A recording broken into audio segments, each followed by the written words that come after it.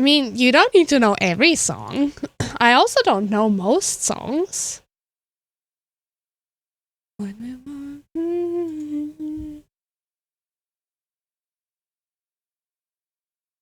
You know? Huh? No, not you, Lovey. Chat. I'm not muted. What do you mean you can't hear me on stream? I think so too, because my audio mixer is telling me that I'm hearable. I was like 30. No, I'm still 14 seconds. What? No. What?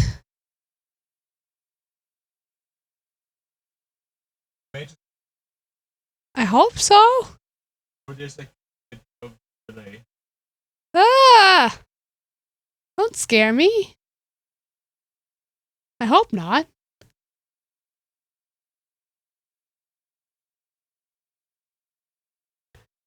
I would be quite scared of a minute of delay.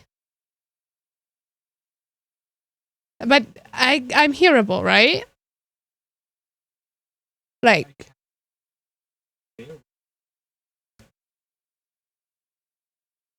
But I know like only punk songs.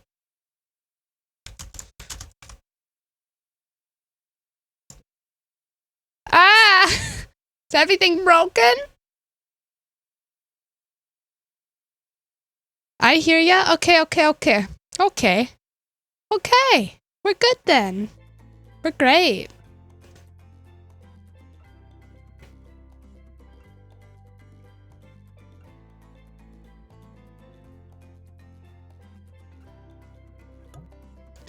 And we're fantastic. Make the text size one bigger because I can't read.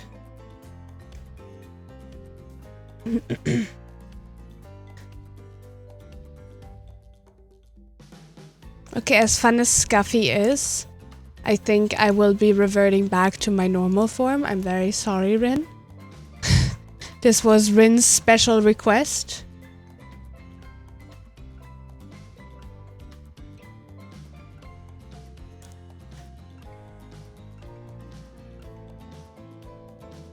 But I think we're going with this one.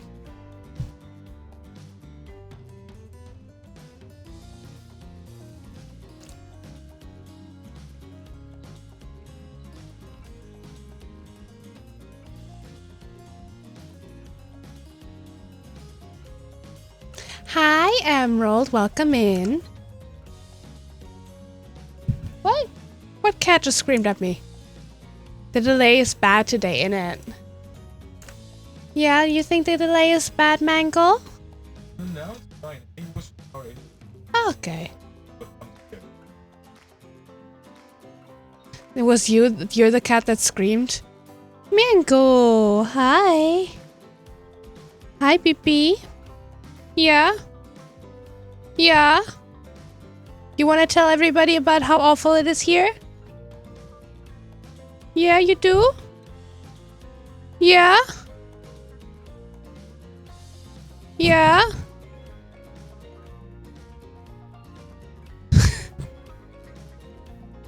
Okay, can you leave? Can you leave? Hmm? No? You're sitting on my mouse. Okay? You need to leave. Okay? No? She does not want to. I don't know if she's hearable, but she really does not want to leave my table. Girlie! Come on! We're not doing this today! Oh no! She clawed into my mouse pad. You want to say goodbye? You want to say goodbye? Say goodbye. No, you don't want to say goodbye. Oh, you're pissed that I'm throwing you off the table. She did not want to say goodbye. She was very upset.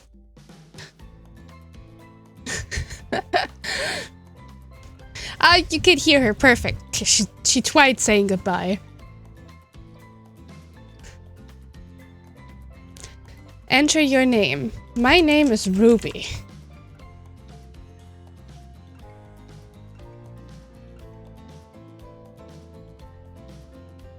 At least sometimes that's what people call me. Oh, so itchy. Mango is so itchy.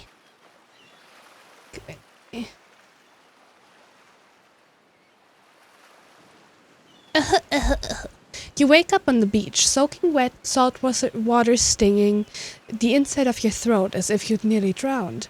Water falls from your mouth as you open it to grasp for air. You have no memory of how you got here. In fact, you can only remember your own name, but not where you came from, or a single fact about your life. What you do know is that despite the outrageous beauty of the landscape around you, you feel incredibly sick to your stomach. Wow, really went down the wrong pipe, huh? You need a minute, or can I go on? Because I can give you a minute. We've got plenty of time. Endless time, really. An eternity if you catch my drift. What? Not now, Ocean. Sorry, Ruby. May I continue? Please go on. Okay then, as I was... Still dying. As I was saying, you look down at your feet, ankle deep in the crystal blue water of a nearly arrived wave. As the water recedes back into the ocean, it reveals a grotesque discovery. Ugh! Okay, hi! Hi! A decomposing face stares up at you from beneath the sand. All you can do is vomit, a stream of dark bile, bugs, worms, and other ick. Questions race through your mind. Where are you? How did you get here? Who's behind this incredibly charming and well-spoken voice in your head? However, answers don't come easy. Your mind is completely blank. What will you do? Do we run, close our eyes, or dig up that face?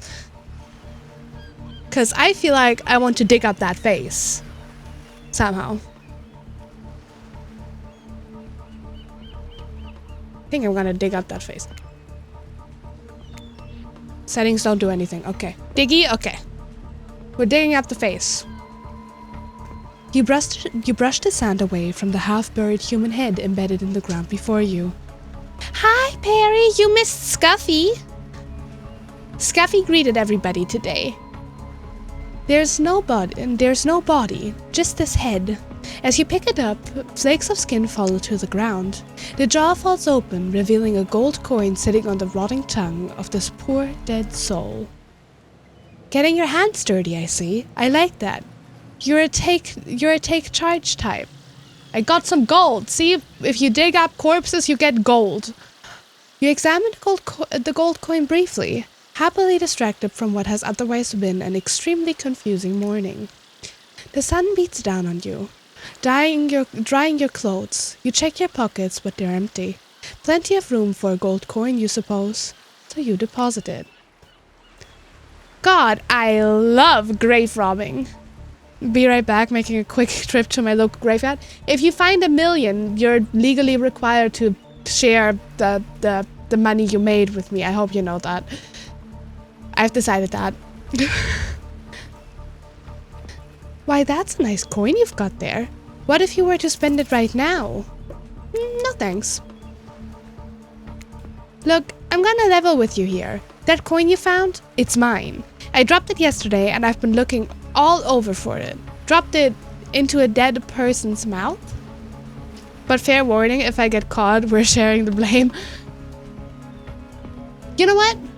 Different deal. You can keep the entire amount, but you're required to commission me after you found it.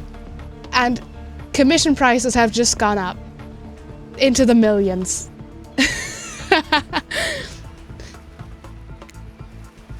Could you just give it back? No. It's my coin. It's my coin. Psst, be that way then. Your mind doesn't have a chance to linger any longer on your current situation, as you feel something soft bump into your foot. When you look down, you find a volleyball sitting in the sand there next to you. You stare down, frozen. A voice calls out from behind you. Little help, please? You turn around, and when you see what's waiting for you, your jaw just about hits the ground.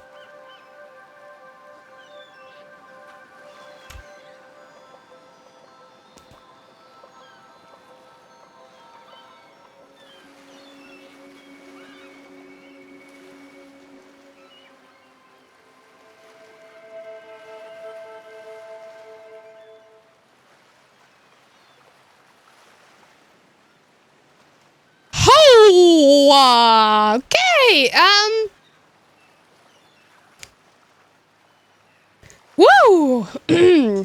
Four gorgeous monsters stand halfway between you and a well-tended volleyball court. Each of them oozes with undead energy, a magical aura reaching out and penetrating you via your eyes. Your heart begins to race, curiosity, fear, desire. You can't help but stare at these casually dressed, let's call them killers. I don't know, not to be judgmental, but that's just the energy they put out there. So many competing feelings rush through your mind. At once that you are completely paralyzed. Thank you. I will drink.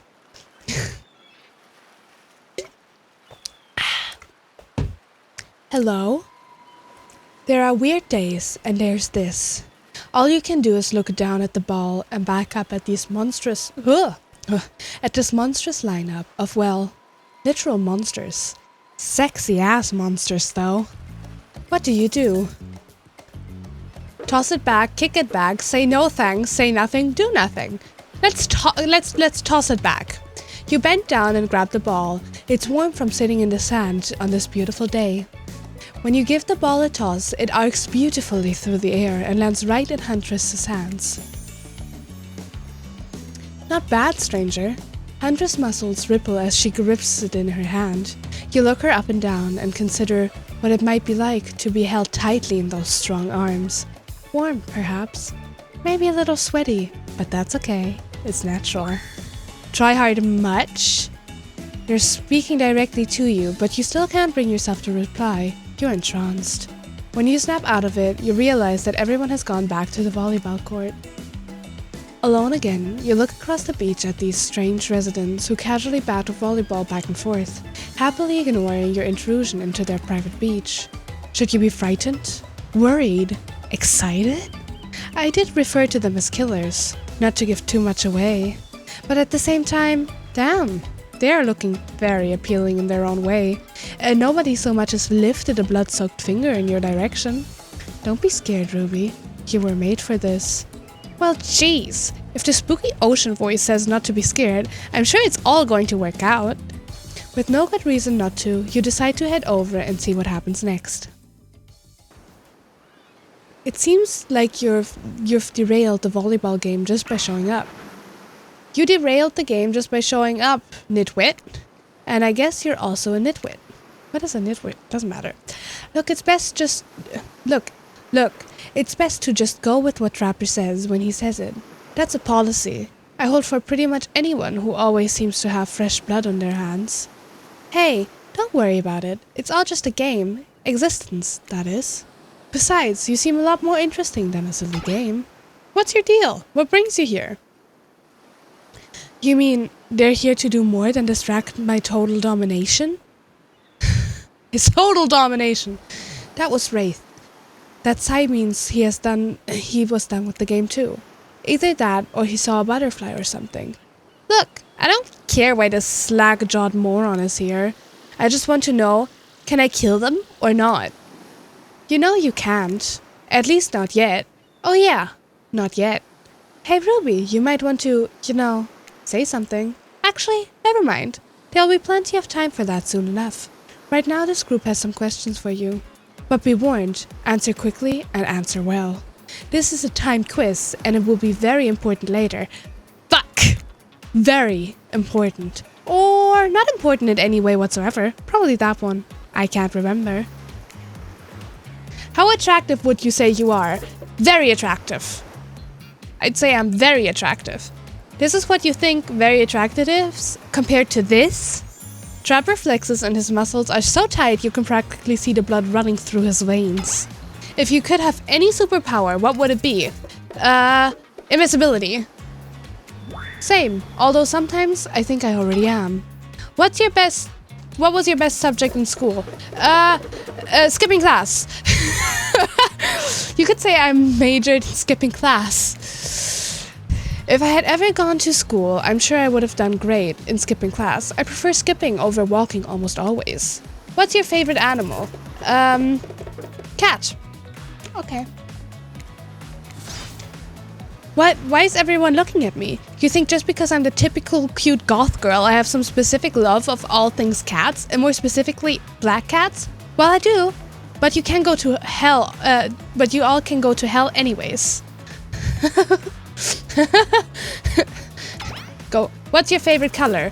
3-day-old corpse? Blood red. Sure. Some call it the color of love, but love is just another word for pain. What's your dream job? Nightclub promoter? I don't know, I'm panicking. Everyone groans, and let's be honest, they're right to do so. Luring folks into the dark? Not just anyone can do that. Best flavor of ice cream? Horse flesh?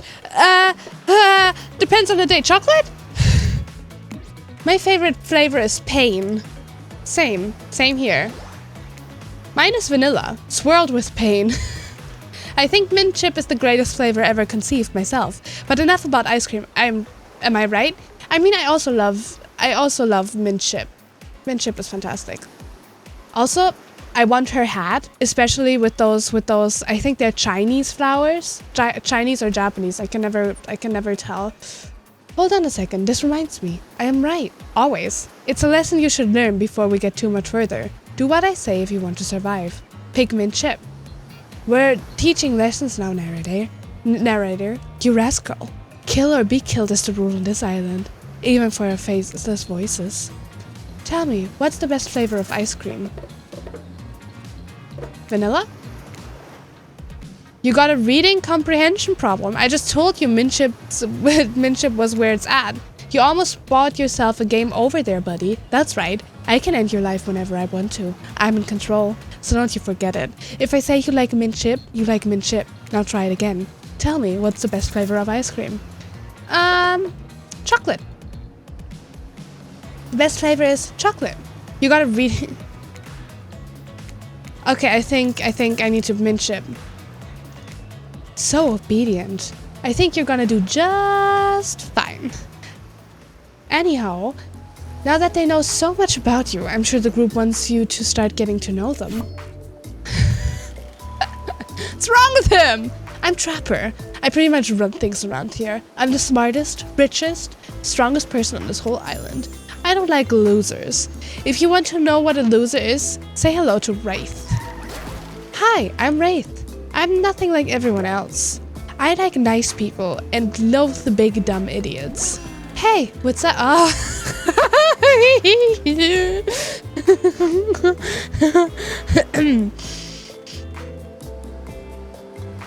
Okay, I'm okay.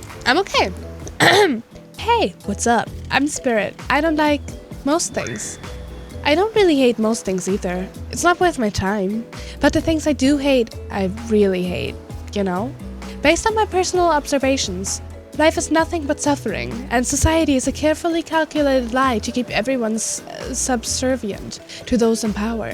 It's better to choose to just not take part. Jeez, it's like she was downright murdered by society. She hates it so much. Oh no, wait, I'm remembering Spirit's story now, and that's almost exactly what happened. Hey, I'm Huntress. Don't let these bummers get you down. There's lots of fun to be had on this island, along with lots of love. Yeah, there is, if you know what I mean. Grow up. Grow a body. I've explained this 1,000 times. I'm dead, but I'm not a literal ghost. Just create a trail of fog. I'm not made of it. Whatever, fog body. That's not nice. He's not nice. You love it. Only sometimes. Ew, really? That's disgusting. That's why she likes it. Don't speak for me. I also hate it. Stop speaking entirely, actually. You're looking at killer goodness? For the first time ever, I agree with Wraith. Let's move on, otherwise they'll do this all day. Besides, if I know this crew, and I do, They'll want to show off soon enough. 2 wills, 1 maybe, 1 would. Okay, I would. Okay, we're done here.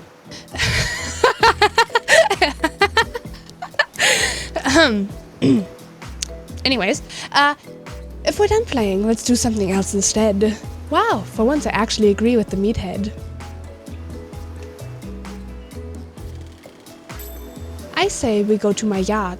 It's the massive boat docked nearby. I'll give everyone a taste of true luxury and power. Wraith rolls his eyes. Don't mind him, he just hates fun and happiness. No, I hate the endless, desperate, soul-crushing pursuit of wealth, the way it's flaunted needlessly, and the cruelty it engenders. What about hanging out by the pool? I find the water calming, simple, beautiful. Hey, what about our volleyball game? We can exercise and have some fun as a group. Are you all serious? There's a perfectly good lounge to chill out at right here. I'm tired, and besides, I hate being in the sun. Where do you want to go? I would love to go to the lounge. No, that's the yacht. Volleyball, let's go to the lounge. Yes. Because I wanna smash. I found another game. It's called, something daddies. Date daddies?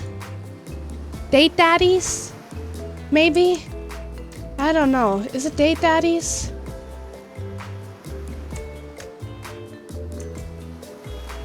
Date daddies, maybe? Wait, where's my Steam? Dream Daddies! Yes! I want to play that. I want to play that so badly. I just want to be a gay dad dating other gay dads. That is my dream in life. But why is the game $20? I don't want to spend $20 on dating some dreams? What? On dating some daddies. My life goal for real, right? Same. I just want to date daddies. I need to save it on my list. I think I found it a couple of days ago and I figured out. Wait, let me check if I did or if I just wanted to do that.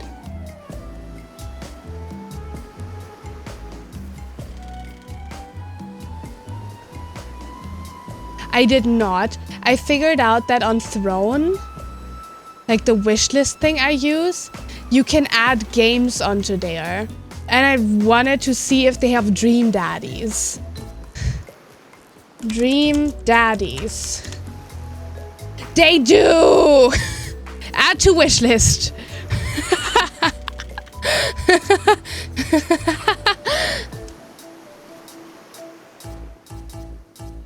Perfect. This truly represents me as a person. I don't know. I just want to be a daddy dating other daddies. That seems like a dream. It'd be great to relax for a second at the lounge, to kick up your feet, look out over the ocean and relax on your own terms. Who would want anything else? Dry, comfortable, enjoying a cool drink on a hot day. It's the best. I mean, what kind of fool, what kind of monster, what kind of mask-wearing psychopath would finally be granted a break from the constant grind of chasing and fighting to get ahead, and then choose to exert themselves in, quite frankly, any way whatsoever? Why am I the only one who gets it? It's time to stop living by their rules. I won't do it any longer. Yeah, we should probably give her a second to calm down. Who are you guys? Hold on for just a moment. This is Dwight and Claudette, our activities coordinators. They're also the cooks, waiters, bartenders, janitors, and every other job. Thank you for telling me.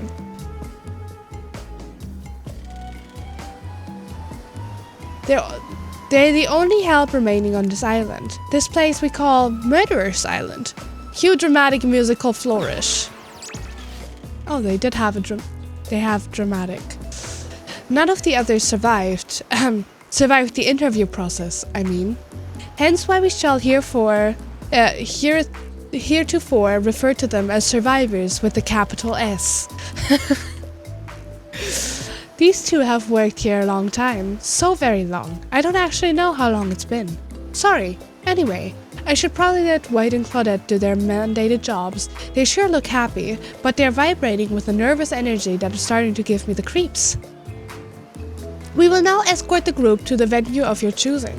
However, in the future we recommend waiting for us to present you with your options whenever possible, and don't just run off to various activities unsupervised. We don't have much autonomy around here. The least you can do is allow us to do our job. The most you could do is help us get off this White? Yes, pardon me, please follow us. Hey, narrator. Yes, something I can help you with. Those two, Claudette and White. Did they just start to mention something about wanting to escape? Is escape an option? Should I be trying to escape? Escape? Them? Oh, no. No. I think you're mistaken. It seemed like Dwight was asking for help to get off this island, though. Oh, right, that, yes. That's true, he was. But he just meant that he wants to get to the other vacation island getaway. A couple miles south of here. It has much fancier accommodation than this island. It's one of those big corporate outfits, quite exclusive, where all the famous celebrities hang out. Very luxurious. Doesn't quite have the charm that this island has, though. Trust me, you wouldn't want to go there. With all that money comes a lot of restrictions. This is where you belong. Now, off you go. It's time for an activity. On this island, your decision matters. Mostly. When I agree with them. Not like that other island. So what'll it be? I already chose. Why do you give me another option? Finally, freedom from the...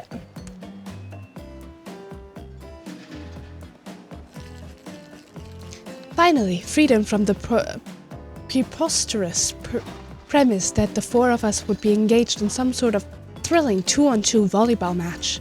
Spirit looks at you from beneath her gigantic sun hat. She takes a I want that bikini at like the cover.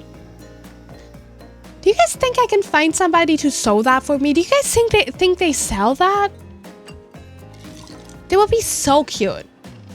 I'm just not sure if I can do the entire, like, my arm being disconnected. But, you know. I don't know whose idea volleyball was in the first place, but I hate them. I tried to feign a sprained ankle, but everyone already knows that I technically float above the ground, so nobody believed me. Believed I was even putting any pressure on my joints in the first place. Then I tried to annoy everyone by not giving a crap. And when that didn't work, I tried whining, and when that didn't work, I threatened to kill every single person on this island. But it turns out I'm not the first to toss those kind of threads around on this island. So, thanks, I guess, for getting it called off. Oh, she's so cute. Are we threatening to end each other again? Now it's Dwight who takes on a conspiratorial tone, his eyes shifting as he slips into a loud whisper. Please, just make it quick. Is what you'll be saying when we get behind the bar to make you the drink of your dreams. Hilarious, right? Right, Dwight? Yeah, right. So what'll you be having? I would like sangria? I don't like vodka sodas. I don't like scotch on the rocks. I don't know what this is, and I don't love sangria, but actually, I didn't come here to party. I'm just trying to make the best of a very strange situation. I don't know. How about a daiquiri? I know how to make that. But skip the liquor, I'll have mine virgin. Trapper snickers at your choice of words. Sure you will, kid. Don't mind him. We don't need to soak ourselves in booze just to please someone else's expectations. If you ask me, there's enough spirits here already. You looked up her outfit to see if you can buy it, and the only thing that came up was Captain Hook cosplays?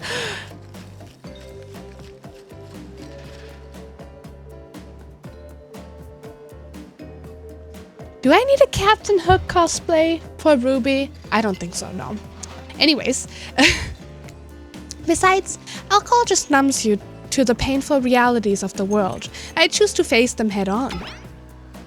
You'd never do something like, I don't know, hide from it all behind the world's largest hat or anything. Please allow me to ignore any fashion advice from the man wearing a doll's face as a mask. 2 hooks? What? Why 2 hooks? Not a doll's face, jerks. Since we've fulfilled your request, it's time for you to return the favor. I should have known there was a catch. Icebreaker time. I swear, had I known they'd pull this kind of faux enthusiastic community building crap, I'd have suggested we attempt to walk to the lowest point of the ocean before I ever set foot near this bar.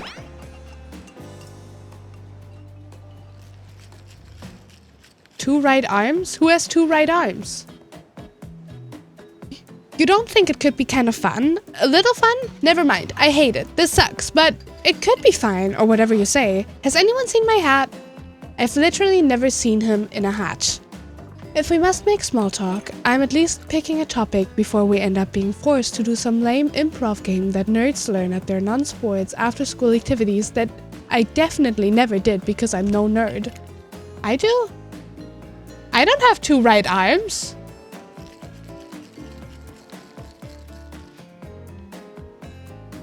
Excuse me.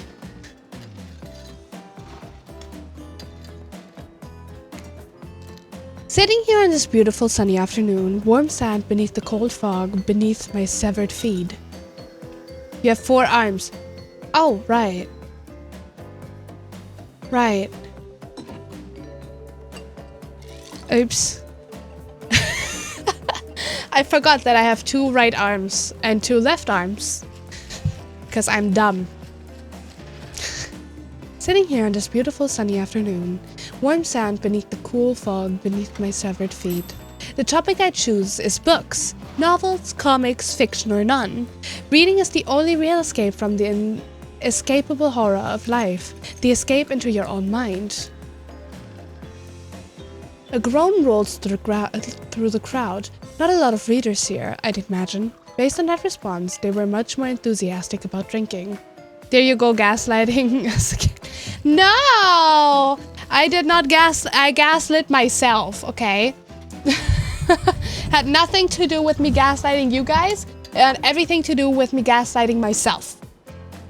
Considering the situation we're in, it seems an appropriate time to ask you, Ruby, what's your desert island book? The one book you'd bring with you if you were, well, on an island like this. Oh, and it has to be classic horror, for reasons that should be obvious. She means because this is an island of horror villains, and also those books are all in the public domain. Nothing too modern. Humanity has really gotten soft these past 100 years. So what's your favorite?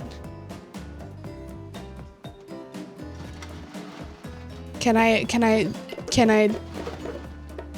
have Poe, please? I don't want Dracula or Frankenstein. I want Poe! I want the entire, complete, everything of Poe in one book, please. No? No? Okay. Guess not. Guess we're taking Dracula. Poe was a psychopath? So was everybody at that time. His stories are good. You know. Dracula is one classic that is still scary. To be seduced by some beautiful stranger only to learn later on that they're an immortal villain. It's downright thrilling. Well, I guess, but I was going to say that despite the deviant behavior of Dracula and the threat of possible danger or even death that he poses, you can't help but get turned on by the liberation from the status quo that he represents. Same here. So what if some old doctor says he's a bad boy? You're supposed to reek like garlic and sleep alone? Who did they think would buy into that? If you're going to be trapped in a nightmare that is undead life eternal, which I know a little something about, you could do a lot worse than great clothes, a castle, and a lover who doesn't take shit from anyone. The scariest part of Dracula is thinking that no one ever will be quite as interesting to make love to as a vampire. Even though about these old stories that belong to someone else, I think it's time to make up some new stories of our own. Before you know what is going on, Huntress is waving an empty vodka bottle in the air, a devilish twinkle in her half-masked covered eye. Might I suggest something a little naughty? Let's all get in a circle and sip in this bad boy. Why would they do that to me?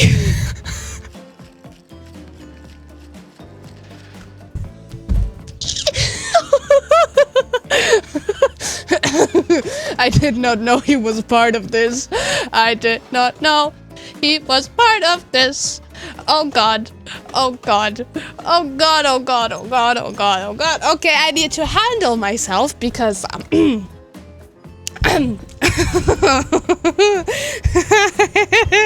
Ooh, my baby girl. It's the only. I have Rin gifted me Dead by Daylight years ago before we were even together, when we were still friends, or maybe we were already together. I don't remember. It's been so long.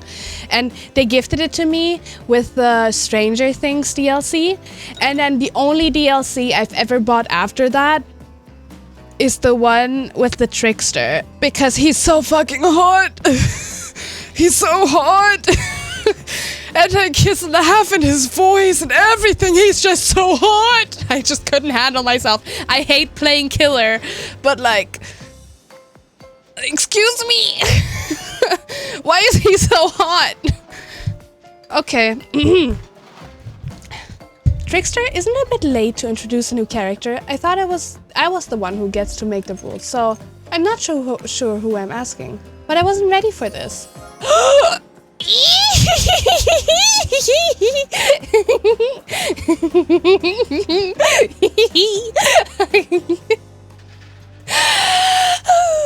fine. I was not sure. I was not aware he was part of this.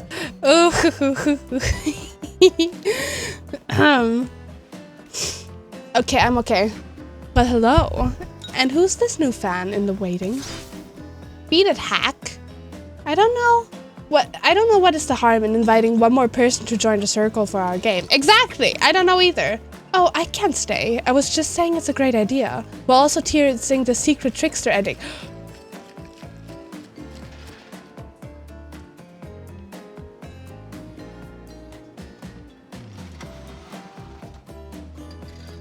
Secret Trickster ending? You said that?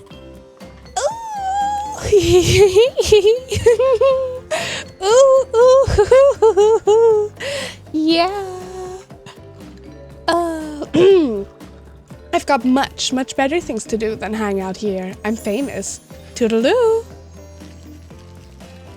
Ooh. I don't think I can handle this game. It'll awaken something in me that I'd much rather keep tucked away. Nobody told me that there is a secret Trickster ending. And, you know. Trickster is my baby boy. He's my baby boy. He's my sweet little baby boy. I would gladly take a knife if that means he will so much acknowledge me. You better get that secret ending or we fighting. Oh, I'm trying! Believe me, it's in my best interest. The rules are simple. First you spin, then you swap spit. What? What? Excuse me? But let's be clear, this ain't a peep show. We're here to have a good time, but in a classy way. All makeouts will happen out of view of the public eye. Real romantic-like. Yes, romance is the goal. So we'll all be waiting here in complete silence, trying to listen in and use our imaginations while you make out on the other side of the bar. But not watching. Like adults, romantic, well-adjusted adults. Ruby, you're up. You grip the bottle in your hand and put your fate in the hands of the empty bottle gods. Minigame consists of 2 parts. On top, a pointer which rotates in a clockwise direction. And on the bottom, a target you're going to be pointing at. This here upcoming minigame is a special minigame, perfect for the less coordinate because there is no winning or losing. Well, not technically. Wherever the pointer stops, that's your result. I will let him step on me and say thank you and ask for it again. Same. If he's... Hear me out, okay? Once I was playing Dead by Daylight with Perry and Rin. Okay. And I've never played him before, and I literally just played him because he's hot, okay?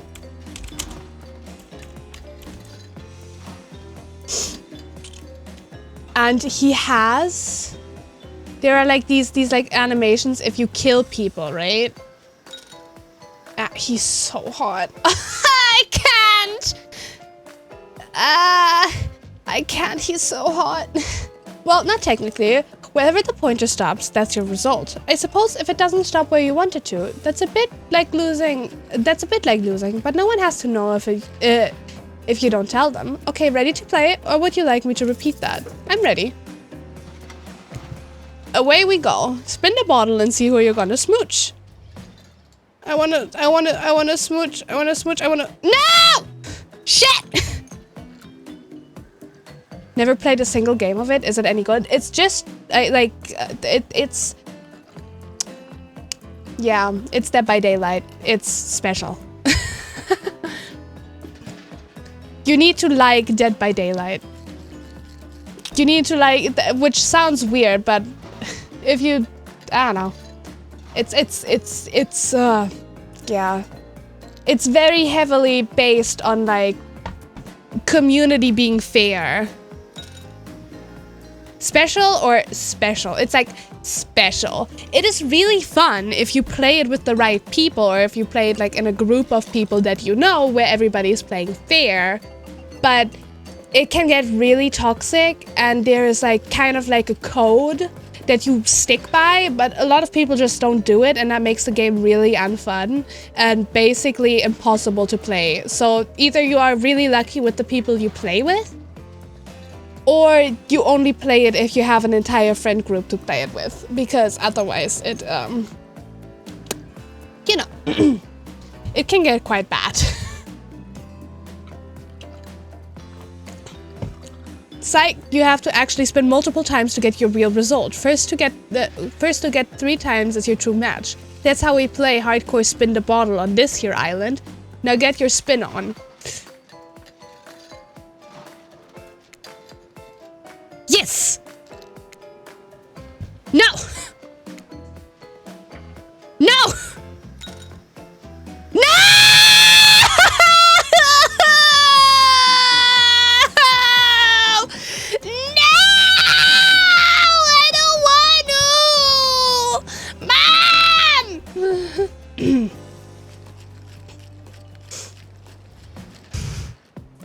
Just this morning, you were waking up on a strange beach, surrounded by strangers with murderous intent. Now you're looking across a beach towel at Wraith, lust in his eyes, sweat glistening on his skin. Your heart races. You can feel your pulse pounding in your ears. Wraith takes you by the hand, and you sit face to face at the private section of the bar. He begins to reach for you, putting his hand on your shoulders. You're sweating, but not in the sexy way he is. You're sweating in the gross way you'd sweat at an interview for a job, but you're not even remotely qualified for. You don't know what to do.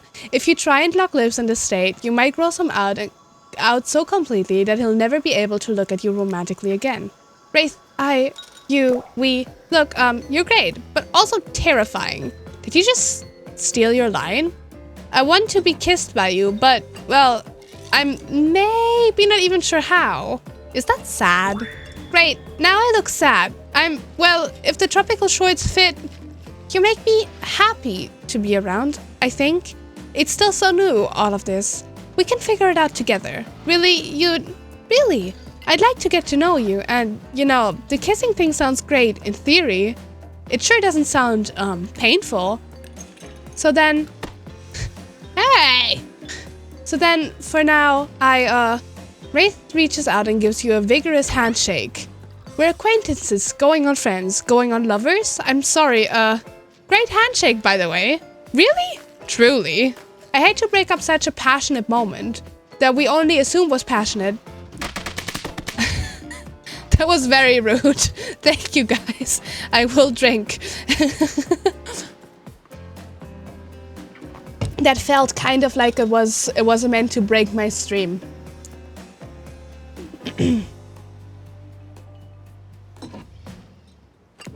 But dinner is being served right away, and we must insist that you join us. Hello, Celestian. How lovely of you. We wouldn't want anyone dying of starvation, when there are so many more interesting things to die from. Was it an accident? Seems like the next activity is mealtime? How quaint. You were expecting what? Capture the flag? Do you know how complicated it is to run a game like that? Much more so than sitting and talking. You arrive at the cookout area to find an assortment of picnic tables scattered around. You're just playing with the redeems at this point? Fair enough. What were you what were you expecting? Some kind of grand hall with a huge banquet table? This ain't some prestigious fantasy epic like you'd find on cable.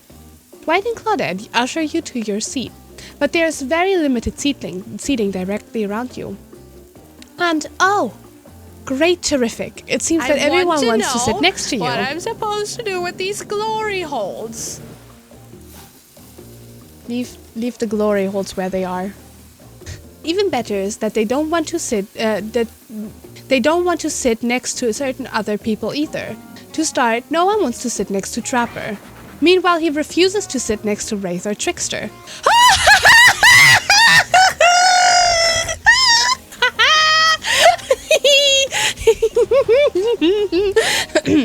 Oh yeah, Trickster's here. Surprised? Yeah, well, then don't call him They don't call him Expectister?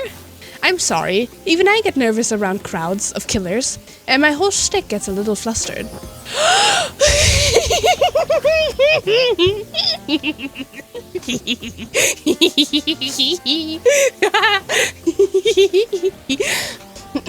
I'm just gonna send, like, Rin is currently not here, so I'm just gonna send them a screenshot of this. And they will know that I'm having the time of my life.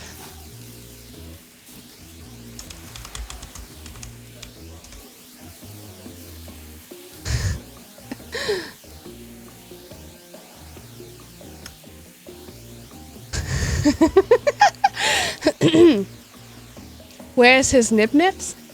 Oh, his nip-nips are not here. What a sadness. Brain not working, primal instincts kicking in. Yes. Hey there. You're looking good, Ruby. Real good. And we literally can't let Huntress and Trapper sit together. No, seriously. Their arms are too big. They can't fit at the table if they sit side by side. Trickster pillow.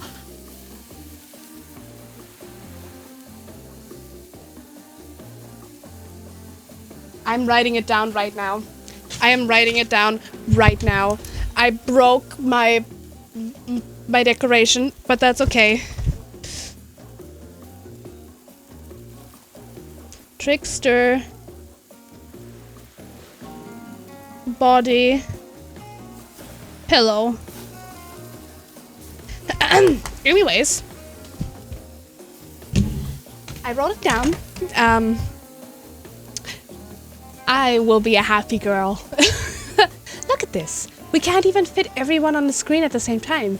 You probably think it was an error, but it's not. It was completely intentional. Let that be a lesson to you. Every error you think you see is a choice. Got that? Okay, Dwight and Claudette are directing traffic. We'll kick my fiancé out of the bed for this pillow. Rin will just need to leave. It's okay. I need space. Rin can have Lady Maria, I'll have Trickster. You sit on one side, the rest of them will sit on opposite from you. Huntress and Trapper can sit at the ends with their enormous, sexy arms. Now that everyone is seated, we can begin dinner. Tonight's meal was prepared slowly and carefully, with both love and hate for 12 hours over a split. We hope you all enjoy. We really, really hope you do.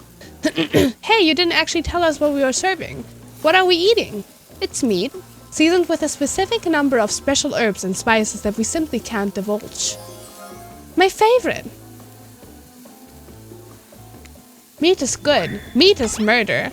Which you'd know, considering what you've been up to. Why are you going to get judgy now? I'm just sharing facts. And you need to murder something to eat its meat. So that's like technically true. Technically true is the best kind of true. Okay, enough yapping. Let's eat. Hey Ruby, you thinking what I'm thinking? It's gonna be a person on that spit, right? Or several parts of overlapping people, perhaps. I haven't seen many pigs wearing a palm tree button-down prints, you know. When you look closely at the spit, when you look closely at the spit, you spot what definitely appears to be scraps of fabric sandwiched between some layers of meat. I think I might be sick. Is there anything else to eat? This took 12 hours, and we do literally everything on this island. Actually, there's one thing you're not doing today. You're not carving up this delectable meal. Wow, he's right for a change, because I'm with my broad axe. It's the perfect tool for easily chopping anything in twain. First, who says twain? Sometimes I swear it's like we're all from completely different historical eras. Second, I'll handle this with my cleaver. Fast, powerful, and clean. At least as clean when the meat is cooked. No blood. Ugh, you two and your ridiculous bicep swinging contest. Enough! Grow up. Obviously my gorgeous katana is the only option. Obs. The hell it is. Oh, I'll show you both my katana and send you to actual hell if you'd like. Please stop, please. I hate when we fight or talk, or even when we look at each other in the eye. I can do it. I have the skull of Azeroth. Great. Instead of slicing up, you can club it into to a second death. Hey Ruby, I know this isn't what you want to eat, but hurry up and volunteer to carve up Felix. I mean, dinner. Otherwise, this will go on for hours. No hyperbole. They once argued over who had the most effective weapon for 72 hours straight. And it doesn't matter which one does it. When they're done, they will take even longer cleaning their weapon, all while explaining the value and maintaining tools. Despite being a bunch of cold-blooded killers, for some reason they're always terrified of tetanus. Hey, why don't you just let me carve up dinner? Splendid idea! We'd hate for it to get cold. He hated when it got cold. Here's a machete, freshly sharpened. Minigame consists of 2 parts. Target you're going to be pointing at. Sometimes the target is immediately visible, sometimes it's hidden until the pointer arrives. Press the spacebar to stop when the pointer will fail. Oh shit, I'm bad at these types of games. I'm ready. Slice. Perfect. Perfect. Shit. Not bad. Perfect. I missed completely. That was pretty good. I'd like to see what you could do with a less clumsy weapon. Yeah, I said it. Machetes are dumb. I made her impressed. I am sexually confused. Why are they hot?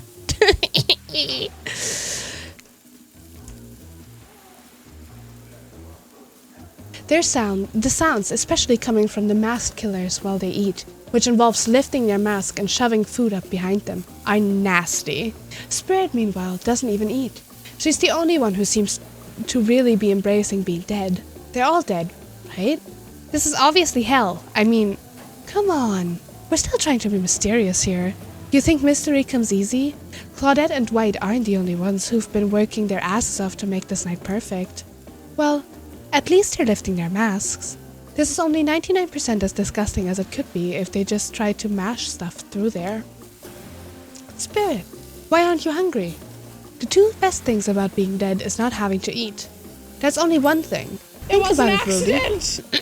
Think about it, Ruby. Number 2 is no number 2. One less thing to think about in the afterlife. Even if I wanted to eat, I have no idea what would actually follow. You might have noticed, but I'm mostly just a bunch of dismembered body parts floating in a spectral form.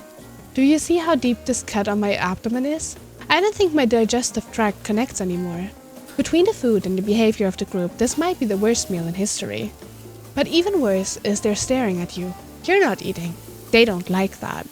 I think they want an explanation why. What do you want to tell them? Actually, it's not the food or the company. I'm just super self-conscious how I look when I eat. I was just pretending to be grossed out by dinner so I'd have an excuse not to chew in front of everyone. Sorry if that made things awkward. I'm actually extremely hungry. Yeah, watching people eat is gross, but try to relax and not worry what everyone thinks. It's so important to always remember people are watching you, judging you, definitely not ignoring you, right? Guys, is anyone listening to me? Typically a group that includes one, if not more cannibals staring at you with meat juice dripping from their chins would be quite scary. However, right now, you're barely able to keep your head up, let alone get scared and run away. I'm a narrator, not a physician, so please don't take this as a medical advice, but I'm pretty sure you need to eat to stay alive. Oh hey, it's me again, your friend, mentor and guide, narrator to the narrator, the ocean. Not sure how I feel about that characterization, but I'll allow it. I brought you here, and I might be the only one who can help you now.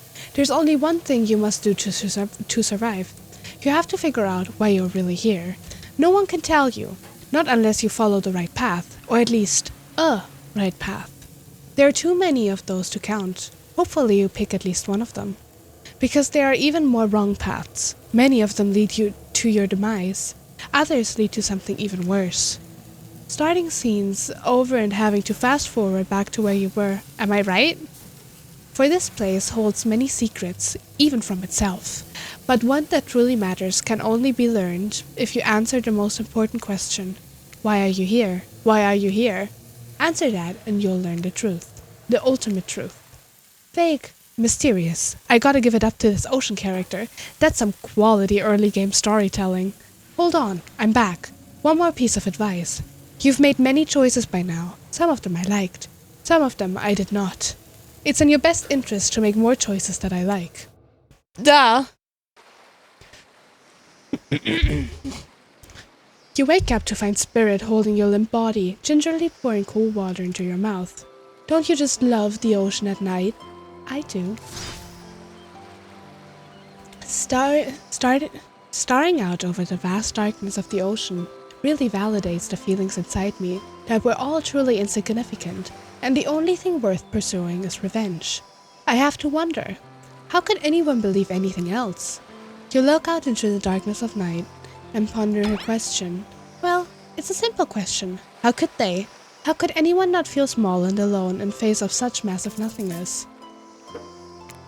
I used to feel that way. Small, unimportant, alone. But lately, I'm not so sure. I started to feel different. I started to actually think that maybe this island is where I might meet someone special.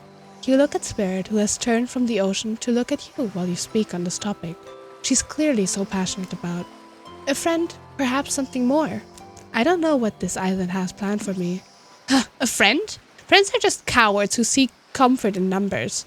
I had friends once, back before I was chopped into a bunch of pieces by my father. Friends aren't what's keeping me held together. I'm floating in a cloud of rage. I was so dumb. So busy trying to please everyone and be the perfect student, the perfect employee, the perfect daughter. I didn't take care of myself. And now, I'm all I've got. Worst of all, I got distracted from my true purpose. My destiny. The purpose that was sitting inside me my whole life. Okay, so, this might sound a bit silly, but Spirit looks around to see if there's anyone else on the beach. When she's convinced that it's only you two, she continues. There's a dragon that lives inside me. I've always known, but I've tried to ignore it.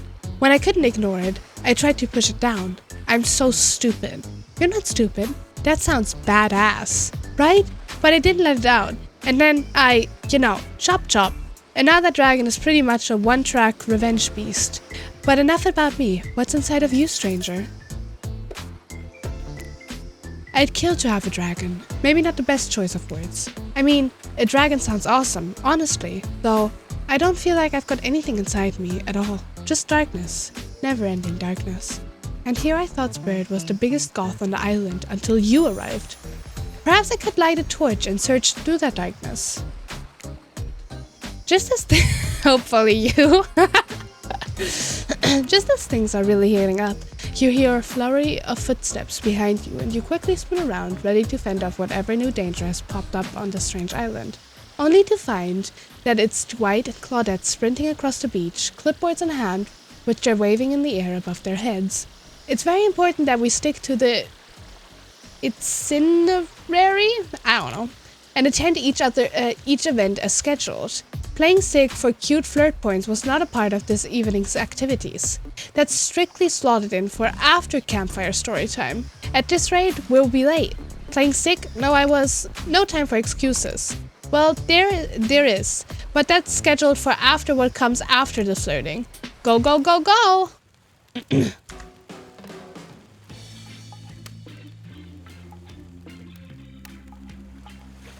Once everyone is gathered at the fire pit, Dwight and Claudette quickly make an announcement. We're not going to blame anyone in particular, but someone, and we're not going to say who, so don't worry. You hasn't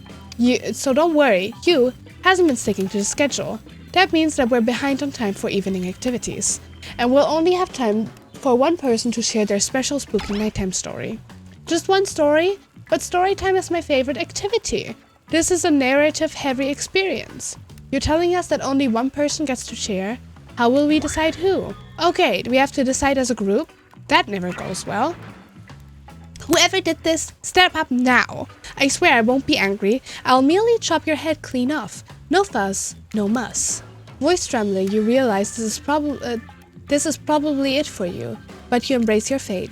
Sorry everyone, I think they're talking about me. To be honest, I still don't understand how this whole schedule thing works. I guess I lost track of time while I passed out. Been there before, even though it's taking some pressure off of me, which is an absolute dream come true. Is it really fair to pick on the newbie? Seriously, has anything here ever happened on schedule, even once? Damn it, Donald, if you try to flex that authority gimmick one more time, so help me, I'll snap your head off so quick and then I'll drown Donald. And then I'll drown you in his blood, Cynthia. Fuss and Muss are back on you. You two know I love to hack, slash and slice. We all know you love to kill. It's almost all you talk about. Nobody named any names. Who even knows any names? Not us. I renounce my name. Who's Donald? Who's Dwight? Who even knows anymore? Call me nobody. But we still gotta get started on story time, so... Ruby, who do you think should go?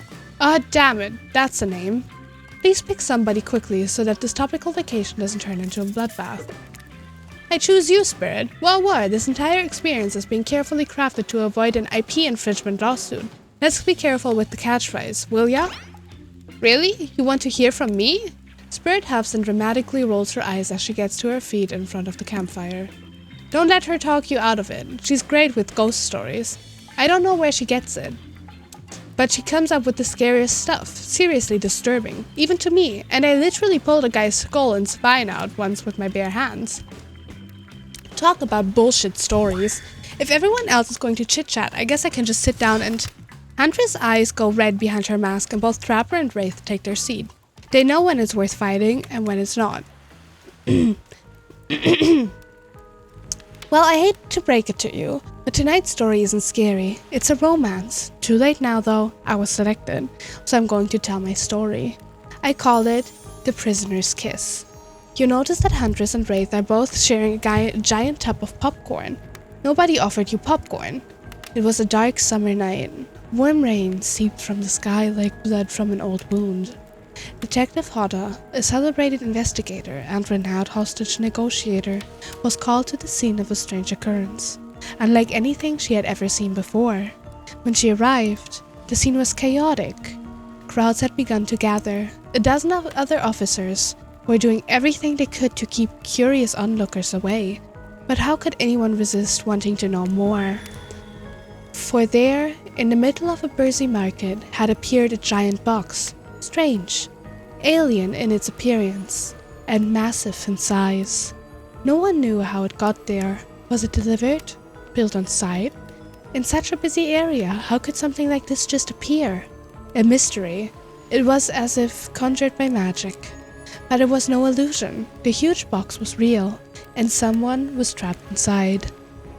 Spirit pauses her story to look from face to face of each audience member. She has no expression, but you feel her vibrating with energy. She's in her element. "Help me!" cried someone inside the box.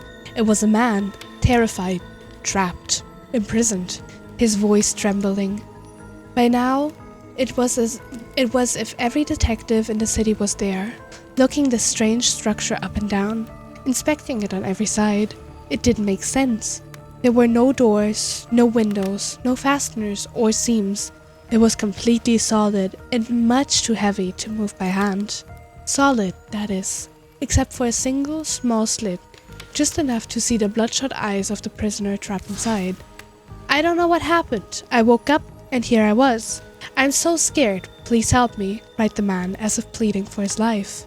No stranger to tense situations, Detective Halter comforted the man. She used her training to calm him and buy time for the other investigators. However, time did not bring clarity, only anxiety, as the night dragged on with no progress opening the box. As the night grew longer, the sleeping rain puddling on the ground, the man inside grew more desperate, more sad and lonely, more pathetic and in need of help. But Detective Halter was no help at all. Powerless to save him, guilt began to weigh on her, like it never had before. "Don't let me die in here," the man begged. "Don't let me die alone." "Stay calm," instructed Detective Halter. "You're not alone. I am here. Hell, half the town is here. We're all in this together, and we won't let this be the end of your story." Looking through that narrowest of passageways, Detective Halter watched her own reflection in the tear-filled eyes of the strange, sad prisoner. Together they both wept in silence at the hopelessness of the moment. "Promise?" asked the man. "Promise that I'm not alone?" "Yes," she promised. "I do." A simple pledge. She felt an instant connection like she had never felt before. Not to her family, not to her friends, not to any of the other hostages she had worked so hard to free before. And so, when the man's eyes closed and backed away, it didn't scare Detective Halter, for she knew he would return. And he did, pressing his lips up to the narrow slit in this horrible puzzle box, repeating his question again, steam flowing from his mouth as he asked, "Promise? Promise that I'm not alone?" "Yes," she promised, "I do," and pressing her palms against the cold outside of the box, without truly knowing why, Detective Halter leaned forward and placed her own lips up to the opening, letting her breath creep into the strange structure, allowing her warm lips to fall on this man's. It was a gentle kiss, a moment of compassion. She could feel in this brief contact the beating of her heart, pulsing blood through every inch of her body, matched beat for beat in this soft touch. "Thank you," said the man, no trace of fear remaining in his voice, and he backed away into the darkness, disappearing in a single moment of eerie calmness. "Get back!" yelled an officer, suddenly thrusting himself between Detective Halter and the box, breaking the silence that would soon be filled by a cacophony of whirring gears and clicking latches, as a symphony of mechanical activity happened all at once. Something had triggered, as if an unseen lever pulled, and the side of the giant box began to slide open. Detective Halter gripped her flashlight tightly and pushed forward into the foggy interior of the giant box. Her feet splashed in the puddled rainwater, her heart racing as she swept her light from side to side. And that's when her eyes landed on the man, or at least landed on what should have been him. There in the corner of the box was a pile of pieces, like parts of doll, almost pulled apart, or perhaps that's just how Detective Halter had to think of him in that moment to survive. A collection of segments, limbs, pieces, disconnected from one another, cleanly severed and placed in a neat little pile. And atop that pile, a head, cold, pale, eyes open, lips an icy blue. Spirit stares at the fire, her own expression lifeless, her lips blue. Tears fall from her chin and soak into the sand at her feet. You're blown away by the story, and it's safe to say you're not alone. Everyone else is looking into the fire, or up the sky, anywhere but Spirit. It was you who chose her, you who initiated this harrowing tale, so sad, so creepy, so Sensual? She really went into great detail when it came to describing that kiss. Too much detail. And now no one is sure to act. Dwight and Claudette are staring daggers at you. You have to do something. This game was supposed to be a light-hearted romp. Please, I said do something. You stand and without saying anything approach Spirit, reaching your arms around her for a hug. A rope hovering in the air begins to wrap itself around you and you squeeze into her. It's kind of like being hugged back, but also like being tied up. It's certainly not what you expected. Instinctually, you pull yourself away, but it's an awkward moment and you nearly fall over into the fire. Spirit says nothing and floats away without so much as a goodbye. You, meanwhile, realize everyone had just watched this truly strange interaction from the corners of their eyes. On that note, everyone decides it's time to take a break and split up for a little bit so that they can all have a moment alone before bed. Everyone leaves and you're alone by the fire. The only thing you hear is the ocean slowly lapping against the shore. This is nice. A true moment of peace and tranquility that lasts for all of 7 seconds because Trickster shows up and he's blaring his lightest song.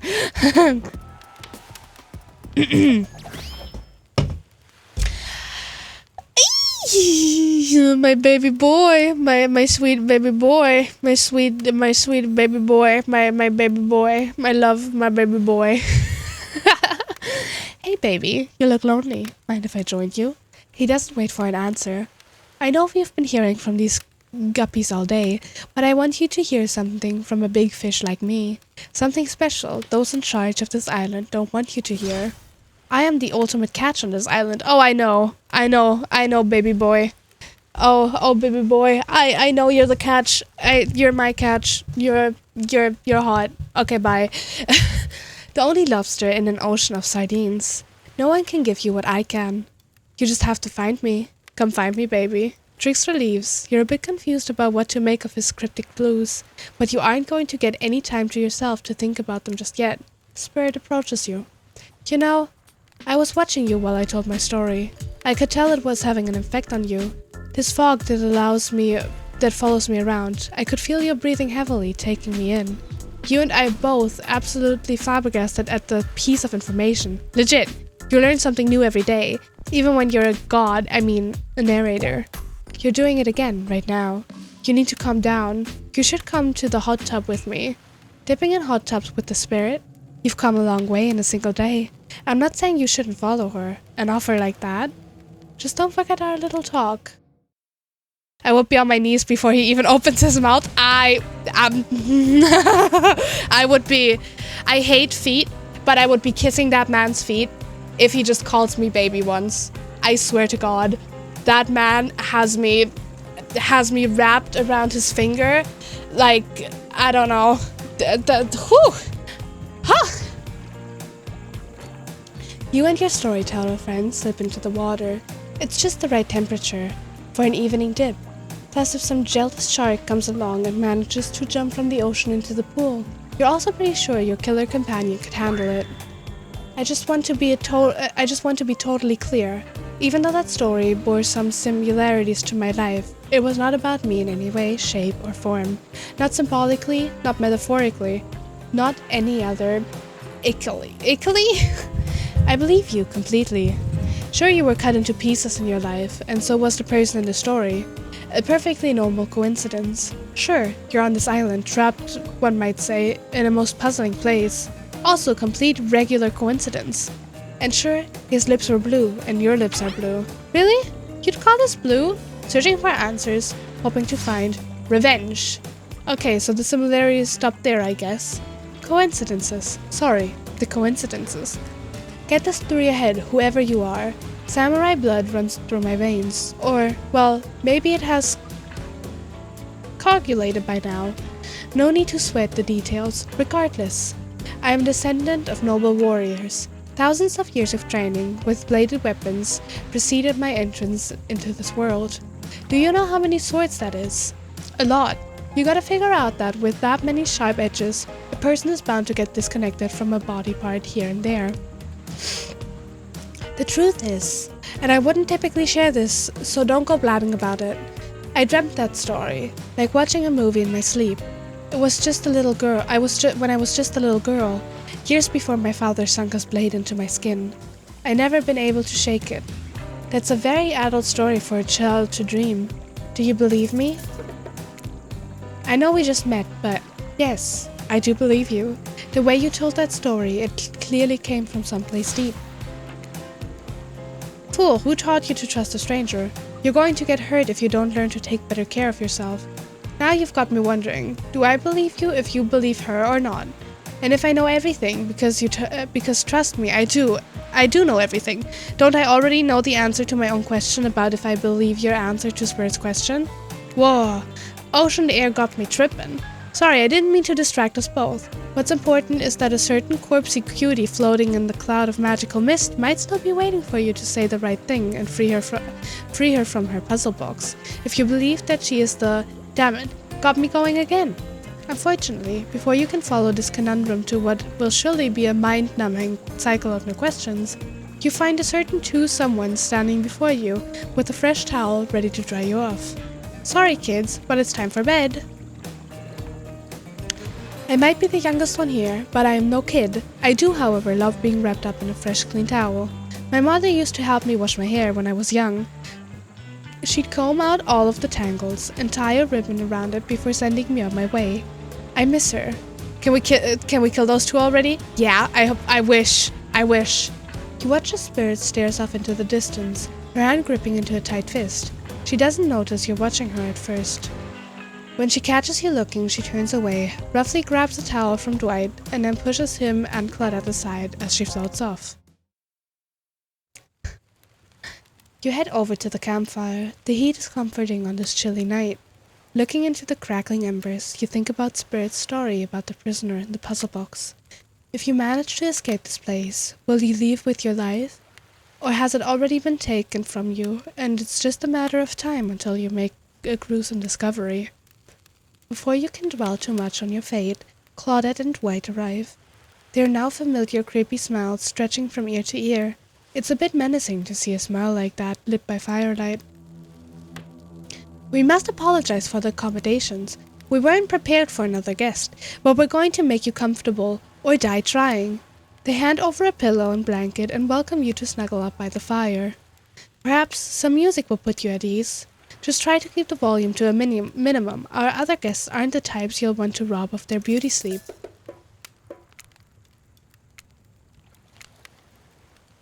As you relax and look into the fire, the radio begins to fuzz and flicker. You examine it and decide that you might adjust the dial and fix it. Oh fuck! What am I supposed to do?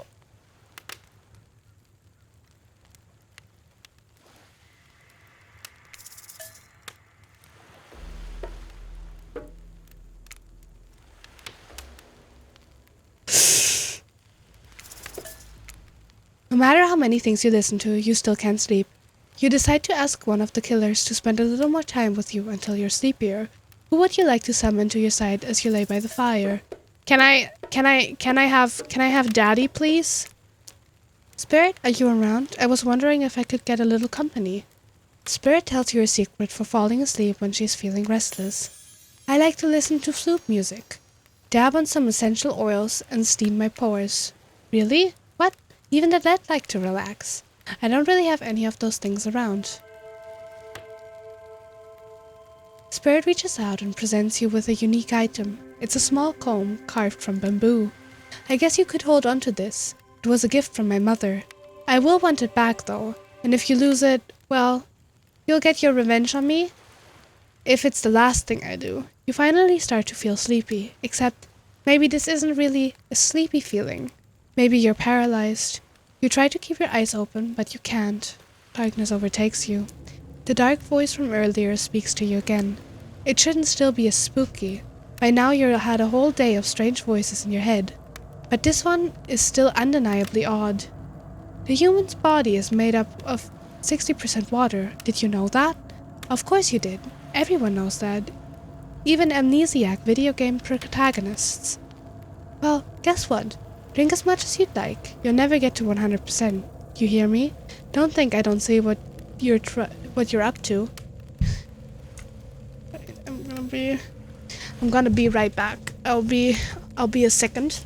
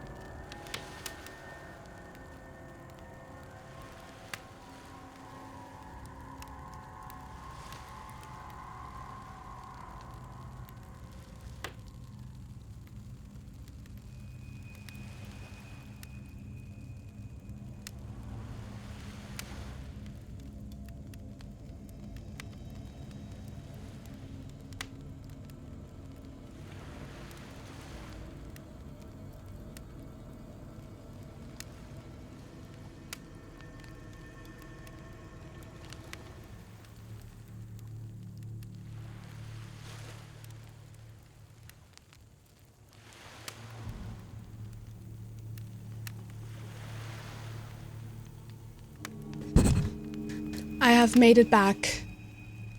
You awake suddenly to see someone looming over you.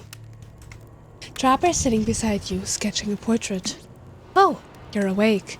I saw you with Spirit right before bedtime. You should know, they're not what they seem. Not like me, who's obviously completely honest and trustworthy. I was out checking to make sure you weren't sleeping near one of my... Actually, never mind. Just be careful where you sit. But since I'm here, I'd like to share 2 things with you. 1, I do not take rejection well.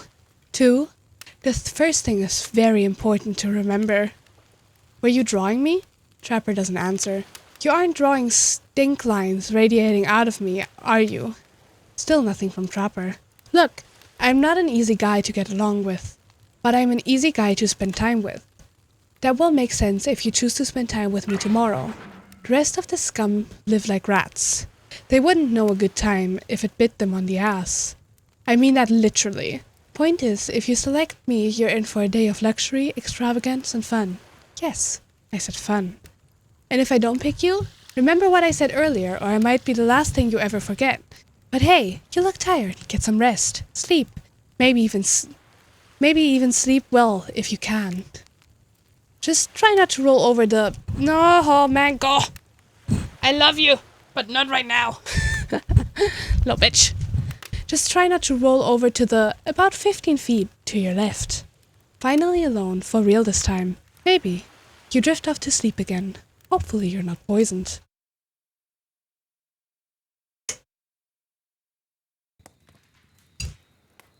Try not to roll over? No, Mango.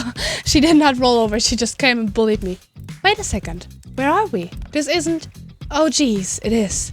It's one of those reality show confessional rooms where all of the contestants talk directly to the camera. I think today really went well. These were some of my first interactions with someone who isn't a parent that didn't end in bloodshed or you timely perishing in my Russian cottage. So I'm counting today as a win, no matter what happens. What do you think of the newcomer? Do I have to say, oh, I do? Okay, attractive, mysterious. I really don't know that many other words since I was raised by my mom in the woods until she was skewered by an elk, and I had to wash her entrails off my seraphim. That being said, the other 3 should make sure to be on their guard. I don't know who this newcomer will want to spend time with tomorrow, but I, for one, will not let my guard down easily. Who knows about the others? Well, I don't really have a choice of who to spend my time with tomorrow because Trapper literally threatened me. Wraith, I think, knows more than he's letting on about this place, but he's a hard nut to crack. Meanwhile, Spirit is just screaming all the time. Major buzzkill and... Trapper, oof. Where do I begin with Trapper? He's buff, sure. But daddy issues much? Sheesh. Look, I don't need anyone. I've been perfectly fine on my own since my mother died. I eat a fine diet of raw deer, bear, and human, and I'm fit as a fiddle. That being said, something about this newcomer makes me think that I might be missing out on some huge part of this thing called life. I need to very quickly move my microphone, it's in my way. Look, I'm always full of rage. The key is knowing how to control your rage so you can use it. I'm a master of self-control, and right now I'm using all the self-control I can muster, because today was a disaster. Let's just say I didn't love it. Haha, that was funny. Laugh. I said laugh, damn it. Anyway, I'm planning to kill this idiot. Don't tell them though. I want to lead them on a little more. It will make it that much better for me when they're screaming. I will not spend my day with him tomorrow, actually. I've just decided. Yeah, today was fun. I don't want to get ahead of myself or really invest in something that might hurt me. So I don't know. Maybe we'll just see how it goes. Or maybe they'll realize I'm not the one for them. They seem pretty smart, so that's probably what'll happen. I gotta learn to go easier on myself. Who could love me if I can't love myself? I know that everyone thinks of me as a beautiful, cold-blooded monster. I can't help it. Circulation just isn't my thing. I don't choose to be cold. This cute hat and robe, okay, those are a choice, sure. If someone were to come around and capture my heart, at least... Excuse me? That was not very nice. If someone were to come around and capture my heart, at least that beats being stabbed in it. Besides, if I'm gonna get bloody revenge on a society that has used me and thrown me away, maybe it wouldn't hurt to have a little help. Where's my baby boy? Why is my baby boy not talking? Is he too fancy and too busy? I'm mad. I wanted my baby boy to talk about me.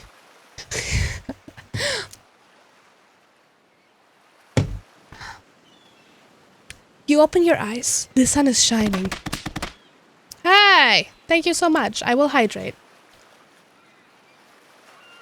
Very mad, 0 out of 10 game, right? I know.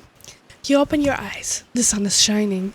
There's not a cloud in the sky, and you feel great. Totally well rested. You're not even suspicious of the fact that you fell asleep by the campfire but woke up several yards down the beach. Wait, are you on vacation? Was yesterday nothing more than a strange dream? No, not a dream. You really are here for another day. Why? I have no idea. You're obviously a weirdo. Speaking of weirdos, I see the rest of the gang is hanging out on the beach. This is definitely not a dream.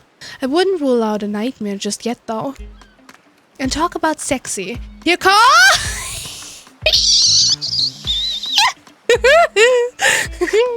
Here comes Trickster carrying coffee. Morning, beautiful. I thought you might like a nice cup of joe to start this incredible day off right. Emerald is also very convinced of this. Why does he look like this? They made him even better.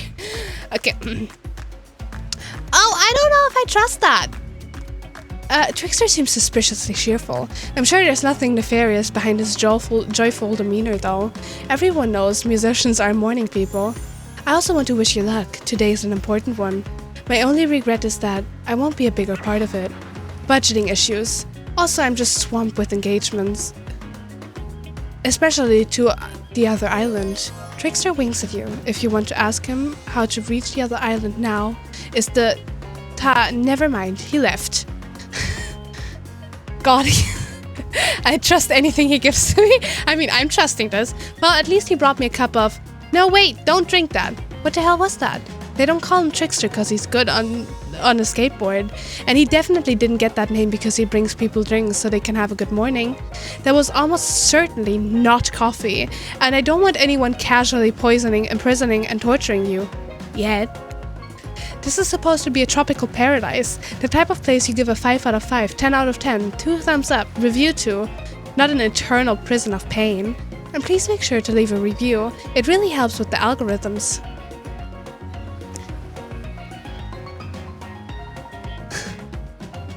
Just trust me, I'm looking out for you. So can we please move on?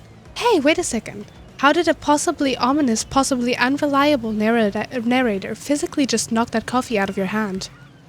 This is not a parliament on the floor, and the floor does not recognize the ocean to speak out of turn at this moment. I need no recognition, for I am the ocean. I dominate the land. I submerge those who defy me and become their watery grave. Actually, speaking of graves, I would like to say something. Something of grave importance. Fine, go ahead.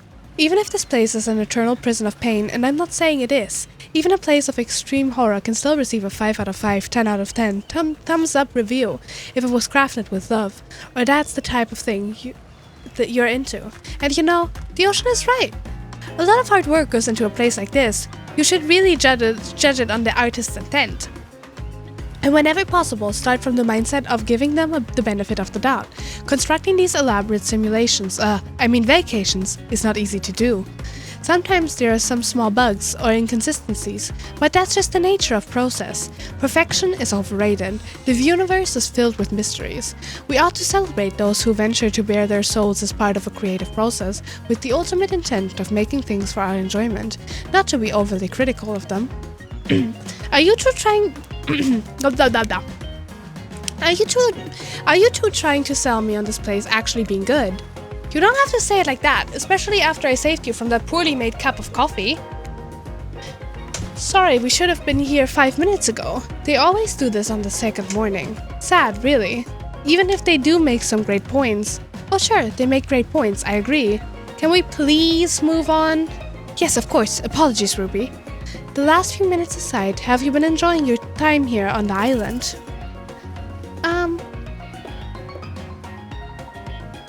Yes, I'm not suspicious. There's no option. There's no option. I've been having a lovely time. If I were to summarize my... Thank you so much for the follow. If I were to summarize my time here, I'd call it a lovely time. Aw, lovely. We love to hear that, because isn't that what this place is all about? Finding love? No. Shut up, Dwight. You'll get us all killed again and again and again. We do need to ask you one more question, though. We all had to sign away our rights to say anything negative about this place. Would you please sign this disparagement agreement? Sure.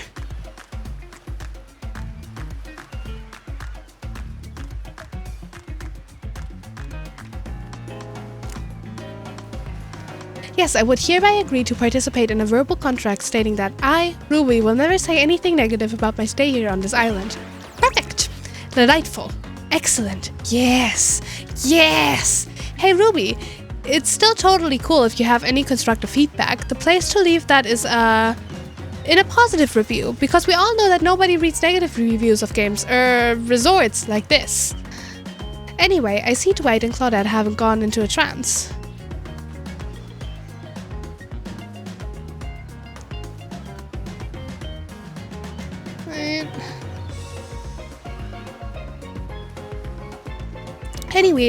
Anyway, I see Dwight and Claudette have gone into a trance, and with the grumbling I hear from your belly, that can only mean one thing. Anyway, I see Dwight and Claudette have... what? Breakfast. I read the same sentence like twice or 3 times now. Perfect timing. Everyone rolls into the dining area to lard up those sexy little bellies with pancakes and bacon, and so much for maintaining these beach bods. We're all half naked in a tropical paradise. Can we get some strawberries here? A yogurt? Magic powers will only get you so far. Even kill us. Watch your sodium intake. You take your plate and sit down, thinking about yesterday and the whirlwind of feelings you experienced. Danger, dread, disorientation. It was like going through puberty all again, except all in one day, and on a beautiful and mysterious island. It looks like you're not the only one. Doing some introspection though, Trapper stands up to talk about how his day went, in case anyone was wondering. Personally, I wasn't. And very quickly. My jaw hurts for some reason.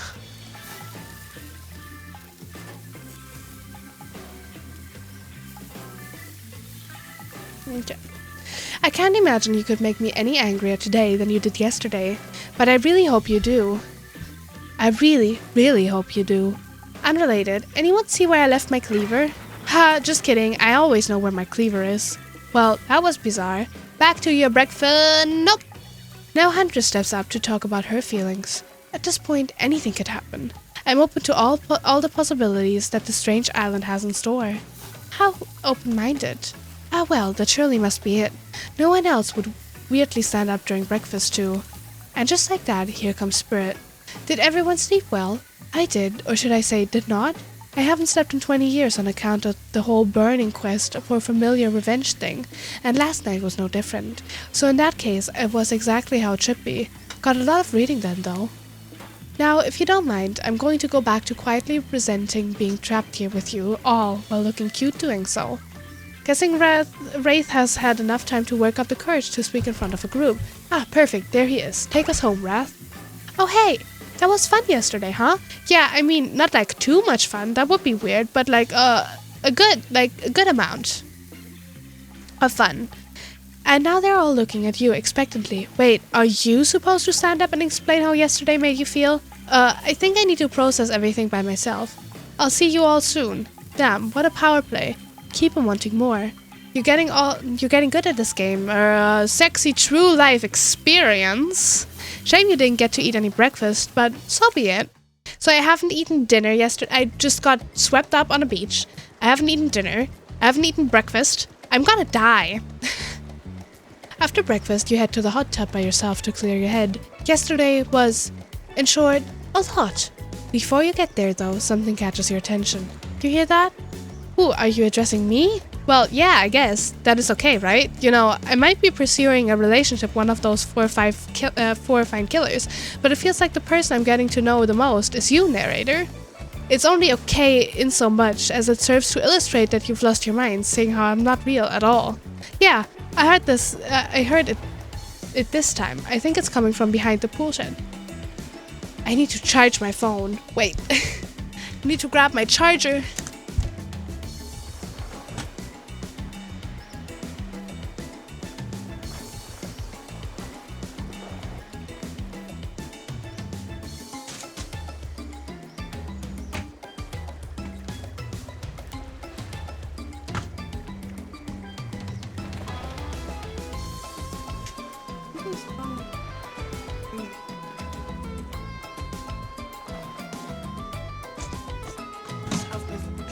If it's even charging.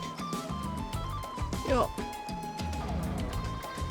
Oops, I closed my tracking. Okay.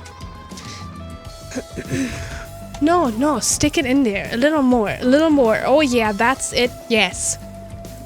Huh? How does that feel? Intense. Nice. Yeah, that feels right. This is uncomfortable. Now I want you to take that and put it right. Yeah, you know what I'm talking about. Just like that. Exactly like that. I swear I had no idea these two even do whatever it is they are doing. I'm afraid to look. Please say something so they know you're close by and can hear everything. Oh wow! Look at this super cool bottle of Trickster brand suntan lotion someone left on the chair. Anyone know where I can buy some? Damn it. Oh come on, a little privacy please? White is panting and Claudette has a crazed look in her eyes. Sorry, I didn't know how else to let you know I was here. And I could hear you, well, you know. Know what? What do you think we were doing? You were doing... I don't know exactly what you were doing, but it sounded like, fun? You think two people trying to find new ways to kill each other in a desperate search to make their own death permanent is fun? Oops. We get 5 minutes to ourselves every day, and we spend it hoping we stab each other in just the right spot where we won't get resurrected. Okay. I've come to believe that the key is finding the exact place we need to bleed out from, and I believe that place is in our appendix. Where else would it be there? Makes sense to me. Did you actually think we were me and him, Dwight? We don't have to love that hard, they get it.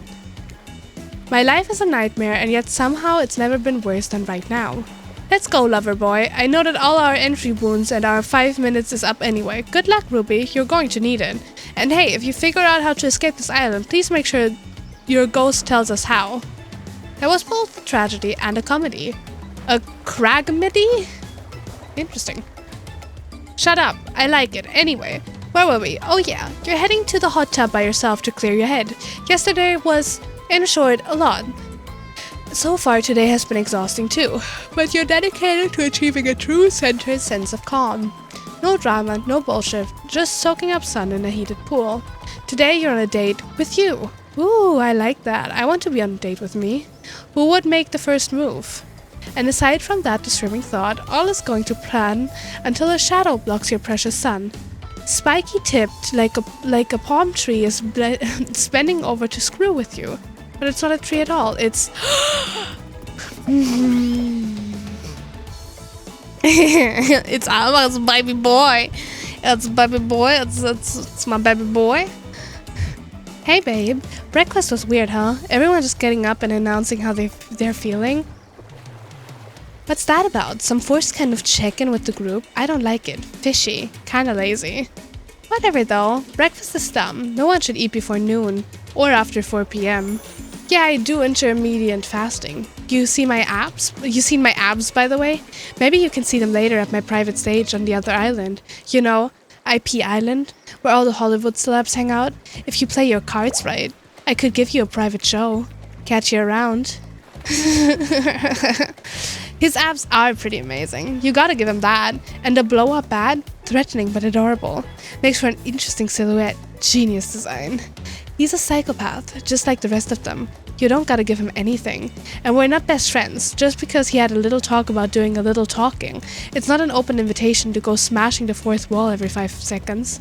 Okay, now that that guy is gone and we got some ground rules established that we're definitely going to abide by, it's time to lay back, take some deep, slow breaths and... Nope, another shadow. These people will not leave you alone. Let's see who it is this time. Oh, it's Spirit. That checks out. You two have gotten pretty cozy. We should get out of here. I know a place that brings a bit of welcome darkness to this tropical nightmare. Best of all, I'm the only one that seems to know about it, so we won't be bothered there. I don't even know why I'm telling you, really. It's my private spot, but I guess I've got a feeling that you'll appreciate it in the way I do. Not like these other killers. They don't get me. But I'll get them. Oh, I'll get them all. I'll get my father too, and I'll punish him for what he did to my mother and me. Spirit radiates in a menacing aura, waving her sword around in the air as she threatens, well, the entire universe. It's scary. And more than a little hot, if you get turned on by menacing. Look, all this time on Murderous Island has got us both a little confused about things. I'm choosing to lean into it. I suggest you do the same. You've seen her get mad, which is probably enough to scare you into compliance, but you've also seen that there's more sensitive side hiding within her. Which one do you think will win out? You consider her offer, but before you can decide if you want to go off with Spirit, the Huntress interjects. I guess you could go off with Spirit today. She seems pretty cool, actually. I think if we weren't here on this island, vying against each other for your attention, we might actually be friends. We might have something though, you and I. I couldn't let you go off her goth lighthouse without speaking up first. Yeah, I know her secret spot. I see everything through the holes in this adorable mask. So my offer stands. We can still hang out today. Plenty of roof at my cabin. Wink wink. It's pretty cute that Huntress thinks she has to say wink wink out loud. The mask barely even hides her face. Tough choice. You weigh your options quickly because you can only go on one date today. You also don't want to be hacked into pieces for saying the wrong thing. It's always good to remember that these are all cold-blooded killers. But you know what they say, when life gives you lemons, you make lemonade. And then die a horrible, retching, writhing death after drinking it because the lemons were poisoned all along.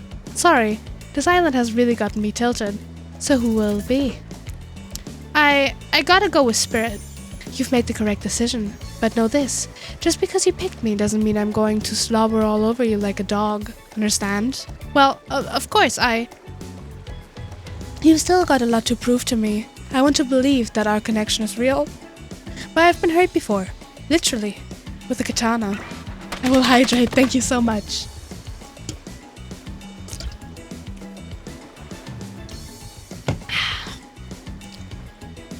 A katana that Ida wield in spectral form, you feel me? Because you will feel me if you try any of that macho trapper crap. Yeah, I feel you. Before you ask Claude Adams White to clarify, I'll just let you know that yes, it is too late to change your answer now. Okay. You and Spirit arrive at the coast, overlooking the black lighthouse. It's old and decrepit, but still impressive. There's something magnetic about it. You can see why Spirit would be drawn to such a place. You look Spirit up and down and notice that she's wearing all black, just like the lighthouse. I'm noticing a bit of a theme. Is black your favorite color? Black isn't really a color at all. It's the absence of color. It's a void. Like me. Spirit smiles. Nature abhors a vacuum. You're not sure if that's a good thing or a bad thing. The lapping waves on the shore of the coast set a romantic tone. The fog that surrounds Spirits everywhere she gets blends perfectly with the mist rolling up the rocky shoreline. She's at one with this place, and so are you. The peace doesn't last too long. However, as the lighthouse lets out an eerie howl, like a monster dying, A spiraling black light stretches out across the sky. Spirit has to yell at you just to be heard. Oh yeah, it does that. The light and sound recede and the two of you sit in silence. Spirit lays a towel down and then pats on it gently. Clearly she wants your company, so you oblige. When you do, she takes out some sunscreen and hands it to you. You're not exactly sure what to do. Is this an invitation to get a little hands-on action? What else could it be? Thanks, I forgot to bring my own when I lost my memory and fell into the ocean. No problem, I figured as much. Spirit turns away while you slather lotion all over your body. You need any help reaching those difficult spots? You see a hand float around your back. Sure, why not? Spirit's hands on your back is ice cold, but she has a soft touch. When she's done, she takes care of herself. You watch as Spirit applies sunscreen to herself in the most unique way by floating her own hand around her back to spread it. The fact that your hands just float around you like that, you can reach things way easier than I can. It's almost like you're some kind of superhero. I'm glad you get a kick out of it, but floating severed limbs isn't exactly the type of superpower you think to wish for as a kid. I'd much rather be able to read minds. Maybe then I'd understand why some people act the way they do. I'm truly sorry, I clearly hadn't thought through what your experience was like. Sometimes humor is how you deal with uncomfortable situations, but clearly you read the room wrong. I was just thinking about what you must have gone through to end up like that. I mean, it had to have been horrible. It was worse than death. At least death ends eventually. But I wouldn't want to forget it. It literally made me who I am right now. Truth is, I could pull apart all of those bits of glass that are stuck in my flesh out right now if I wanted to. But I don't want to.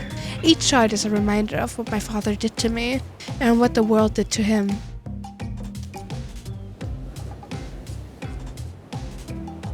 Yeah, exactly that, Emerald. That's why I refuse to play the universe's game. I hate the idea that I'll be forced to succumb to pressure the way he did in the end. The way that fear and anger oops, I skipped that by accident. Shit! Yeesh! It's hard not to think about revenge. The dragon inside me, it's doing to me what the world did to him. I have to fight it. Even though it gives me strength, I must maintain control. You're stronger than he ever was, I'm sure of it. I appreciate that, Ruby. I suppose a little help isn't a bad thing in life. In love. This world is a lot to endure alone. Maybe I could use a little assistance reaching my delicate toes for a bit of lotion. I don't think having your body contorted into these vengeful poses, it really does a number on my joints. It rubs the lotion on its skin.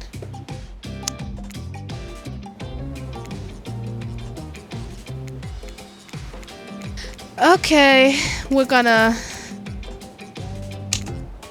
rub lotion on her feet. That is a dream come true. Oops. Well, I suppose that the lotion made it into where it was supposed to be going eventually, and you weren't too incredibly wasteful. I'm not a woman who believes in rushing through things just to get them done. If there's a next time, I'm sure you'll do even better. You look up at the lighthouse, its ominous dark form hovering above this moment between Spirit and yourself.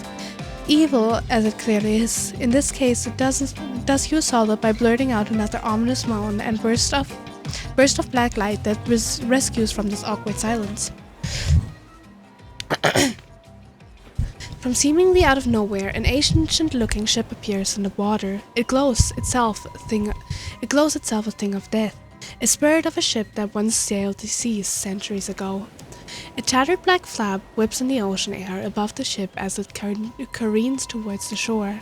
Before crashing on the rocks, it must have been drawn by the lighthouse. You hear the distant shouting of sailors as the old wooden ghost ship breaks up and sinks into the water. Alright, it does that sometimes too. Should we, do something? Nah, the sharks will take care of it. Within a minute, the ocean is quiet again except for the waves. Note to self, hungry sharks.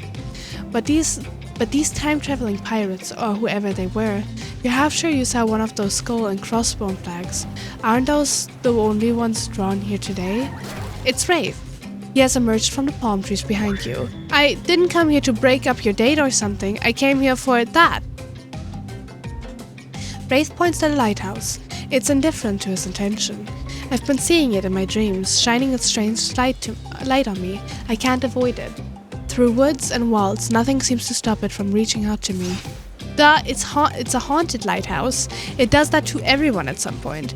You're no more special than me, those dead pirates, or that mermaid I saw washed up on the shore that one time. Ew.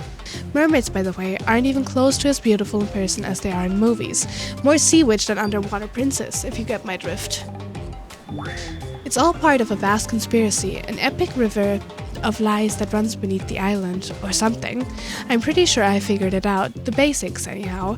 If you come with me, you can get cut. Spirit waves her katana, nearly trimming a couple buttons of Wraith's tropical top. He takes the hint and backs away a few steps slowly. For the quiet guy, he never really shuts up. Okay, be that way, you'll see. Alone at last, tension broken, deathly moans quiet, and Wraith vanished back to wherever he hangs out. You scooch closer to Spirit, breathing in the damp foggy air that seemed to emane from her. It's not quite clear how that whole fog thing works, but you don't even care. You're feeling this moment. Spirit seems to be feeling it too. She starts to adjust her robe, and you get a peek at the bathing suit beneath. For someone who seems intent on proving how little she cares about what everyone else thinks, she puts a lot of work into getting into that suit. It's got straps for days. However, you're so focused on what's happening with Spirit, you don't see the next interruption coming. And Claudette and Dwight burst into you and interrupt whatever you were doing. It doesn't seem like they were worried they'd bump into much. We're here to make a very dramatic announcement. Damn, these two, yeah. They're always here. Whenever it gets good, they're like, hi, I hope you guys aren't falling in love or anything. Well, technically, we're here to invite you to join us back at the beach, where we'll be making a very dramatic announcement. It's hard being the producers and the hosts. Aren't survivors supposed to work in groups of 4? Feed them to the sharks, very hungry sharks. When you arrive at the beach, you realize you were set up. Despite promising an announcement, Dwight and Claudette simply stand quietly. This isn't at all what was promised. Wait a minute, there's no announcement here. But there is a me. You got mud in your ears, friend? I told you to get lost. Don't you see? Lost is what I am, and so are you. But I know the way out. I got a map back in my secret lair, literally and figuratively. Yeah, I know the difference. That's why you should ditch Spirit and come spend the rest of the night with me instead. You've got a secret lair? Damn it. Who said anything about a secret lair? I said I've got, sap in my secret hair. There's a flap on my secret chair. Don't change the subject. Don't ask me what he's talking about. You're trying to make a mess of this first nice day I've had in I don't know how long because it's not even clear what year it is, but in a while. I'm not about to be ditched for the likes of you. It's not me messing things up, like I keep trying to tell you. It's the dang island. I've come to accept the difficult truth. What's happening here? Well, I'm convinced that it's our fate. It's not anyone's decision. It's simply the way it will be. There's no use fighting it. What would you even know about fighting? All you know is hiding in your spooky little secret hair and crying like a baby while ringing your little bell. So don't tell me what I can and can't fight back against. I was born a fighter. A dragon lives inside me. I can't not fight, even when all I might want to do is hide. Don't you see this giant hat? It's a metaphor. If I do have a fate, my fate is to win every fight that comes my way. Got it? Folks. Oh, you hide. I've seen you hide. You do your face walking routine and you what do you call that? It's basically cloaking. And we all know that cloaking is a type of hiding. Folks, you cloak. I don't cloak. I'm not a cloaker. I face walk out in the open. You just can't see me. I have no idea what they're talking about, but this sure sounds like some video game community forum thread. If there was ever such a thing. Not that you know about that either. It sure doesn't seem like Dwight and Claudette are going to stop this, so it's on you. Ahem. I think I was brought here to make this choice, so I'm going to do that now. And I choose, of course, When it comes down to it, neither of these two seem easy to love. I mean, damn, Spirit literally has broken glass shards sticking out of her, but she has a certain charm to her gloom. Spirit and I were actually having a nice time. Besides, if it's my fate to end up on this island, well, to hell with fate, really. And don't take this the wrong way, Wraith, but the amount of awkwardness you pack into a single day, no wonder you're so skinny. All that second guessing yourself must burn a lot of calories. No offense taken, it's true. I can be a little awkward, I guess, sometimes. Right, so I'm going to stick with Spirit. Spirit breathes a sigh of relief. I've got enough revenging to do without having to kill you and Wraith too. Uh-oh, she was gonna kill me. Spirit walks you around a corner to show you something that she discovered in this place and knew was meant to be connected with her journey. A cherry tree. It's just a small sapling, but it has begun to sprout flowers. It doesn't make sense to see a cherry tree here, in this place. It also doesn't make sense to see a ghost in a black bathing suit, so you just accept it. As Spirit steps up to the tree, a cold breeze pulls some petals off, and they come cascading through the air around the both of you. Do you know the meaning of cherry blossom? They're beautiful, but also quite symbolic. Of course, like all good symbols, their meaning is pretty complicated. What do they mean to you? For many people, being among cherry blossoms is like being a celebration of life. People travel great distance just to be near their vibrant beauty. However, as beautiful as they might be, they aren't magical. They're simply flowers. They quickly die and fade away. And for this reason, they are also a symbol of the fleeting nature of life, of our fragile mortality. In a way, it's the specter of looming death that calls attention to the special moment to see and appreciate life. How does that duality make you feel, Ruby? The knowledge that life and death are a circle that has always given me peace. Accepting the fleeting nature of life, like the beauty of a flower in bloom, allows me to appreciate the moment without being too hung up on what comes next. As you explain, Spirit's face begins to look sad to you. You're not sure why. It's not the happiest topic, life and death. But why should that matter? And then it dawns you, Spirit has been trapped in this ghastly state of death with no hope to circle back, no rebirth. Her moment of blossoming life long gone. That scary time of death and decay that comes after the good part, that's Spirit's eternity. I feel like an idiot. I wasn't talking about you. I wasn't even thinking about you. You just answered from the heart. I can't let that bother me. Our priorities are not the same. I have my mission. Once the fallen cherry blossom represented the soul of the samurai warriors, those with noble characters, those who did not fear death, those who were killed in the greatest sacrifice to honor their emperor. Their lives were short, but their purpose gave them beauty. Those warriors saw death coming, but they never despaired. They stood and faced it. They held their swords and stuck down their fear. But despite the samurai spirit that lives on in me, in my noble bloodline, my life has ended, but my death continues to stretch on. The cycle is frozen. This cherry tree, it's not real. Though its petals fall, they'll soon replenish. It's as if they were installed here by someone.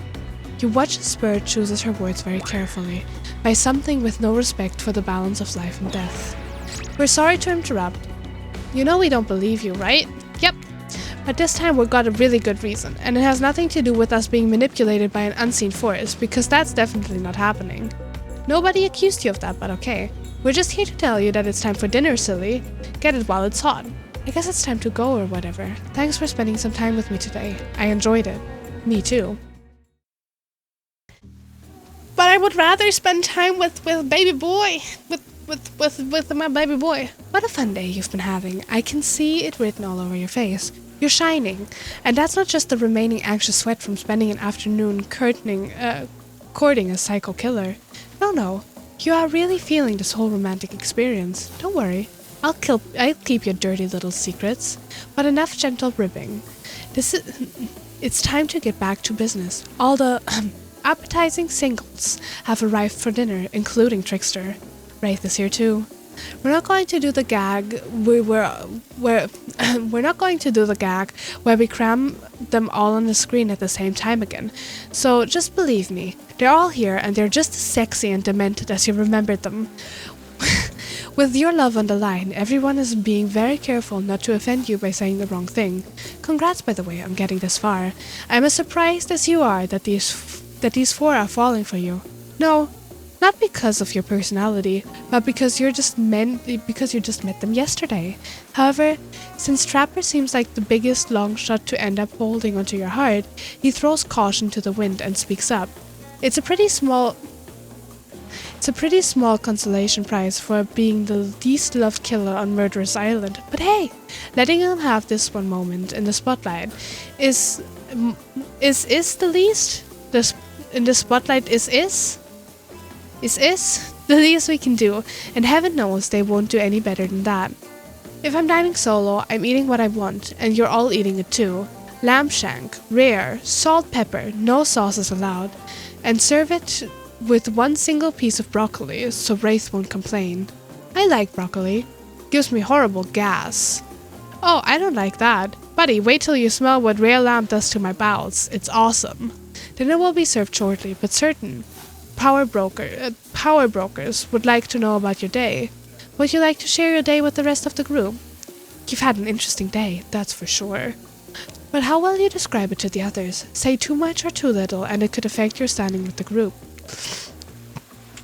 Okay, but don't just sit there saying nothing. Nothing is not an option. Be coy.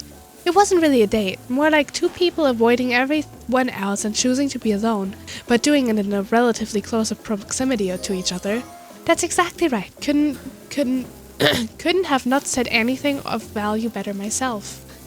Spirit is clearly happy with the way you portrayed your date. No surprise, she doesn't like people getting into her business. Dwight and Claudette bring out dinner. Everyone eats in silence. No one trusts anyone now, and they are all very tired. Oh wait, no, sorry. That's a dreary supernatural horror thriller set in Antarctica, not a charming parody dating sim set in an undisclosed tropical paradise. Bon appetit! Don't you mean bon? No, almost everything we serve has a lot of bones in it.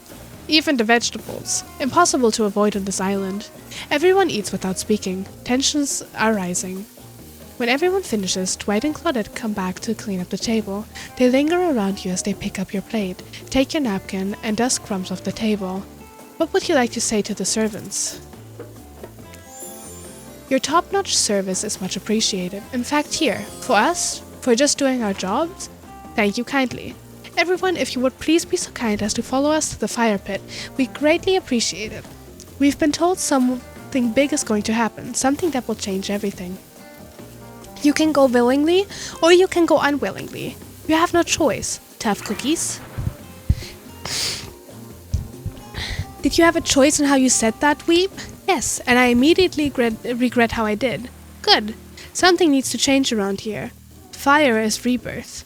Fire illuminates the soul.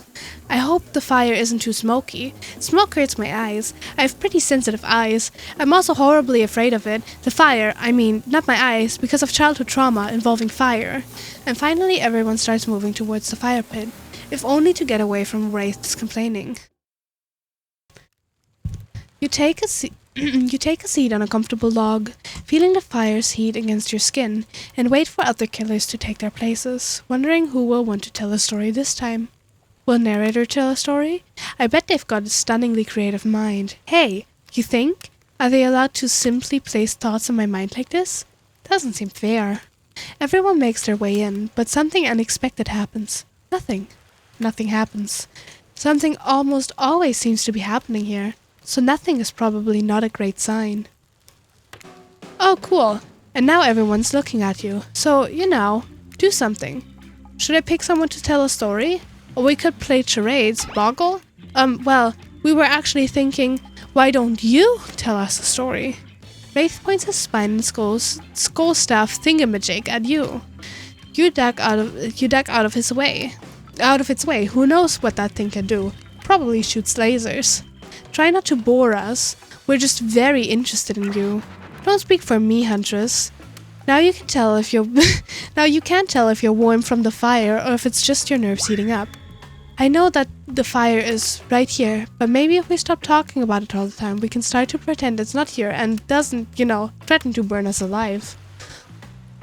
He's not supposed to hear me. Get out of here, Wraith. Wraith? Ruby was about to make an important decision about telling a story or not. Sure, I'm game to tell a story. Hi, baby boy. Oh, nobody told me you were here. I can tell a story. I can tell great stories. I hope it's a mystery. Okay, so what type of story do you want to tell?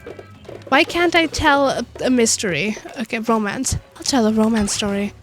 About two lovers who take poison together and die foaming at the mouth.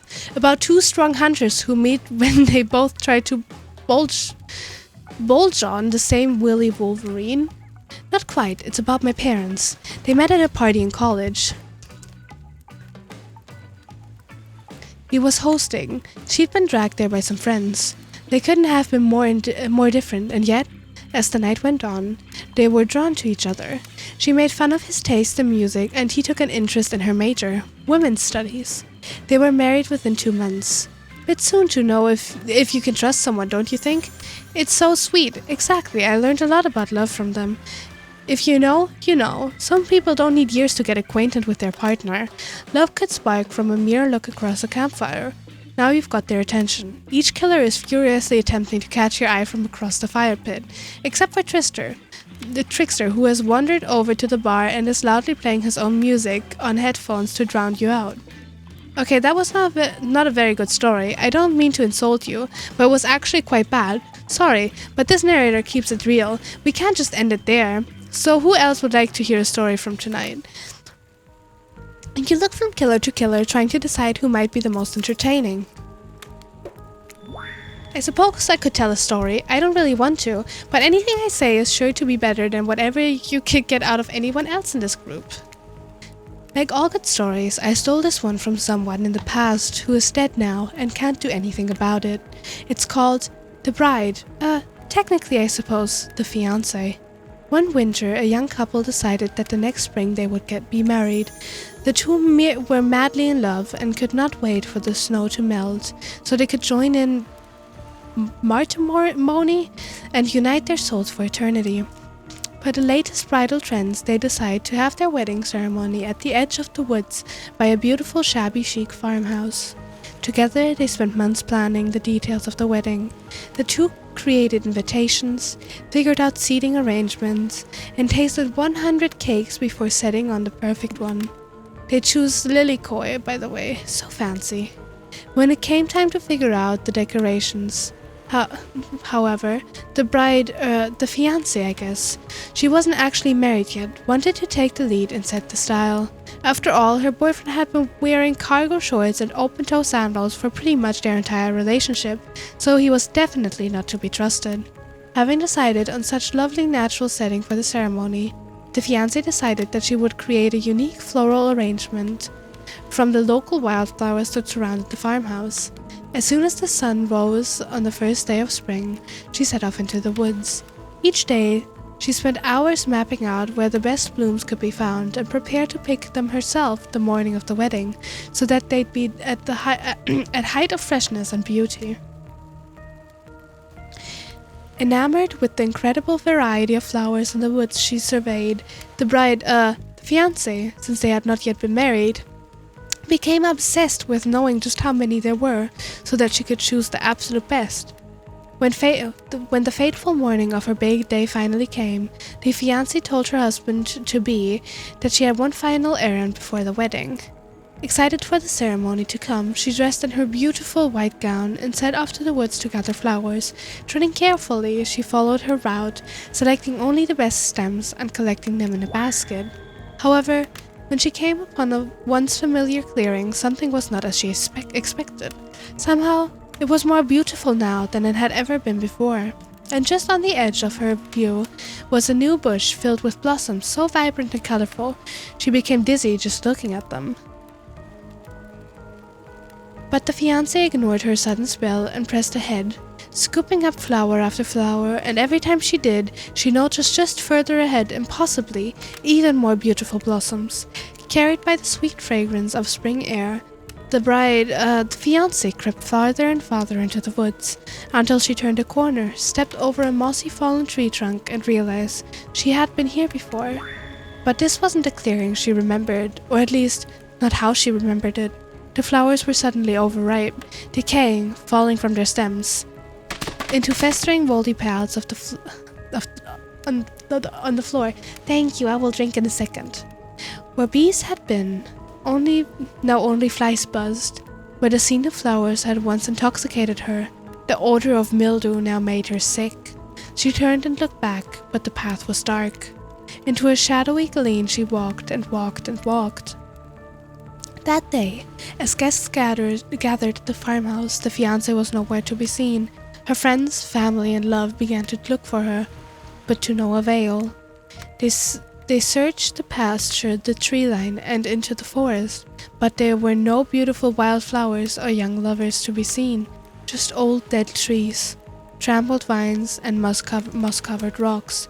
The fiancé stayed a fiancé for eternity, always wandering, looking for fresher blossoms to clip, but never finding them. Distracted by a new, never-ending search for perfection, unable to see that you are loved for who you are, out there all alone. I thought it was beautiful and sad, just like someone we know. I will drink.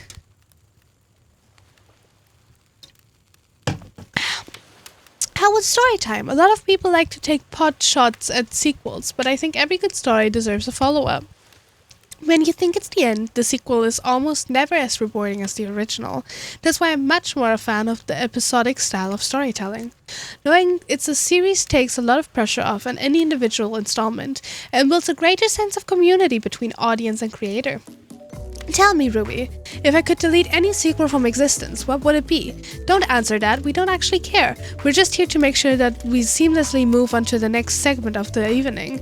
God forbid my small talk get in the way of a romantic Twilight moment. Dwight, I'm gonna need you to shut your yap trap. You know that we need to get back to that thing we do whenever we're not on screen. Okay, you have fun tonight, and try not to wink wink end up dead.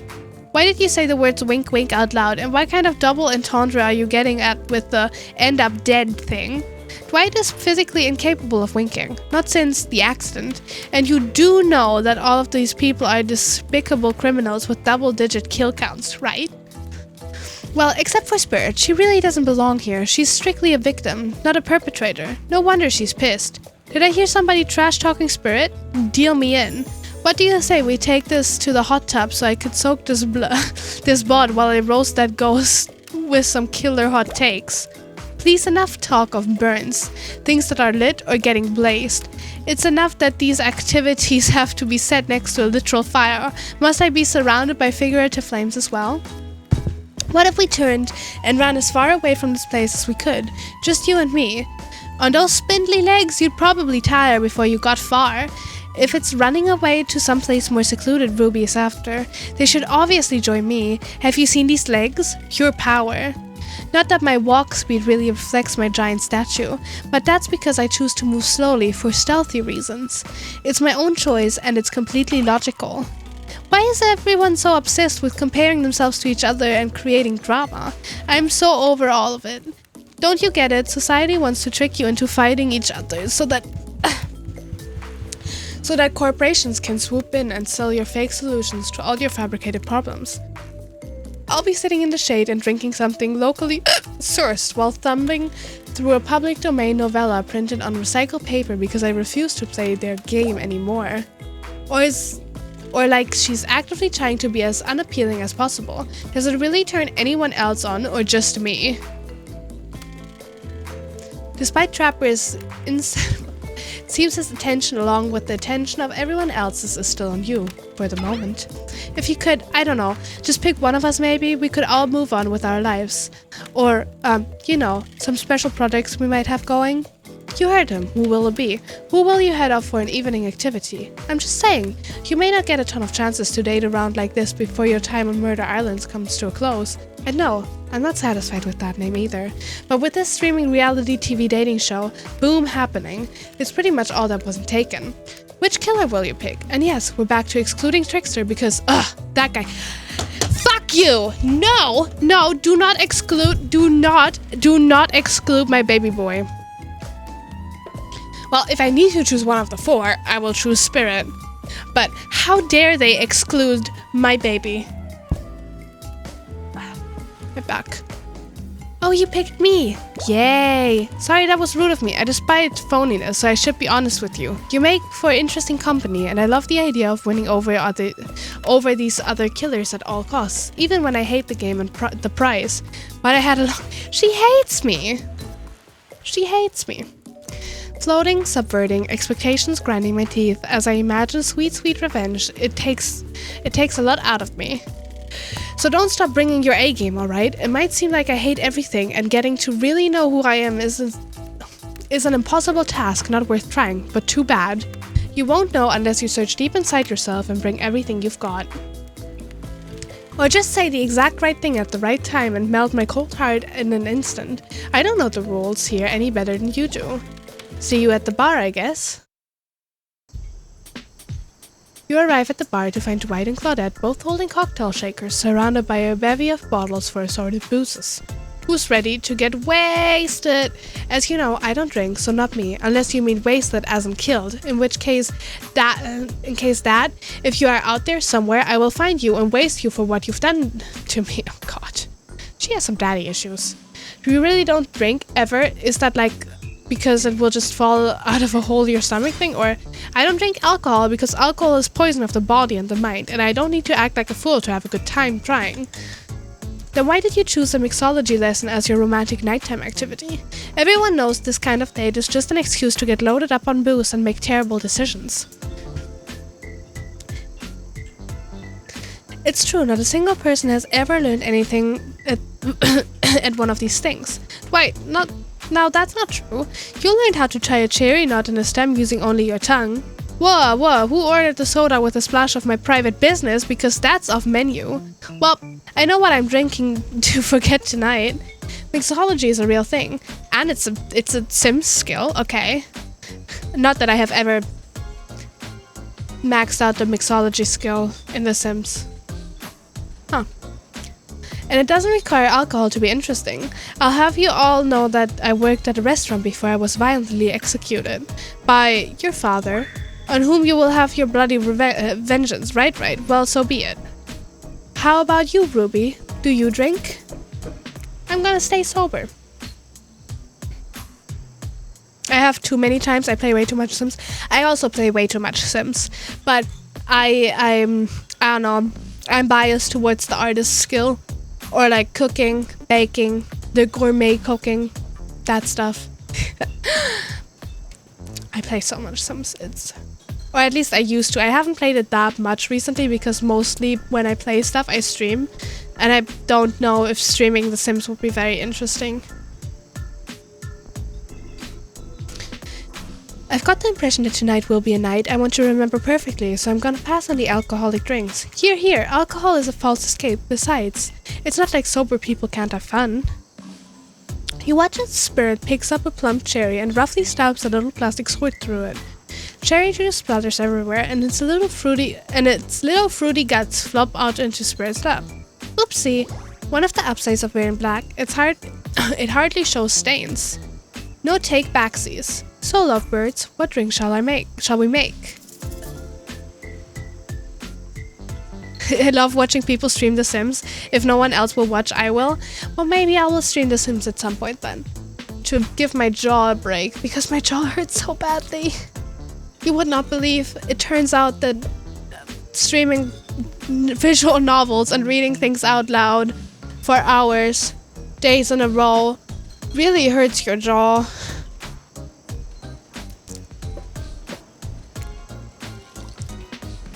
How about a dark and stormy drink for my dark and stormy date? Okay, that one is cute. She likes it. Please allow us to demonstrate how a dark and stormy is made. First rum, or in this case rum extract, and a bit of apple juice is poured over ice. I would 100% believe it. I couldn't do it, so props to you. Yeah, my jaw hurts. And then fresh ginger beer is added in, garnish with a lime wheel, and drink. The end. Do you think you're up to the challenge of replicating this recipe, Ruby? Replicating rum substitute and ginger beer over ice? Don't forget the lime wheel. Rum substitute and ginger beer over ice with the lime wheel. Not sure I appreciated your tone, but yes, you got it. You're a natural, a sassy natural. You and Dwight might have more in common than... Don't you dare. Spirit seems to be in a lovely mood as she sips her dark and stormy. She's not even rolling her eyes at your petty behavior. On cue, a literal dark storm begins to make its way in from the ocean. You taste your own dark and stormy as you watch the clouds approach. It's quite refreshing. Isn't this fun? Oh my god, there are so many cutouts alone in her, you know. Honestly, it's the most drama-free fun I've had since I got here. And since you picked the simple but delicious drinks, we got plenty of time left to relax. Wanna make out a little? You breathe in a sip of your drink and immediately begin coughing before you can get a yes out. Lightning strikes a palm tree on the beach and it immediately starts a fire. The activity ends abruptly as Claudette and White usher the two of you away from the bar. What? No! Ah! I was about to make out with her, but those two bastards keep on ruining it. Fuck that stupid burning tree. Let me make out with the hot lady. The gang's all together again on the volleyball court. Seems like only yesterday you were sitting on the sidelines watching everyone get sweaty. Down with them, kill them. We should. That's because it was. Oi, feels like I've been here a lot longer than actually. Cockblocks, right? I finally managed to hoo her up enough so she will make out with me. And this is what's... I'm mad. It's so late that the sun is already beginning to rise. Better get this over with quickly so that you can get some beauty rest. I do not recommend the eternal damnation of perpetual narratordom. Good thing that you've really used your time well since then. Really getting to know the gang, the brain, the mogul, the basket case, the psychotic bunny girl. You know, the 4 types of people. I think I would fall under psychotic bunny girl. Anyway, everyone is gathered on the volleyball court for a new type of game. Pitch your dream date and see who Ruby chooses. Okay, who's ready for a round of Robin? How round are we talking? No, not to eat, Huntress. Each killer gets 2 minutes to tell you all about the dream date they have planned for you tomorrow. In no particular order, which is a weird thing to mention, right? Almost like the order does matter. Trapper, why don't you go up first? You think you deserve it, and even if in this case it's a subtle dig. Stop talking. Trapper, without further ado, would you like to make us all uncomfortable by pushing the boundaries of what's acceptable, not only in polite society, but within the narrative of this in-world event, and also the larger meta-narrative of Dead by Daylight dating experience? Sometimes, you just gotta say it. Why yes, thank you, I'd love to. So Ruby, you're thinking of picking me. Well, this is your final warning. Pick me and be punished and rewarded? Tomorrow will suck, probably.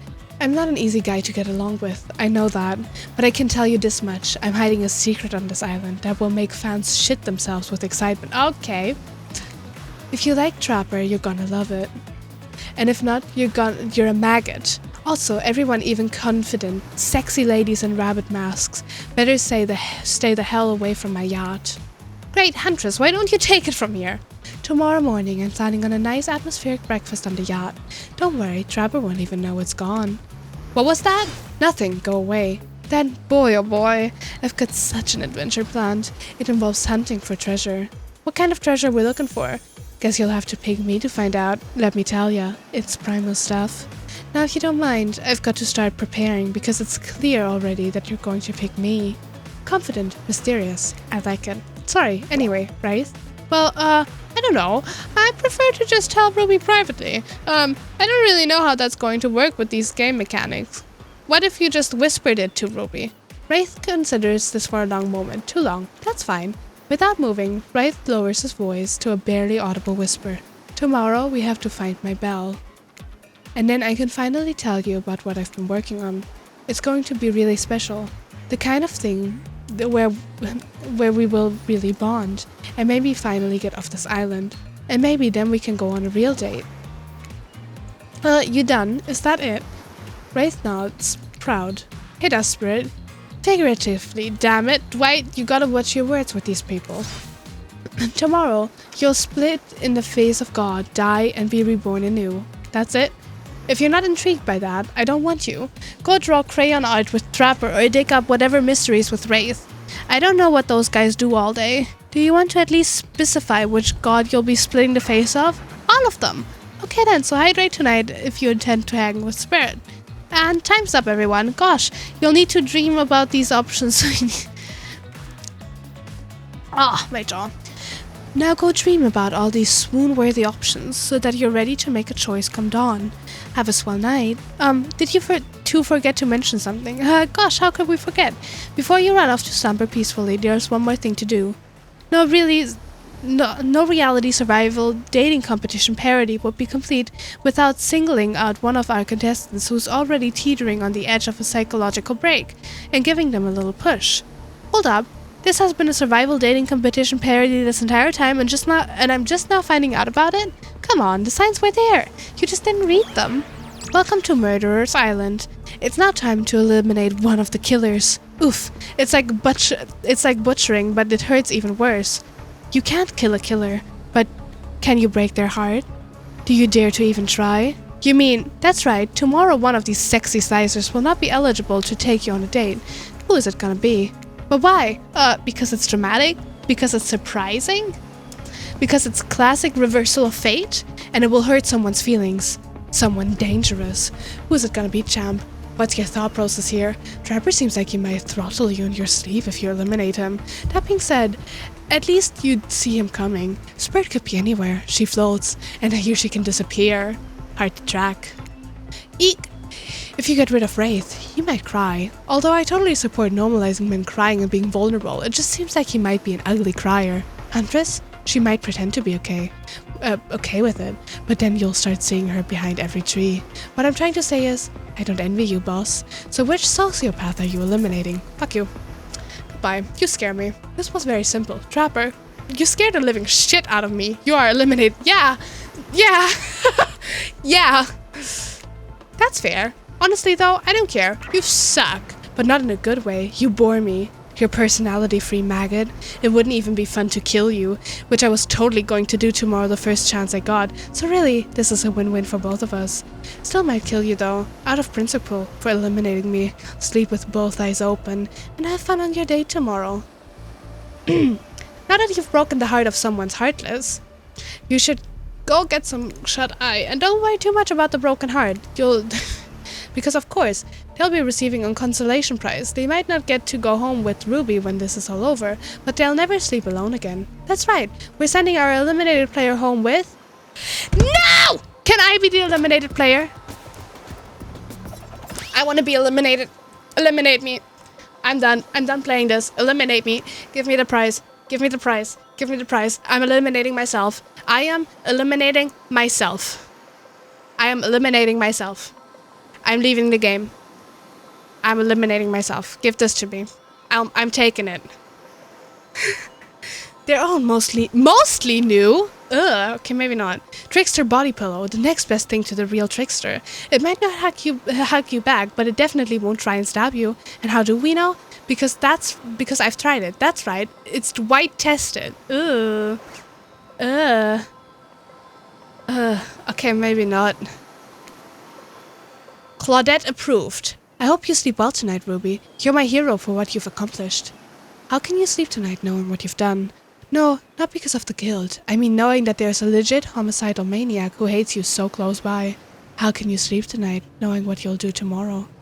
I don't know how you'll do it, but you better go before Dwight and Claudette come back and put you to sleep themselves.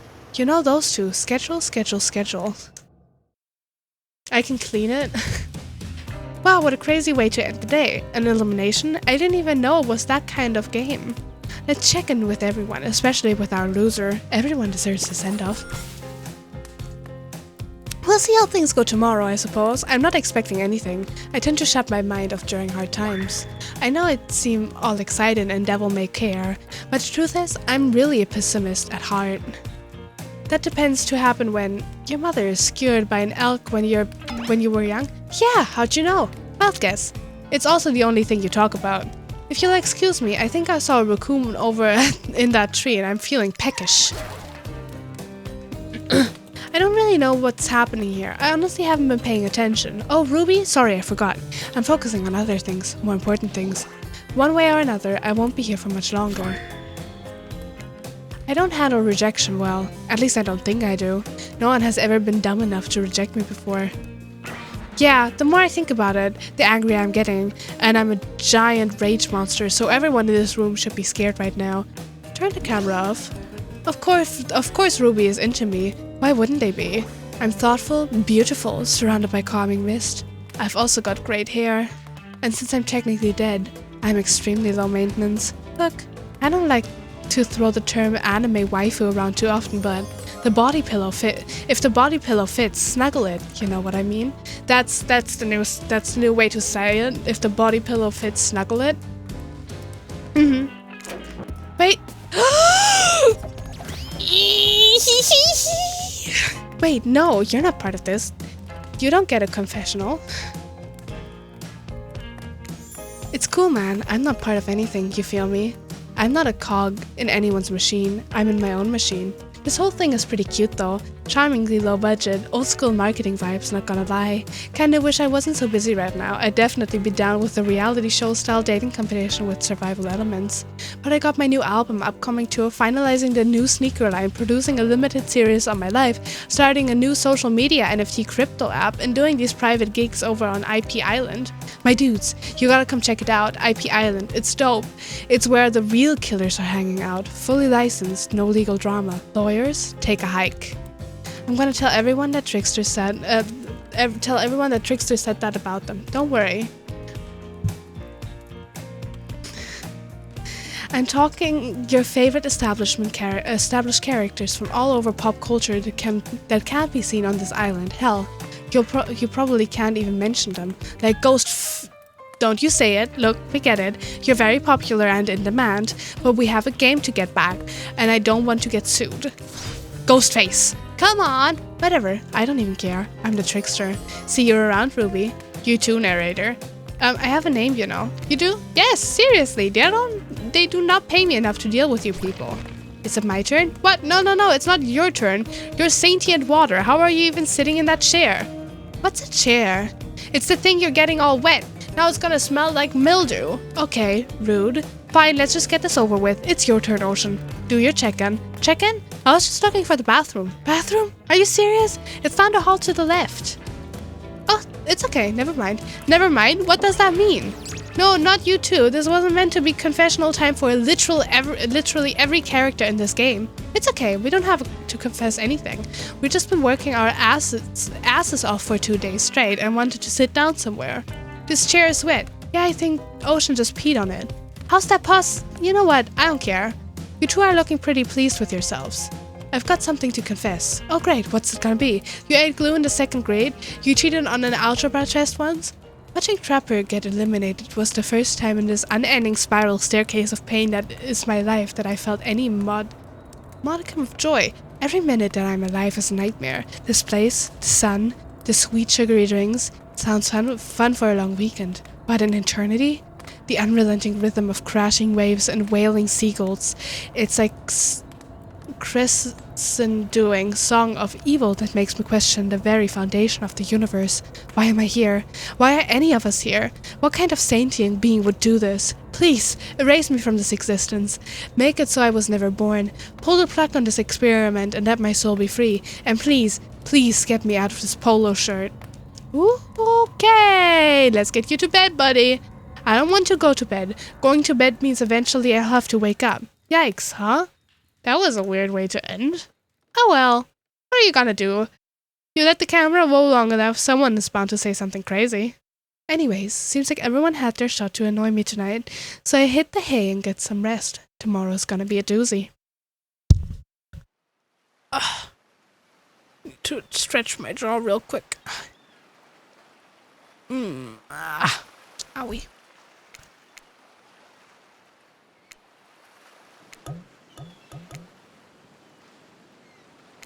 Just want to make sure. I wasn't sure if it saves automatically or not.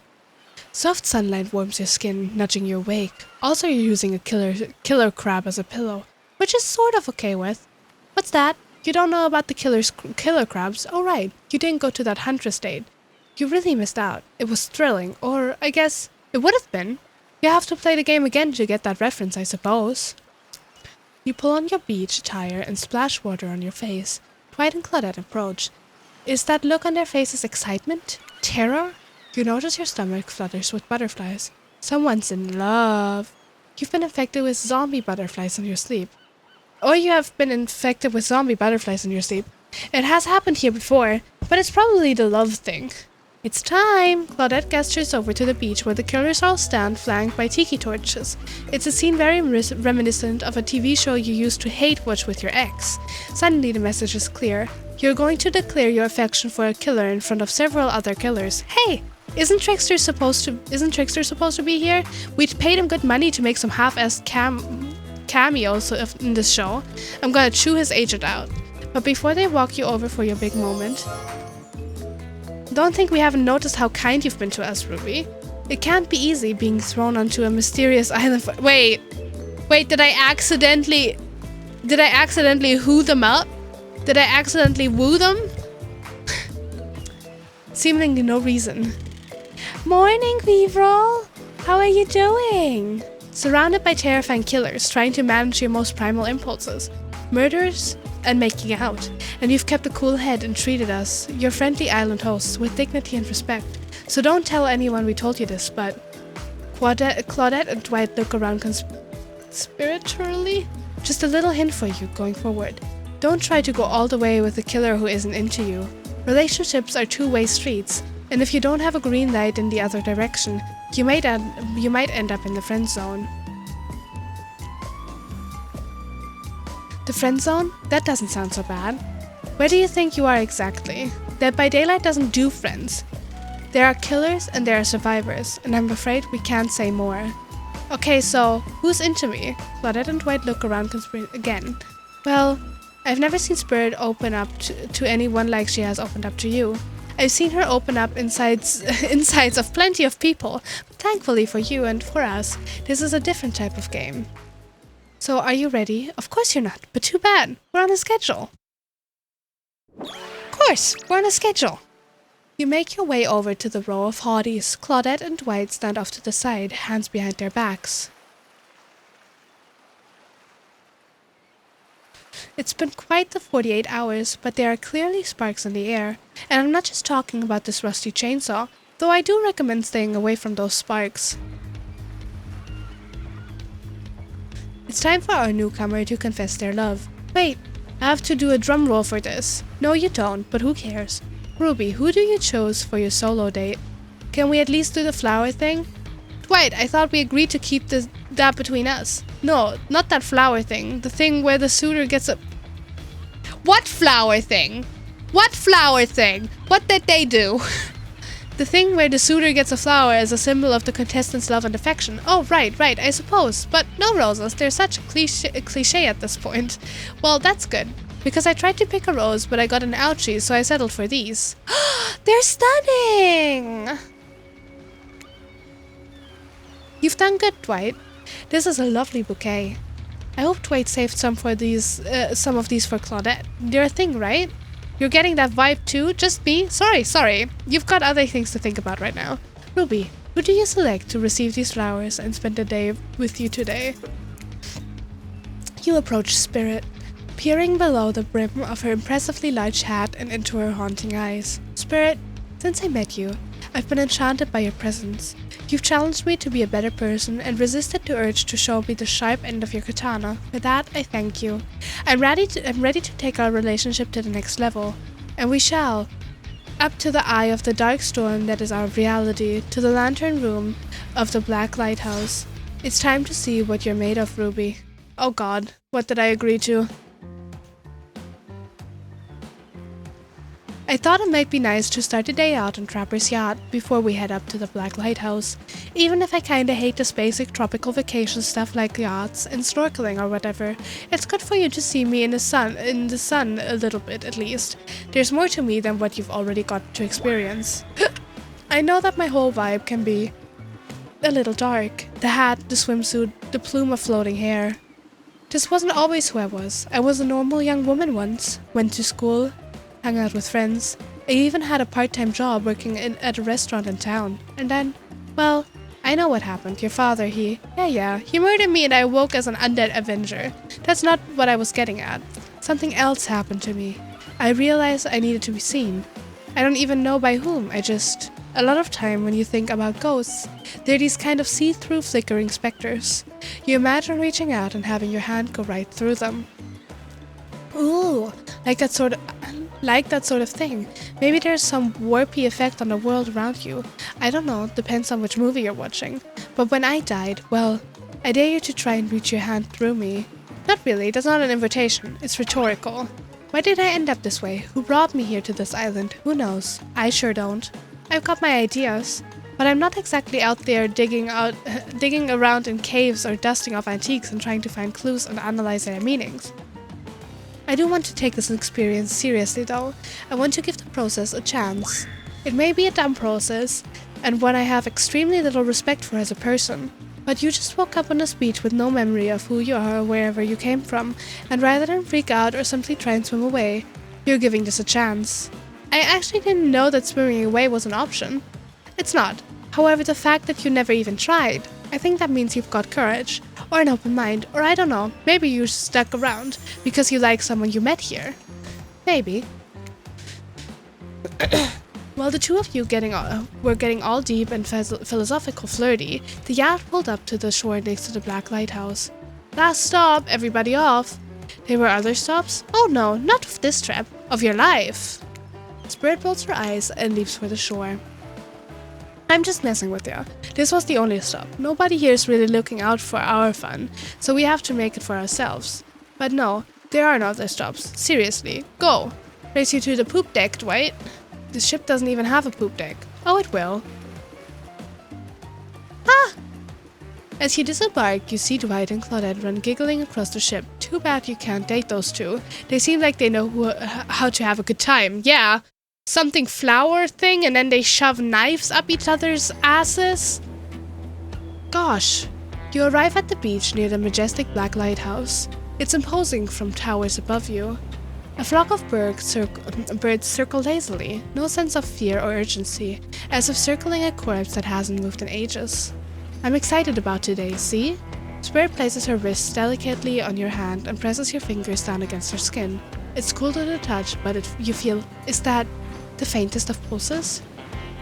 I'm sure they're fucking each time when they get off screen. Like, definitely 100%. My blood is absolutely pumping. So what happens now? Now I show you something that no one has ever seen up close before. Well, no one has lived to tell about it. We're going there. Spirit points to the top of the lighthouse amongst the circling birds. What's actually up there? Have you seen it? Oh. Hey y'all, how's everyone doing today? Hi Wraith. You sure seem chipper today. Nothing strange is definitely going on with this guy. Well, something strange is definitely going on with this guy. Well, something else strange. Something different than what's usually going on. Wraith takes a deep breath, sucking in the ocean air like it's the greatest air that has ever been sucked. Ruby, thank you. Thank you for choosing anyone else to go on a date with today. Alone again, forever.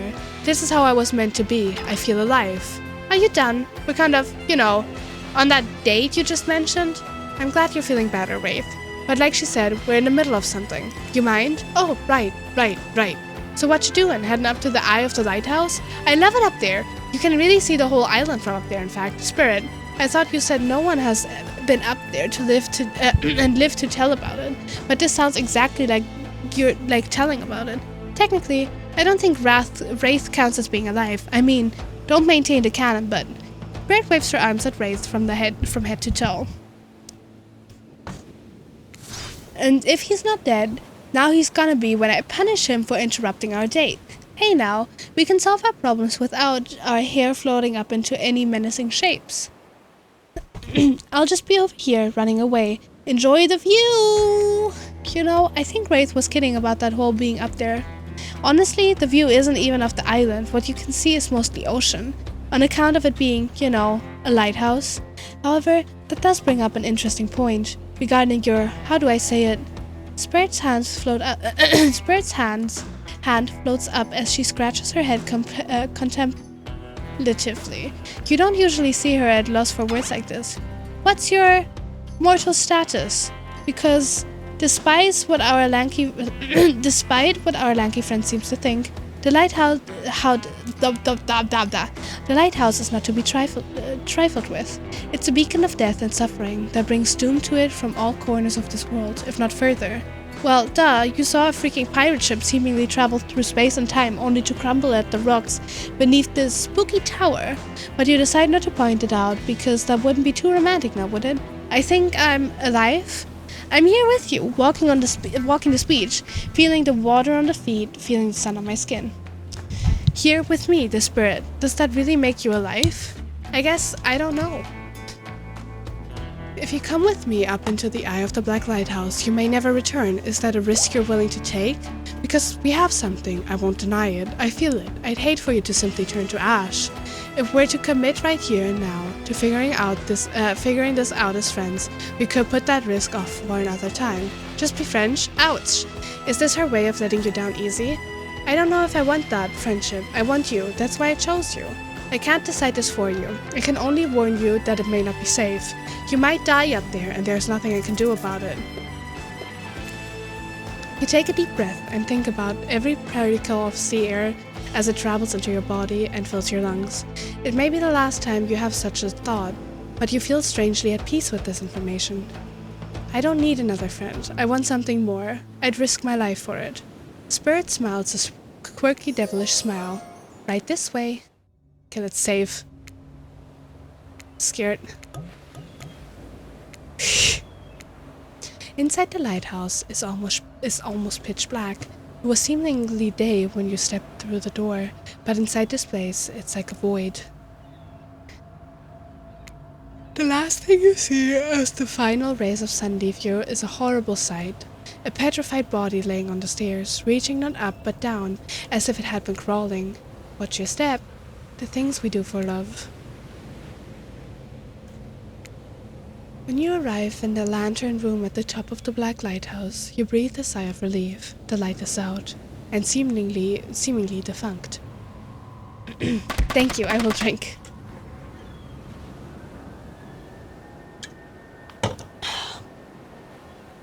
Dust cakes the room, as though it hasn't been operated in a century. However, somehow, it was just morning a moment ago, but now it's night. What do you mean a moment ago? We've been standing here looking out over the ocean all day. I've really enjoyed the peaceful time together with you, taking in the view, standing in complete silence for hours. It was kind of my perfect date. Really? I don't remember that. I just called it the perfect date and you can't be bothered to remember it? What kind of game are you playing with me? I want to remember it. It's just that for some reason my mind is completely blank. But hey, I'm not dead. Or you're already dead and have been this whole time. That's true. Maybe we'll never know. It doesn't look like the light is working. Even turned off, the light has a power to it. The massive lens refracts moonlight through itself. A subtle sparkle that has a hypnotic effect. Maybe that's where the day went. Staring into this light as the sun fell and the moon rose. Thanks for spending the day with me. I really had a good time. That's it? Don't get me wrong, this is really cool and all. I guess I don't know what I expected. I suppose if you thought you were walking into your death and nothing happened, it might feel a bit anticlimactic. Sorry. Anyhow, it's time to go. Here, let me just flip on the light for the staircase so it's easier to get down. The stairs look pretty dark. Maybe Spirit is interrupted by a strange hum, and then it becomes frighteningly clear to you. That switch wasn't for the stairs. It was for the main lantern, a lantern that is now beginning to power up. The faintest smell of burning begins to reach up to your nose. Oopsie, looks like maybe that switch wasn't for the stairs light at all. Now we see who's really alive and who's really dead, I suppose. It was bound to happen sooner or later. You slam your eyes closed, hoping that it somehow not looking at the light itself will protect you. Not sure I see the logic in that, but if it's magic, it kinda defies logic. I want to see it, but well, I'm a little scared. Don't look directly into the light. Open your eyes and look only at me. I'll keep you safe. Oh shit, I will die.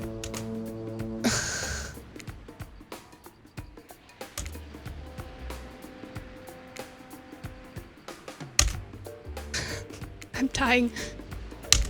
Oh, I'm not dying! Shit, where is she? No!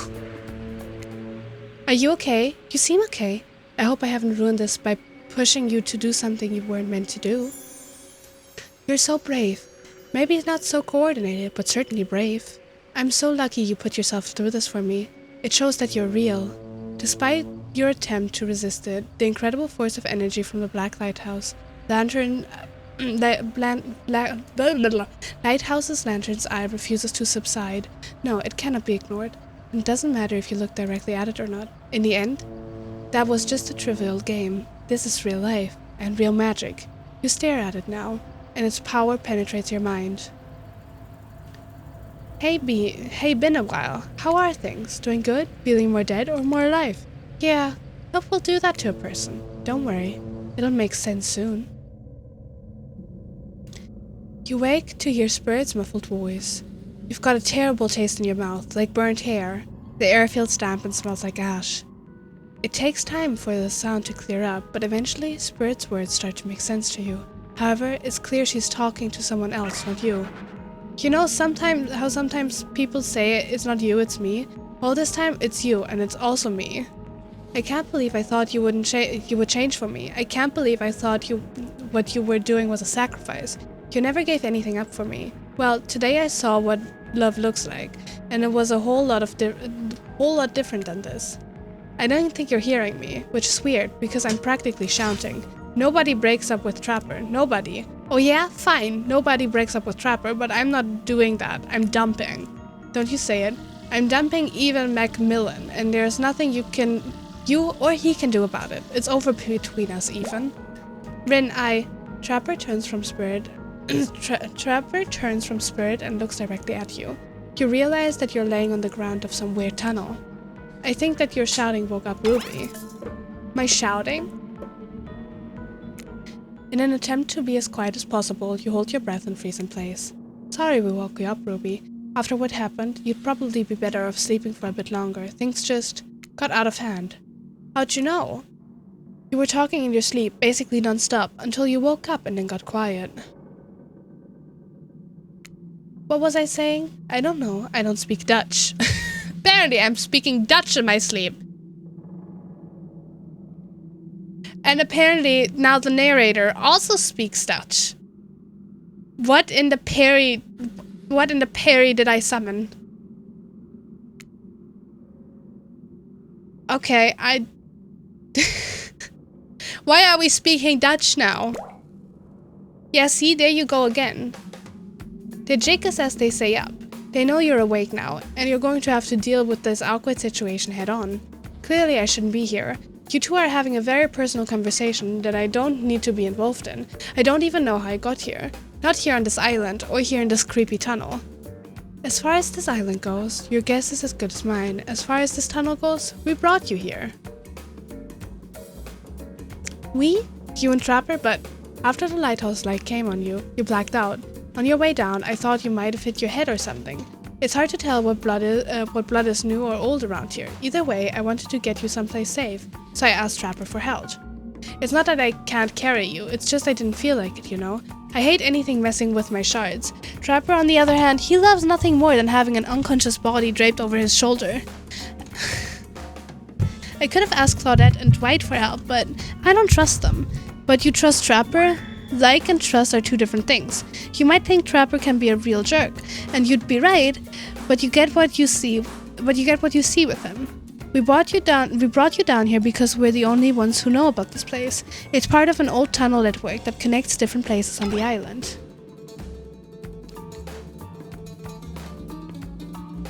Hate to break the news, but we're not getting the secret trickster ending. I feared as much. I might read up on how to do the secret trickster ending for next time I'm playing it. What's up, guys? Because we also didn't get invited to the weird island show that he was talking about. Talking island mysteries, my favorite topic. I was just in the neighborhood, so I thought I'd pop in. Trapper, you said this place was private. Don't look at me, I didn't tell him about it. Half of the appeal of this spot is getting away from people like him. Well, geez, I can see when I'm not wanted. So you three a throuple now, or? Because I gotta say, I really didn't get the whole trapper spirit thing, but hey, if it's not my business, I don't stick my nose in it. We were not a thing. Nobody traps the trapper. Not with traps or with relationships. And you do realize you're sticking your nose in our business right now, right? Wow, so hostile. If you don't want to talk about it, just say so. Anyhow, this tunnel has some very interesting features.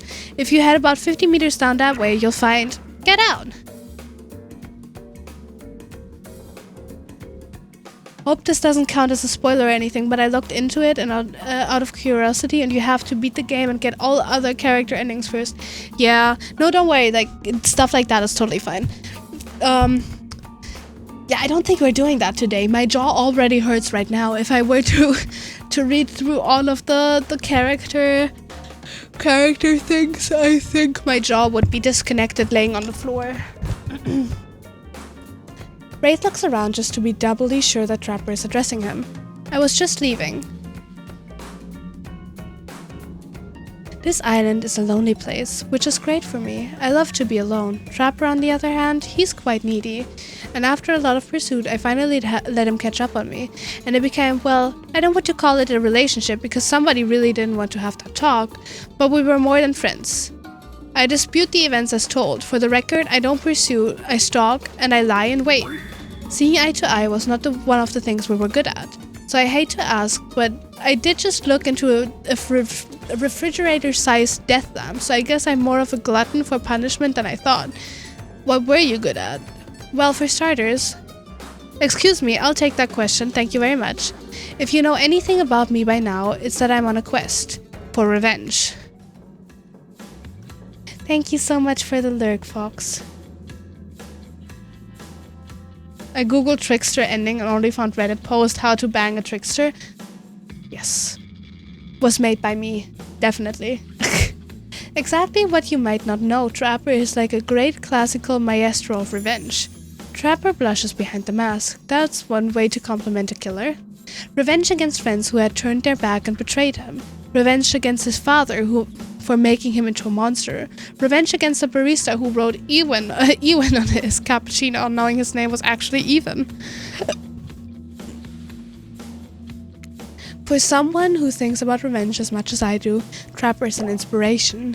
But they say to never date your heroes. Good advice, but I don't think that's the saying. And then you came along, Ruby. You showed me that it's okay to be lost, to feel pathetic, to push on when you have nothing real to offer anyone. I'm not sure where you got all of that from, but okay.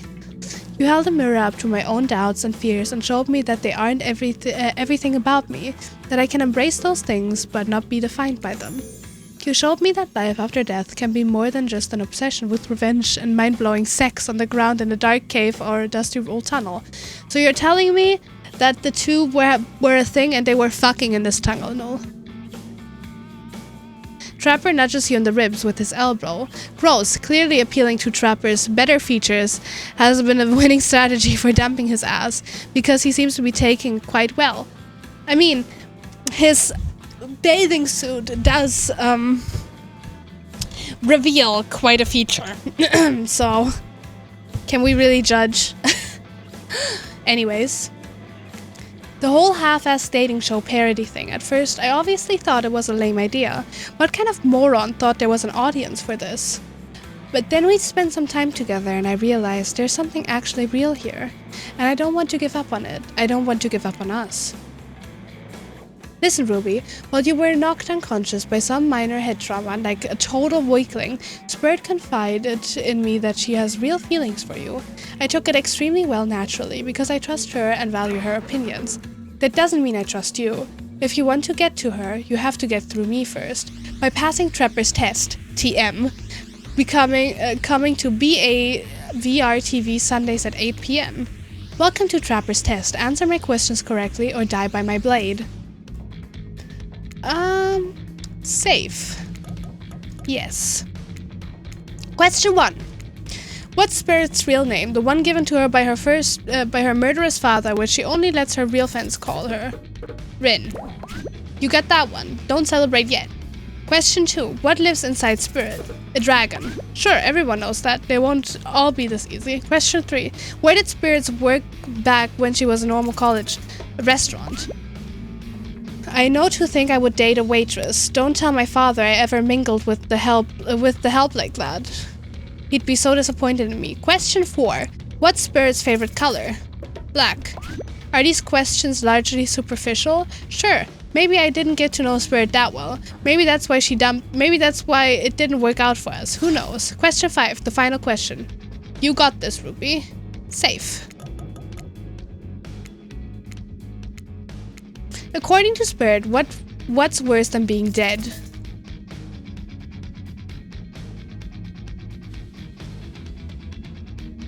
Having unfit... No.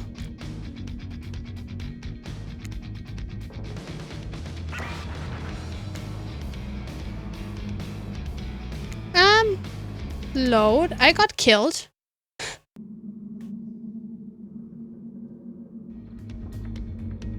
Question 1. Yeah, okay, we have this. Her real name. A dragon. A restaurant. Black. When I pitched Trapper's test to the suits of BHVR-TV, they told me there was no room in the budget for a new card to be given as the final prize for winning. So I killed them all, right there on the spot. While killing them didn't solve any of the budget problems, it sure did feel good. I'm telling you this, A, to brag, and B, to explain why the only thing that you're going to win is me saying congratulations for passing Trapper's test. Not that it was some huge challenge. I mean, the woman obsessed with the giant light that shines in the dark has a chip on her shoulder. Oops, I skipped that. Shit. So I guess I approve of you dating Spirit or whatever. I never really cared in the first place. I was just hoping you'd slip out and give me a good reason to excuse to wet my blade with your blood. Maybe I'll find a reason tomorrow. For now, you two have fun. Wink, wink, wink, Trapper out. I'm sorry you had to endure that. What, 5 measly questions? It was nothing. Not even that. As ridiculous and unnecessary as it was, the whole thing. The waking up in a random tunnel, the overhearing our argument, the news that Trapper and I had something going on, and the stupid quiz. All of it. Especially the whole Trapper out catchphrase. It's only because I actually like you. None of it would have happened if I didn't. And I like you too, Spirit. Please call me Rin. Rin. I didn't really feel like our lighthouse experience was completed. There was something else I wanted to show you, alone in the lantern room of the tower. Get your mind out the gutter, Ruby. It's not that kind of game. Shit! What's that? Hold on a moment. I'm being told no. Wait. It is that kind of game. Disregard the gutter comment. Come back up there with me? There's no place I'd rather be. You're excited to return to the lantern room of this lighthouse, despite all of the drama and worry that was previously part of this place for you. More importantly, you're excited to be there with Spirit, which makes it all the more crushing. When you're interrupted by the arrival of Clutter. Fuck!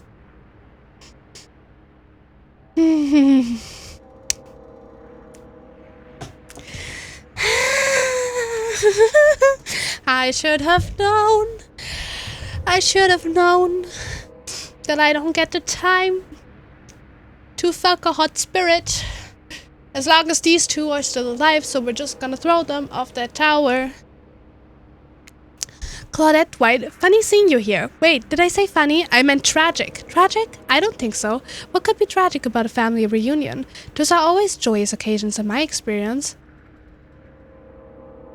Fuck her in front of them. Fair enough. Before they can explain what that's even supposed to mean, the lighthouse begins to howl a low, frightening sound. The lens begins to glow in a now familiar way. You prepare to shield your eyes in case something bad happens to you again.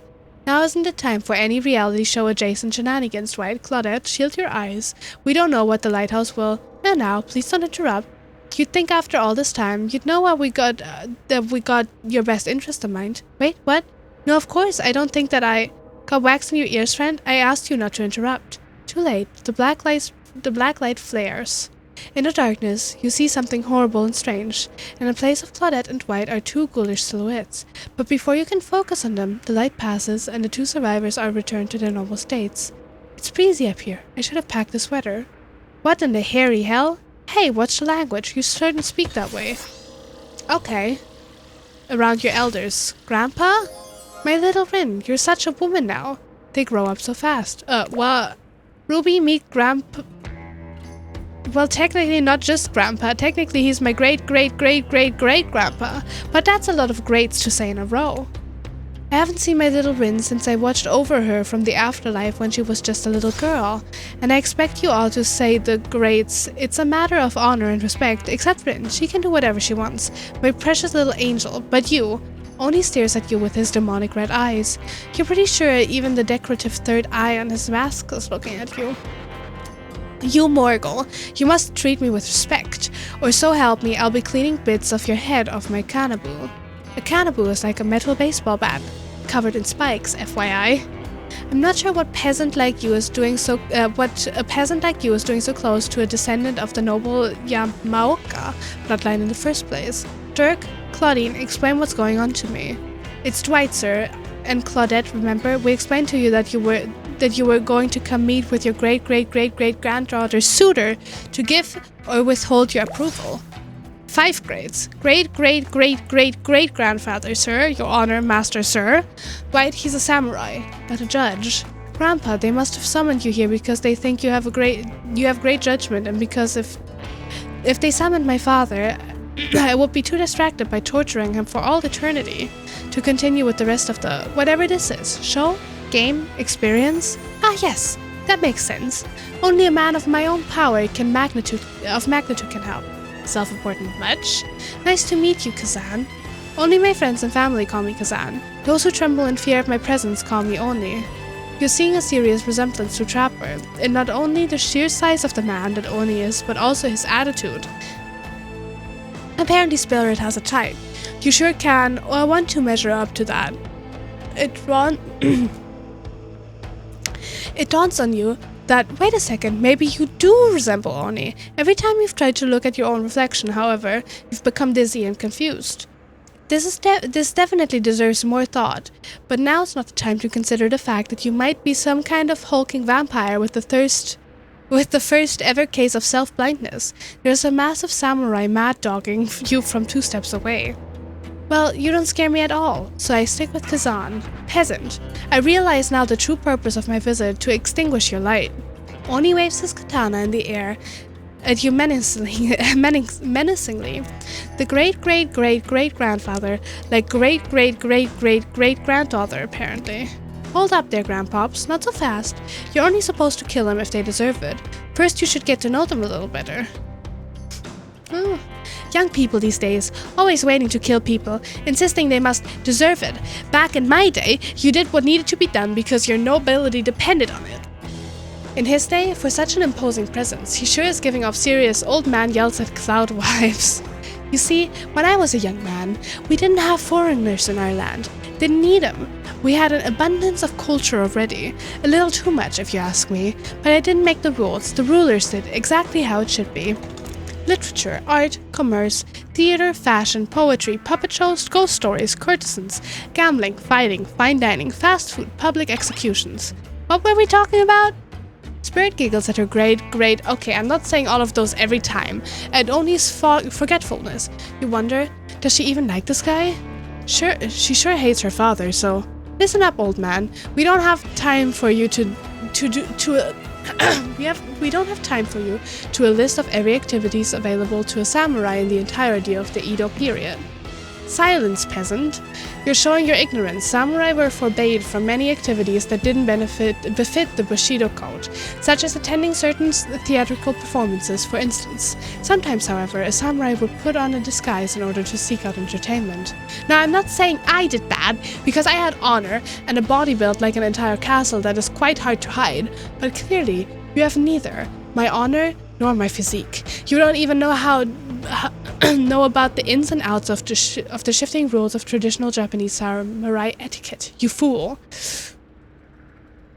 Rin, what would you want with such an uneducated admirer as this? If you find it hard to believe that any contemporary person knows all that much about who it was and wasn't allowed to do what leisurely activities over 100 years ago. However, you're really not sure how to handle this massive demonic old man.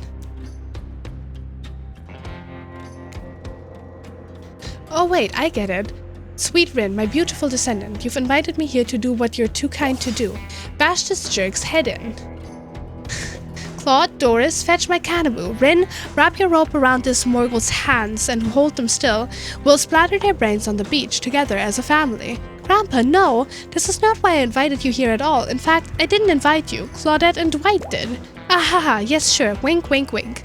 This whole saying wink out loud thing is getting out of hand. Him and Trapper really do have a lot in common, don't they? I swear, Ruby has a good soul, and the heart of a warrior. They fought for my love, in their own way. Faced down death more than once and put up with their fair share of nonsense. Nonsense which seems to be endless. Can we, I don't know, wrap this up already? Of course, of course. Who am I to expect anyone to wait around for my approval? I've only been hanging out as a ghost and watching my bloodline to be polluted by cowards and quitters for 5 generations. Just come give your ancestors-in-law a hug. Sword drawn only beckons you closer. There's no way he has ever hugged anyone in his entire life. I think I'm good over here, actually. Rin, now, push them in my way and I'll split them in half.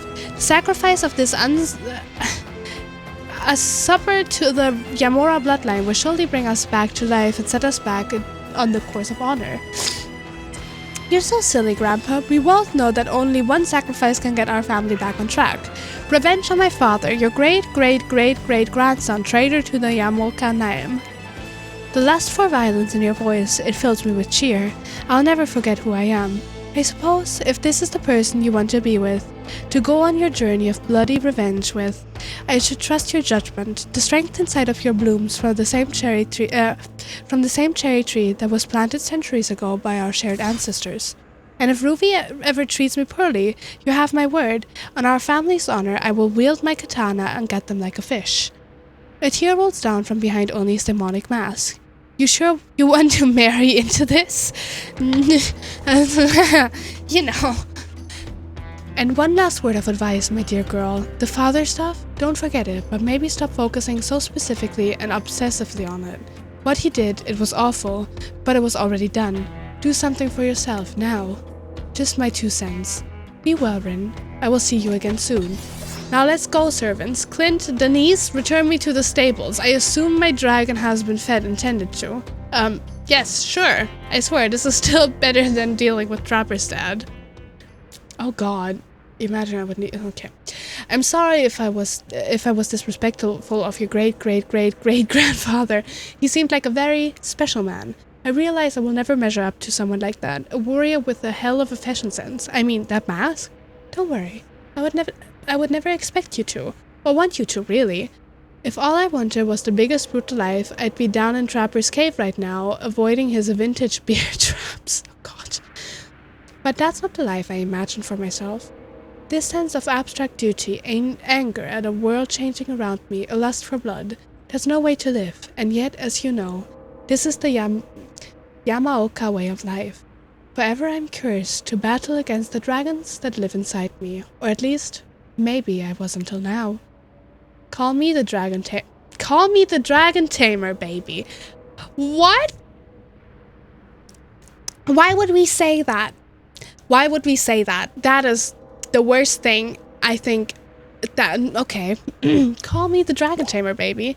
You haven't won this game yet. Please don't ruin it. Sorry, I have no idea where that came from. Yeah, I have no idea. I think we've spent enough time in this lantern room. We should get back to the beach. The moonlight sets a romantic mood as storm clouds roll in and surround the black lighthouse. You know, the sun might have set, but if we wait long enough, it will rise again. Ah!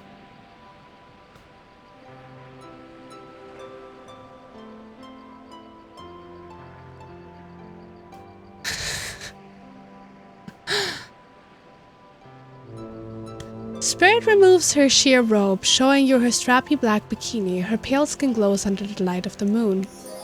Maybe you could help me get a head start on applying tomorrow's sunscreen. Sure. Yes, I will help you apply tomorrow's sunscreen. No issues. Again, I mean, yeah, of course. Last time was, well, I definitely felt more connected to you afterwards. To be totally real with you, I kinda just asked you as a goof, but I really enjoyed it. I swear though, if you tell anyone about this, I will not be labeled a foot freak. Not that there is anything wrong with feet. It's just that something about that kind of attention really gets people talking. Steady, steady. Oh shit. No, fuck!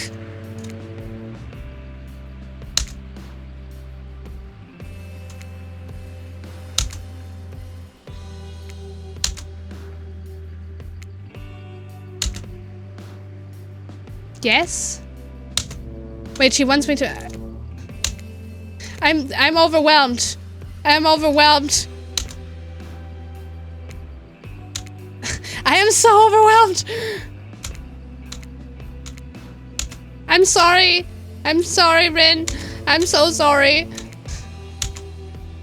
I'm messing it up. I can't get the sunscreen. I just realized that she's named Rin. Oh, what a weird coincidence. Lady, I can't hit your feet correctly.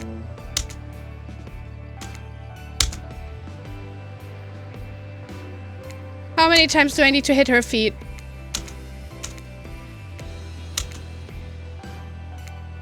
God, that's so goddamn hot. I love feeling your hands sliding up and down my feet and between my toes. My skin has never been more moist. Why does she have a foot fetish?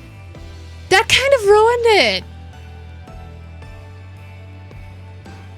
Ugh. I leave to take my trash to the road and come back to this. Did I die and go to heaven?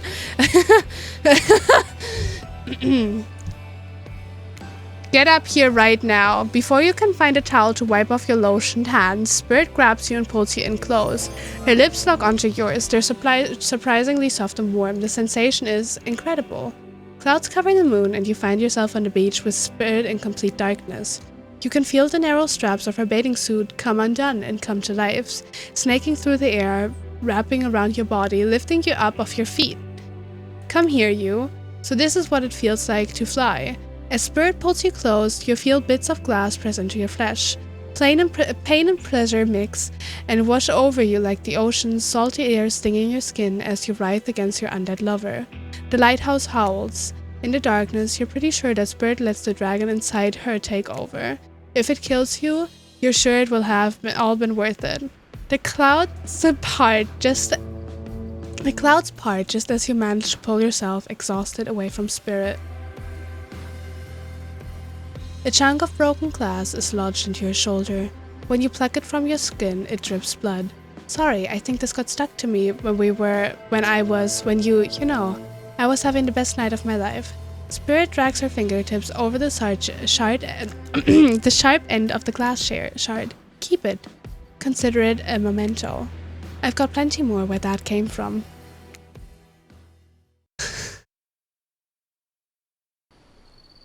Just look at the bikini and forget about the feet. The lighthouse isn't the only thing howling kinky. You arrive at the beach to find Claudette and White waiting for you. Now's the time, Ruby, to face your destiny. Actually, about that, Ruby, can we talk privately? Maybe, not here, maybe someplace else would be better for the talk. You know how we feel about scheduled Spirit, very strongly. And you know how I feel about telling me, and you know how I feel about you telling me what to do. Don't do it. Like I said, I'd rather have this talk with Ruby privately. It's not right to do it here in front of everyone. You know, from my experience... I will hydrate, thank you. You know, from my experience in upper management at my father's mine, I learned that if you're going to fire someone, it's best to do it in public, so they don't freak out. Please, enough of the fire talk. Wait, you think, no, she couldn't be. They seem so in love. Well, I mean, not really. Spirit is still Spirit. But if I try to imagine Spirit in love, I suppose she hasn't attempted to murder Ruby yet, so... Okay, fine. Your guess is as good as mine, Billy. That girl is very hard to read. A word of advice, though. If you're going to end it quickly. In my experience, the more pathetic the creature, the more annoying the final howls are. I don't need any advice. Everyone out except for Ruby. Oh! I see how this is going. I like the direction we're going into. Alright? Alright? This is a good place to be in right now. Did someone say final howls? That's kind of my whole jam. I can stay, right? Especially you. Out. Lame. Alone with Spirit, you feel something awful hanging in the air. More awful even than the lingering smell of that Cleaver body spray. Ugh, that gag. I'm gagging. We're all gagging for Cleaver body spray. Spirit, Rin, I don't know what you plan on saying, but before you say anything, just know that I really, really enjoyed my time with you. Getting to know you over the past few days helped me to get to know myself. For that, I just wanted to say thank you. That's sweet. You're welcome. And you know what? It's that kind of thing that shows me you've got a good heart inside you. Too good for me to carve out and toss into the ocean, but also too good for me to love.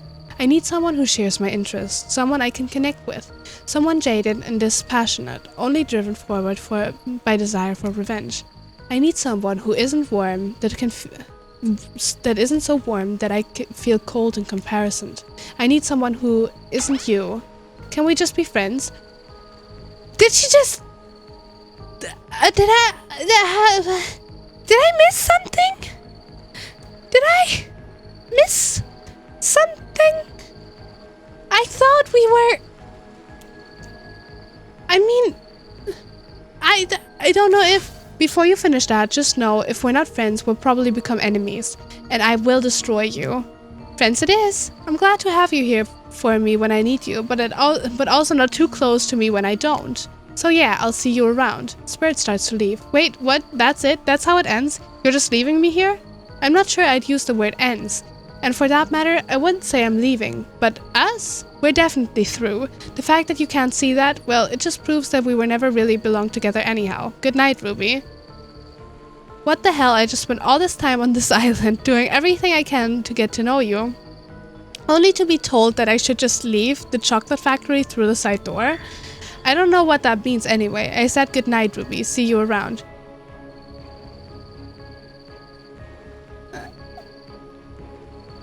I just got friend-zoned by the hot spirit girl that I literally just fucked with.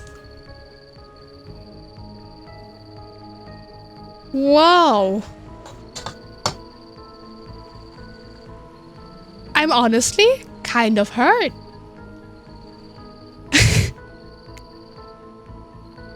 Hey, why did she keep saying she'll see me around? Gosh, I have no idea. And so my precious killers lived happily ever after, as they should, learning to love themselves first and foremost, whilst trapped in a never-ending circle of torture of my design.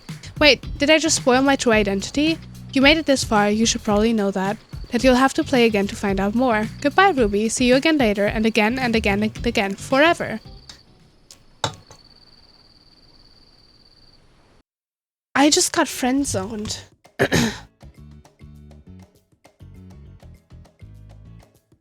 I don't know how I feel about that. I thought we were, you know, having a good time or something. I thought we were, you know, like,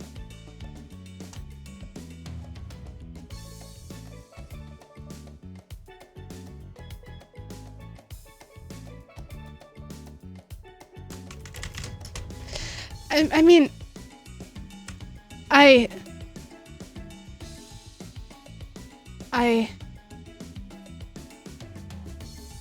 do not know how to handle this.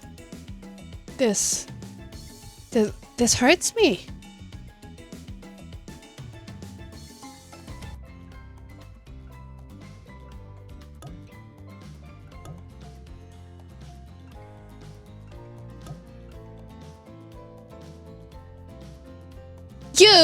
You're a bitch.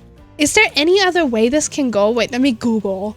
I need to know if Dead by Daylight hooked on you spirit.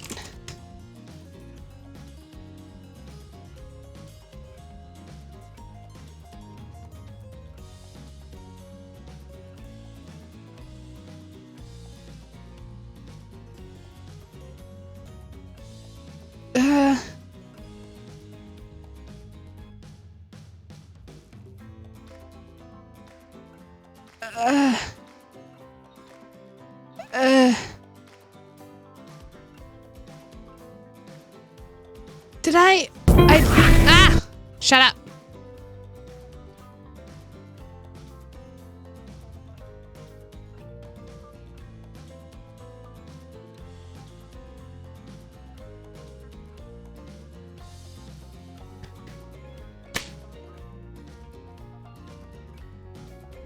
There is a different ending that you can have with her.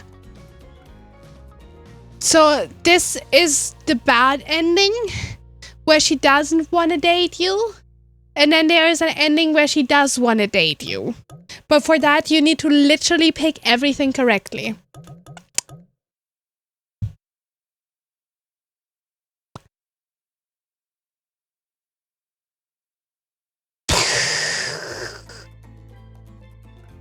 That's so much work, right? Wait, is there...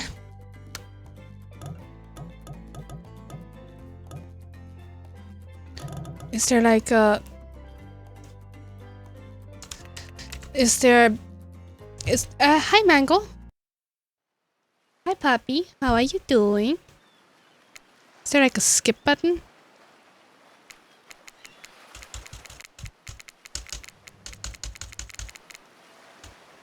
There's not a skip button.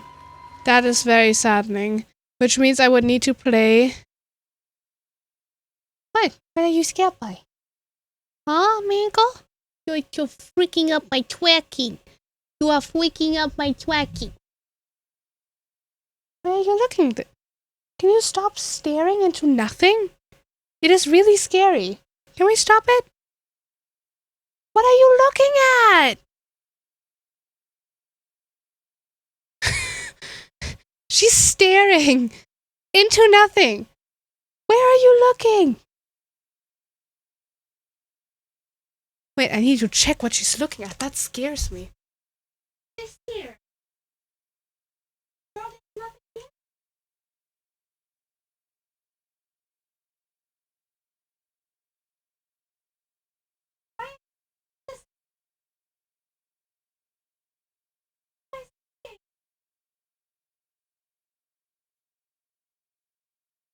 The cats are being creepy.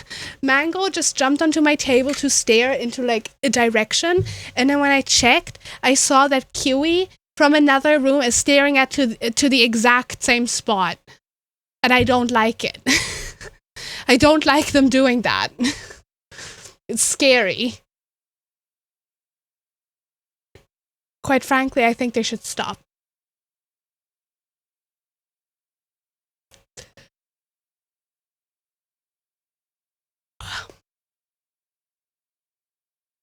Spirit is there?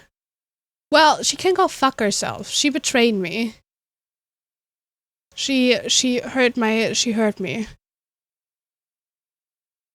She did the ouchies to my heart. Okay? I feel betrayed. I feel saddened.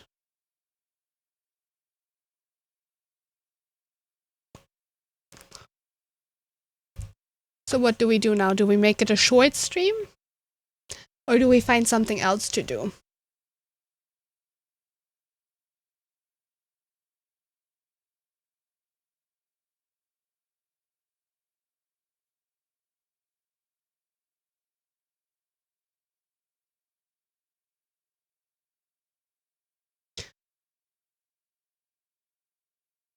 Huntress run? I could do a Huntress run. Do y'all want to see the Huntress?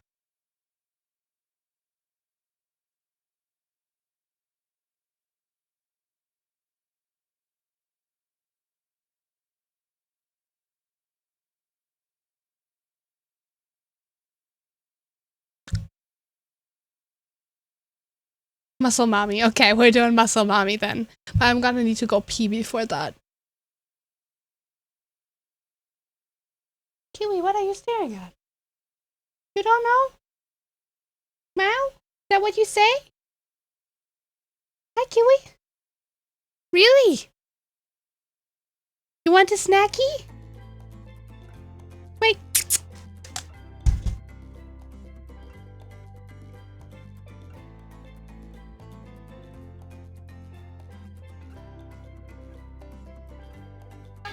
Want this? Want this? Do you want to come over here? Do you want this?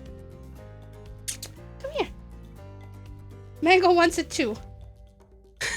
I only have Mango, you already got a snacky today. Do you want this? No, not you. You? Oh, Kiwi realized that Mango was there. She hates Mango. You want this? Wait, I'll bring you over here.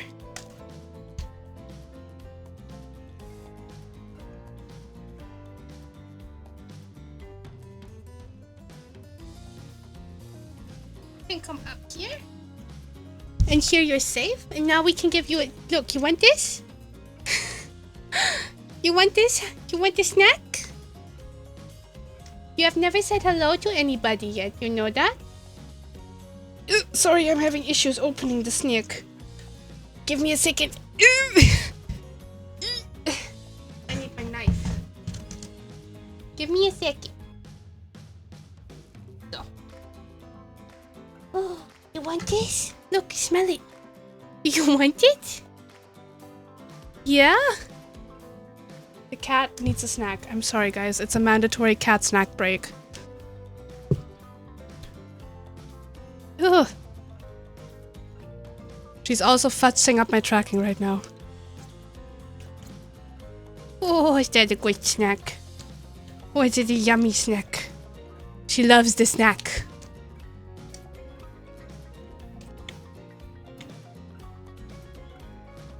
It smells like shit.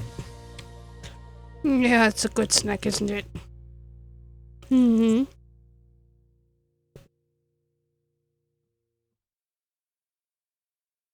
There's some more. And you need to also lick it off of my fingers. Okay. No, don't lick the microphone. Oh, that was yummy. Was it not?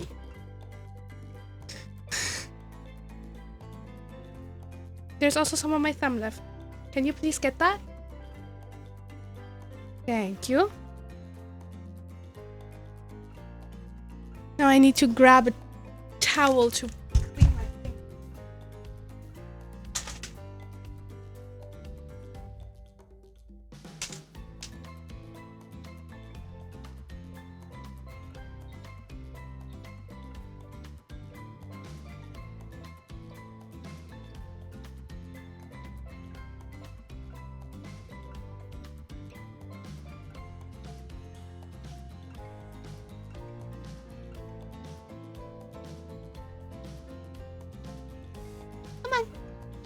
You can also stay on my table if you would rather have that.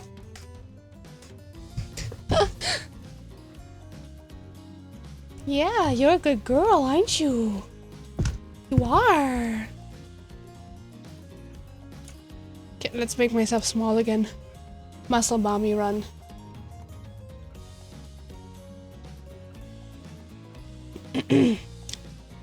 Now that my cheeks have gotten a little break.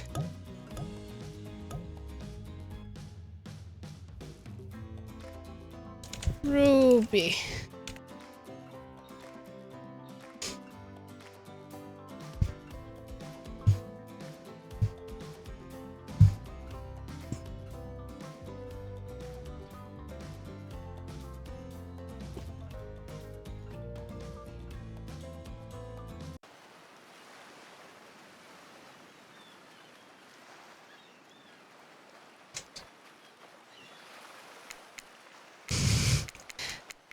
You are. I'm just gonna skip through these because we literally just did them. I don't know what the gold coin had to do, but I feel like we should just dig it up. Dig it up.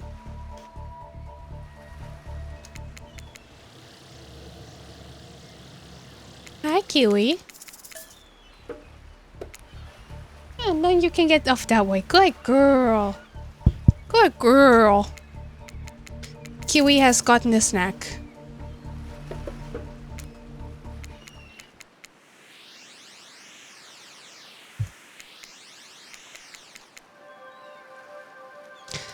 There she is.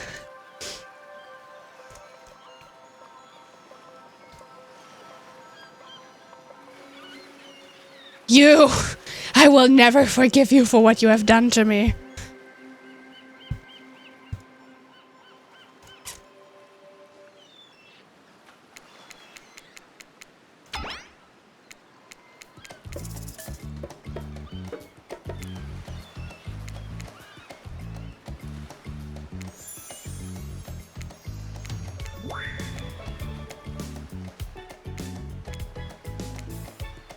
of an itchy eyeball. Okay.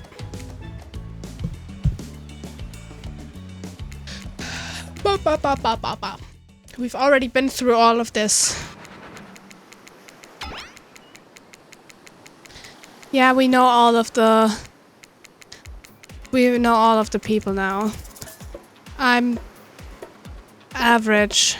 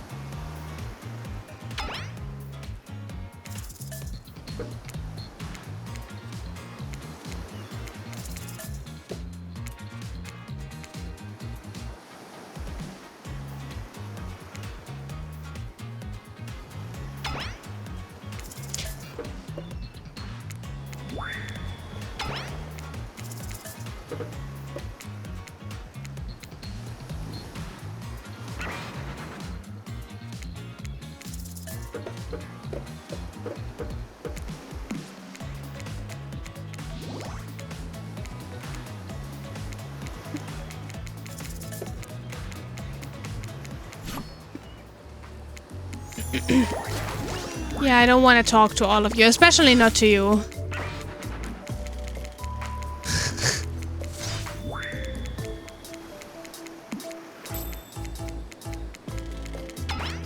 Why do they always perfectly hide his bulge when he's not like, you know?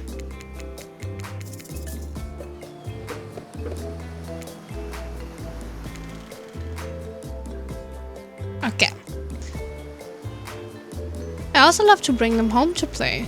I'm sort of a big kid at heart. Obviously you are too. I like you already. I hate people who are too serious. They ruin everything. Well, they do if you don't handle them swiftly. Hold on. For just one moment. Yeah.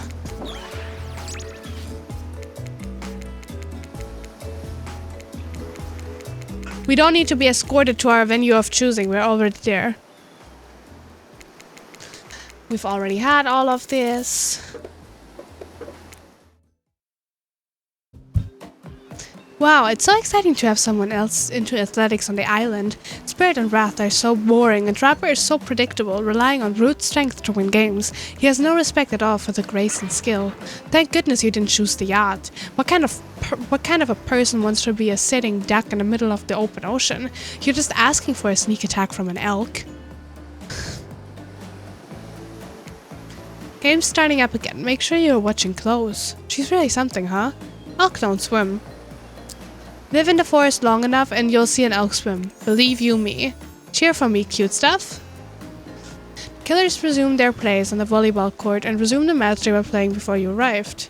Hey, fancy lemonade. I see you're working up a thirst eyeing those bouncing buns playing volleyball. Claudine hands you your lemonade. Ooh, so fresh, so tart. She leans in a whisper into your ear. Who would you bet on to win? Who's the MVP of your little heart? You're nervous. You don't want any of these killers to hear you talking about them or not talking about them if they're into that sort of thing. Just pick someone.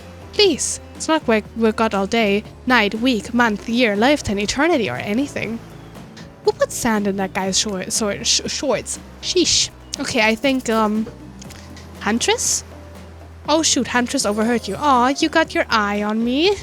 Well, you know, I'm flattered that you think I'm good, but honestly, I'm a little annoyed that I've been so flashy with my moves. Usually I'm so sneaky that you can barely see me at all.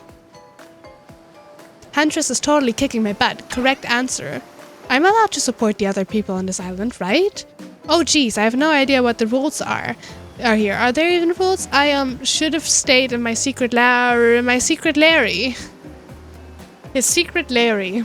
That sounds like a word for penis. His secret Larry?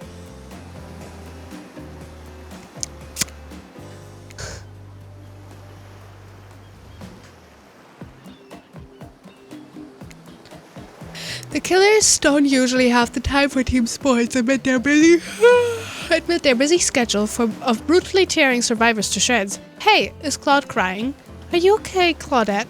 Probably just shedding a tear for her lost fellow survivors. You know, This resort had 4 employees when it opened. It's nothing, I'm totally fine. Whatever you say, boss. Oh look, the killers have dispersed and are all cooling down in their own way. Spirit is reading a novel, Trapper is stretching sensually in between chainsaw curls. Wraith is standing on the beach, desperately hoping that the sand will swallow him up, and Huntress is doing some target practice with her bloodied hatchet. You feel a nudge. Dwight is looking at you expectantly. You really should make a move. Life is short. You can get snuffed out at any time of day. Carp diem, carp PM, carp nowem. Go ahead, shout one of them up. So which killer has caught your eye? You head over to Huntress. After all, this whole sporty hangout thing was her idea. Might as well see how she's doing. You were really great out there. Where'd you learn to move like that? Why does her foot look like that? Why does her foot look like that? I don't like that. Whose moves? My moves? These moves? They're nothing. Huntress blushes a bit from beneath her mask. It's cute on cute, if you ask me. Sometimes you gotta look past some of the bloodstains. A lot of men have run for their lives in my presence. You really learn a lot about what the human body is capable of in those types of scenarios. I love to exercise in a way. We're all running for our lives when we keep in shape. I guess I've never thought of fitness that way. Maybe it's time to start. You never know who's coming for you. Through the brush as fast as they can, propelled forward by hunger, desperation, or just plain old boredom. Doesn't seem like boredom is going to be your problem. Surrounded by all of these characters, survival on the other hand. You're going to need to compensate for your lack of a killer instinct. What's your style? Imagination. What I lack in fitness, I try to make up for my imagination. I like to make up little games for myself to play. My imagination is very vivid. I can imagine the two of us, panting, sweating, our clothes torn. Lady! You're a little bit more forward than Spirit was. She's like... she is, she truly has... You know. I'm with you. Our hands gripping the sheer face of a cliff's rock wall as we climb. Okay. Not exactly where I was going, but sure. Up to a cavern entrance, a dark cave, slick with dew, shimmering in moonlight. I'm back with you. A pack of wolves await us there. Friends, enemies, dinners? We look in each other's eyes, then back at the wolves, and together we all howl. Ow! It sure sounds exciting. My blood is pumping just thinking about it. Lady, I was going somewhere else. Come on, everyone. The fun and games can't be over already. I get it. Volleyball, not ruthless enough. Look at us. We crave action. We crave excitement. We crave the thrill of the hunt. It's time to see if our friend here has the hunter's instinct. I saw you surveying me like prey on the volleyball court, Ruby. Huntress waves a bloody axe in the air, and you step back nervously before you realize she's not waving it at you. She's handing it to you. Don't worry, I've got several of these. It's important to hone your skills, especially when you're in a new place where the threats may lurk around every corner. You need to make sure that you are the biggest threat of all. Just don't aim those things at me. You can't even see me. Shit. I'm so bad at these. I'm ready.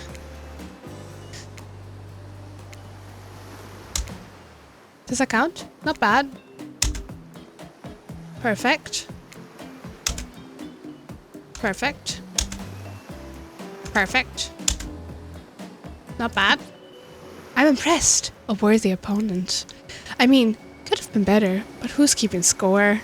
For the record, I am, and you got 8 points. Hatchet throwing? Cool, I guess. I like my stabbing to be a bit more up close and personal. Somewhere a loud horn blows and the survivors snap into action. Time's up! You've heard him. Get to the next activity. She's forward, but in the wrong way. I wish she was a bit more, you know. Seems like the next activity is mealtime. How quaint. Yeah, we already had this. I forgot.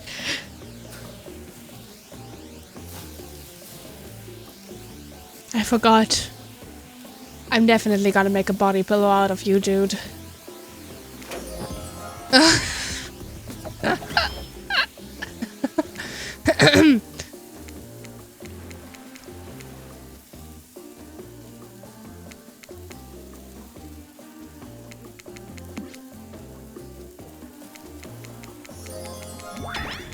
Yeah. Food, meat. Yeah, they're all... Oh, more of this. I don't want to.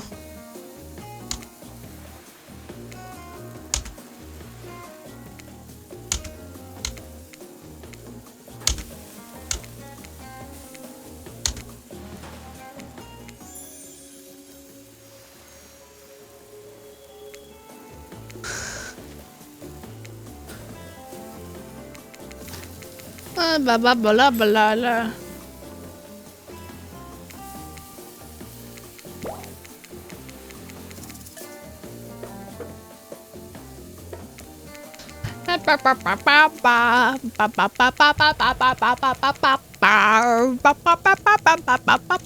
I'm just doing this to see hot muscle mommy. See, you just need to ask nicely. Which would be a total bummer if that happened to you. It's been long since I had a normal, happy, healthy, living person around. Usually I'm just falling into the same old routine of smashing everyone's heads open with the hatchet before I really get to know who they are as a person. But you're not nearly as scared or too busy writhing in pain to see me for me. You feel nervous in her arms, not just because they're maybe crushing you a little bit, but because she's beautiful. Okay, I'm gonna quickly check something. Yes, beautiful, but I was just gonna narrate the fact, not, say it out loud as a single word like some creep. Beautiful mask, your money mask. It's quite gorgeous. Nice recovery. But now that you're awake and talking, you gotta keep this up. Think you make it yourself? You're the first person to ever ask me that. Yes, I did. You seem so quirky and cool. You could do anything. Own an Etsy store? Be a doctor? Why is it that you killed people? Huntress sighs. You can practically see the memories flickering across her eyes. But she hasn't tried to kill you yet, so that's a good sign. It's all I was ever taught to do as a young girl, so I thought it was right. Even though the mask, you can see that Huntress is blushing a bit. It seems like your line of questioning has made her a little nervous. Hey, you didn't eat much at dinner. Want a snack? She offers you some jerky. Probably human jerky. But her spice game is on point because it smells pretty damn good. When on Murderer's Island, you might as well eat it as the killers do. Plus, you really are hungry, and you can chow down on jerky centrally, right? I'd love some. For a moment of quiet chewing on what you choose to believe is not human thigh meat, you decide to be bold and ask another question. Have you ever been in a relationship before? Dang, you're really going there? You do not play around, Ruby. Huntress takes a moment to think deeply before answering. I must say, it's quite amusing to see this Hulk bombshell get all twisted up with these personal questions. Kudos to you, Ruby. There was this one deer that looked at me quite provocatively in a clearing once, but that doesn't count, does it? What did she do to that deer? You hear the faintest giggles bubble out from behind Huntress' masks. You're so cute, Huntress. No, it doesn't count. Whoa, what's this? You found something in the sand. Huntress reaches down to pick it up. It's a hair clip. Probably left by some girl who was playing on the beach long ago, who is definitely still alive and not at all dead. Huntress closes the bag of jerky with the hair clip. Seems like she's a little mixed up on how exactly this particular item works. Should you go with the flow, or show off some of your knowledge of advanced humaning? Go with the flow. Huntress is admittedly a little scary. Might be best not to correct her at this moment. What if she gets upset? She could probably kill you with nothing more than this very clip itself wielded as a blade in her nimble fingers. But honestly, would she even need the clip? Certainly her bare hands are enough to get the job done. You take a gulp thinking about just how fragile your puny little neck is. Also, between the fainting, human jerky, and the probably dead girl's hair clip, you're feeling ready to go back to the group and have a lie down. Good thinking, wouldn't want that jerky to dry out. I hate to break it to you, but never mind. Yeah.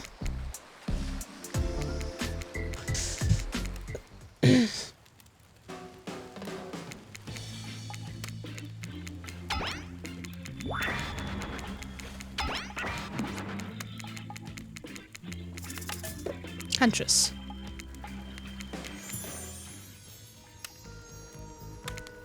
There's a village outside the deep and ominous red wood. No child dared step foot past the threshold of thick trees and brush that separated safety from the unknown. Grown men that ventured in often would never return, and the sound that echoed out into the village were something inhuman. The women of the town told a story to the young children, hoping that it would be enough to dissuade them from curious exploration beyond the boundaries of the village. They told of a creature that lurks in the woods, half woman, half beast, singing like a siren, haunting, beautiful. Her voice, the last relic of her humanity, it lulls all who hear into her domain, and not precious child nor fearless soldier can escape once you are in her clutches. Those who've seen her say she wears a mask of hair stained with the blood of so many poor souls. The hatchet she wields has been brought down brutally on her skull of many unsuspecting hunter. The nightmare doesn't end there, for what's a hungry beast to do with the frigid winters with nothing but hunter meat to live off? It's said that the huntress, as the villagers called her, couldn't bring herself to kill the young girls she came across in the forest. Instead, they'd suffer an even worse fate. Longing for a child of her own, she'd bring them back to her secluded cabin to keep them safe. She'd wrap a tight cord of rope around their necks to affix them to the wall. That way they'd be warm. That way they'd be out of harm's way. The huntress would even bring the girls presents, toys she'd pilfered from other bodies, masks she fashioned out of the things from the cottage, and little dolls made of grass and twigs. But these toys did nothing to quell the children's fear. Within days, the girls would waste away from starvation and dehydration. For all her good intentions, the huntress had never learned how to care for a human child. You see a tear creep down from underneath the huntress' masks. Suddenly, the most beautiful singing voice you've ever heard fills the air. Sleep, my darling, tiny one, tucked within your bed so tight. Else the old grey wolf will come and grab you by your side. There's a brief moment of silence, and you feel the need to contribute to this stirring moment. He'll snatch you up between his teeth if on the bench's edge you sleep, and drag you to the forest deep beneath the quaking tree. Huntress can't believe you know this song. You share an intimate glance across the campfire, singing, "So close your eyes and fall asleep. Count little woolly sheep. Tucked so tightly you must keep, or he will come for you." The song ends, and you are both met with silence around the campfire. I love that song. Bayou Bayushka, the old Soviet lullaby, right? It's the song my mother used to sing for me before bed every night. But now I must go. The memories, they are so much. On that note, everyone decides it's time to take a break and split up for a little bit, so they can all have a moment of alone before bed. Everyone leaves and you're alone by the fire. The only thing you hear is the ocean slowly lapping against the shore. This is nice. A true moment of peace and tranquility that lasts for all of 7 seconds, because Trickster shows up, and he's blaring his latest song. Never would I skip this dude. I love him. Hey baby, you're looking lonely. Mind if I join you? He doesn't wait for an answer. I know you've been hearing from these guppies all day, but I want you to hear something from a big fish like me, something special. Those in charge of this island don't want you to hear. I am the ultimate catch on this island, the only lobster in an ocean of sardines. No one can give you what I want, what I can. You just have to find me. Come find me, baby. Trickster leaves. You're a bit confused about what to make of the cryptic clues, but you aren't going to get any time to yourself thinking about them just yet. Huntress approaches you. Of course you liked my story. Who wouldn't? It had everything. Cute kids, dead men, a huntress. I find that all stories are better with the sound of a burning fire filling the air around you. All the smoke, however, I couldn't do without. I'd rather eat barbecue than smell like it. Let's rinse off that campfire with a dip in the hot tub, shall we? Dipping in hot tubs with the huntress? You've come a long way in a single day. I'm not saying you shouldn't follow her. An offer like that?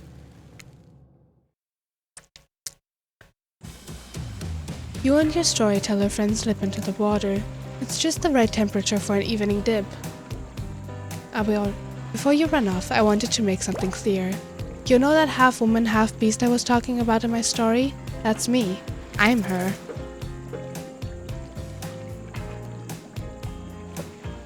Do we tell her that that's cool? Yeah, that's cool. That's really awesome. Thanks for being vulnerable and telling such a personal story. Huntress Foe shyly twirls her hair. Tell the truth. What did you think of my tale? Do I have the makings of a best-selling author, such as the comedic mastermind Dostoevsky? It was a really well-told narrative. Clear beginning, middle, and end. Riveted from the start. Plus the woman in the forest, I mean you, are clearly not a true villain. You were just a traumatized child. Okay, now you're just being a suck-up. Huntress' eyes leer at you from behind her mask. She's had her time in the spotlight and is playing coy now. You chuckle awkwardly at Huntress' statement of the obvious.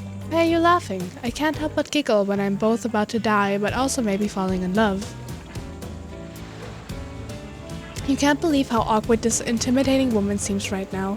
It's actually pretty endearing. You notice the temperature has dropped significantly despite your steamy company.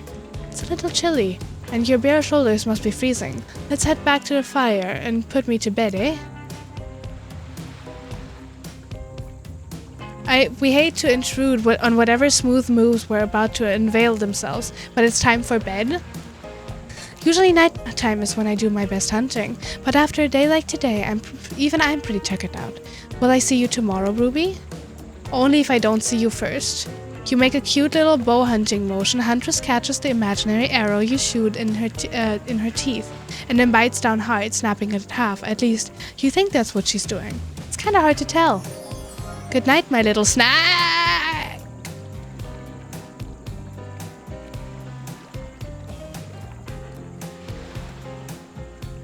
I think we're dead. No matter what, I don't think any ending... I think we're gonna get to hit it once, and then I think we're snacked. I think we're eaten. I think when I call her a snack, I mean it in a sexy way. I think if she calls me a snack, she means it in a literal way. I'm sure that wasn't a reference to actually eating you. I don't believe you. We're getting inside her one way or the other, that is for sure. You head over to the campfire. The heat is comforting on this chilly night.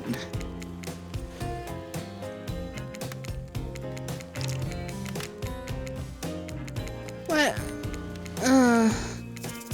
Ready.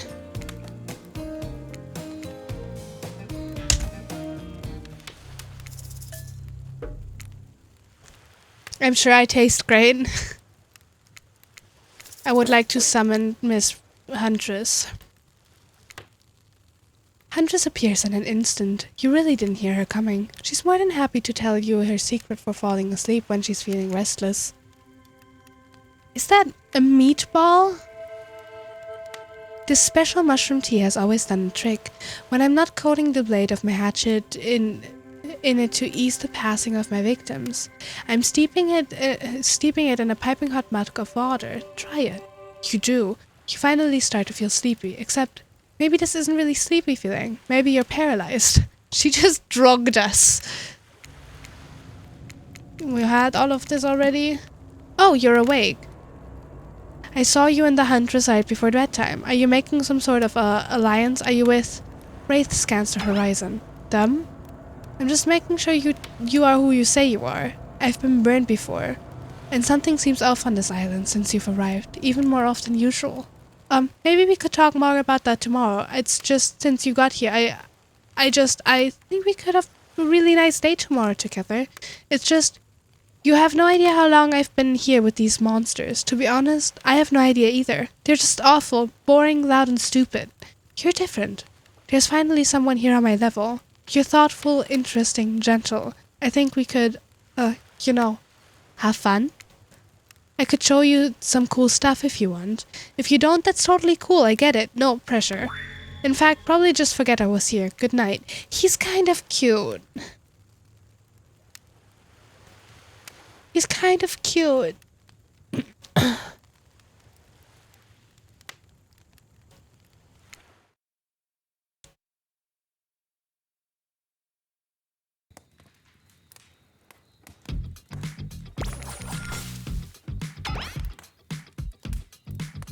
Yeah, it's the exact same.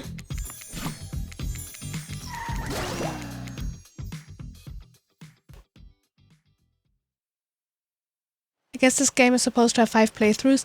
Yeah, I think you just need to get any ending with all 5, like with all 4 of them, and then you get the trickster.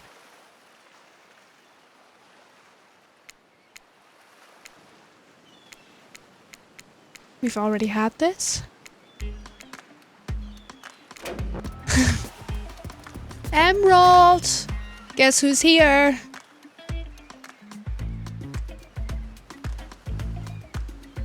It's our poison daddy.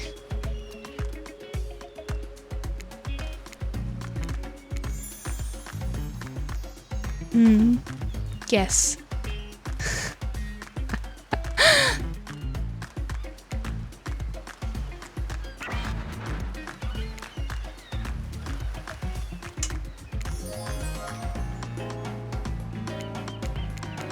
I don't think we should drink that. I mean, I don't really get a choice, but you know.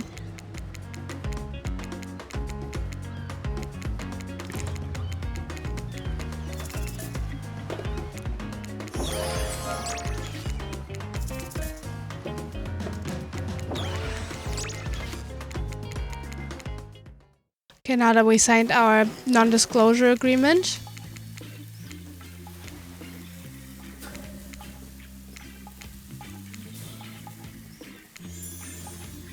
I feel a stirring inside my animal heart, something I've never felt before. It's almost, it's almost like the feeling right before I go for the kill, but softer, warmer.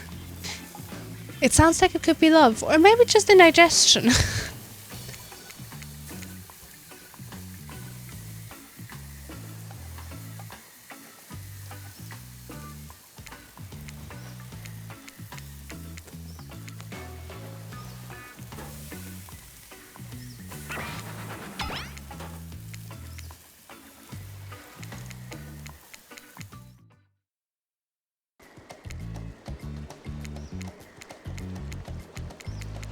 Now they are sticking stuff up their bums again.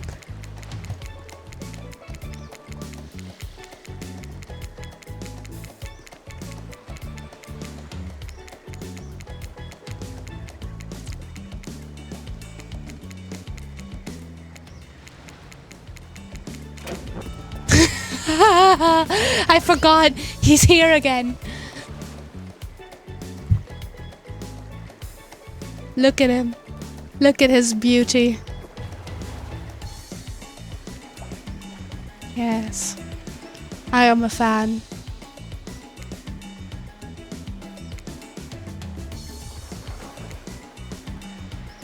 Can we just stay here? Look at him forever.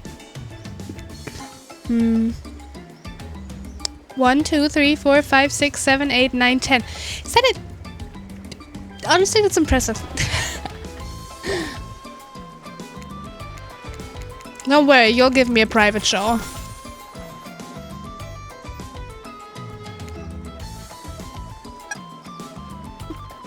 Doesn't that sound intriguing? But immediately I felt a very, floods your brain. Should you pack a picnic? Bring your swimsuit? A pocket knife?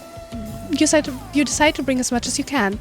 You may have to make a run for it at some point, so you should be prepared. But of course you washed up on this island with nothing but the clothes on your back. So you got nothing to gather. Are you really ready for this? I mean, they call her the Huntress, not the Huckstress. You look up at this towering goddess trying to form a sentence when suddenly, before you can decide you want to go off with her, the trapper interjects. I demand that you reconsider. Why settle for a bunny with a hatchet when you can have everything you ever wanted? Tough choice. You weigh your options quickly. It's okay. I'll go with the Huntress. I gotta go with Huntress. Look at how cute she is! Oh yeah, this is a place where I'll die. You and the Huntress make your way to the secluded beach house. Your heart thumps in your chest. Don't look it up. Thumps is a real word. I swear. Thrumps.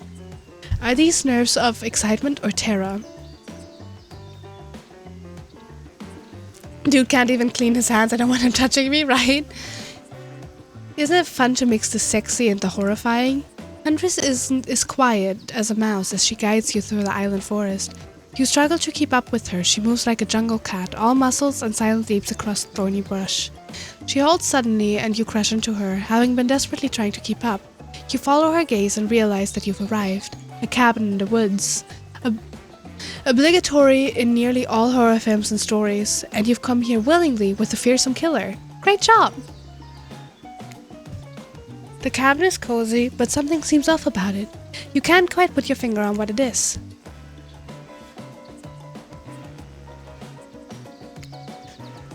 Are you going to invite me inside? Why do you need an invitation? Are you a vampire? Haha, no. Oh. Is it just me or did the huntress seem a little disappointed? Didn't peg her for a lover of the fang, but hey, I don't judge. Come in, let's explore. What? What do I explore? You follow her inside. It's creepy, rickety, and definitely not up to code. But it has a certain homey charm. You're quite the decorator. She blushes. Indeed she is. A chandelier made of bones hangs delicately from the foyer ceiling, and a collection of trinkets lines the mantel. Something tells you that the people who once owned these things are not of this immortal coil anymore. Could you be Huntress's next victim? The thought gives you a wicked thrill. Hey, she's looking at you again. What do you think of my collection? I could certainly learn to like this. This whole place is quite tactile. There's so much to look at. The organized chaos makes me want to craft things with my hands. I knew you'd like it here. You have the eye of someone who appreciates fine stolen things. I can't wait to go treasure hunting with you. We could find so many more goodies on the island. But first, what do you think of the other killers on the island? I mean, Trickster is pretty out there, but everyone else seems like they have interesting backstories and whatnot.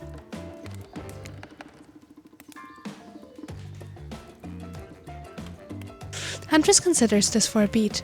She seems to have two modes, thoughtful and explosive. You hope to never be in the splash zone when the explosive part emerges. Why, are you jealous? Before you can answer, the house begins to shake. Huntress loses her balance on the termite-infested floor and falls into your arms. You are not mad about it. But before you have the time to enjoy taking this moment in...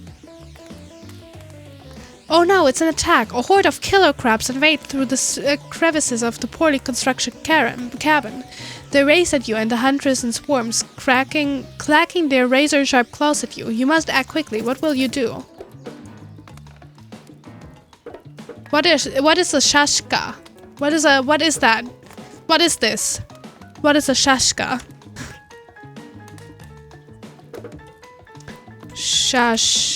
Shashka. It's a sword.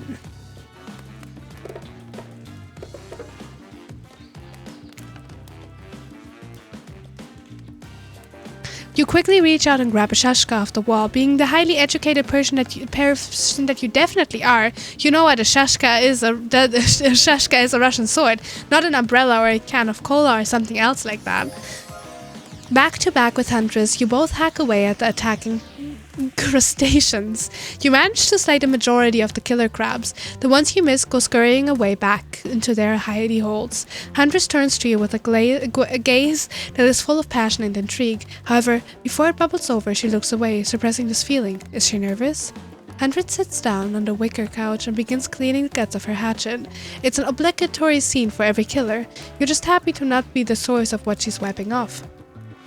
Looks like we're having crab for dinner. She doesn't smile at your joke. She has that ponderous look on her face again. You join her on the couch. Man, sometimes those near-death experiences really get me thinking about what I want in life. I think I'd really like to start a family one day. How about you? Of course. I love kids. Would love to be a parent one day. Sure. Huntress smiles. I love my dear mother so much. I can't wait to have that sort of special relationship with my daughter one day. Teach her everything I know, and I won't be killed by some horrible elk. What were you like as a kid? You try to imagine this giantess as a meek child in a puffer coat wandering about in the forest. Huntress chuckles, her laugh quite cute and soft. I was so innocent. We hunted to survive. Then we went back to the cottage, and Mother would tell me stories, and we drink tea and imagine life far away from the woods. Somewhere like this. Should we do a guided run for the dating? I can do a guided run for the dating. That's a good point. I hooked on you, guide, huntress, guide.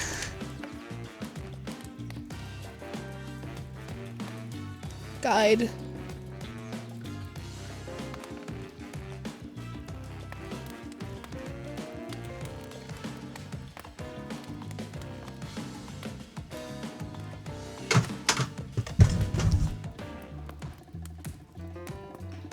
Mangle? Okay, I have the guide.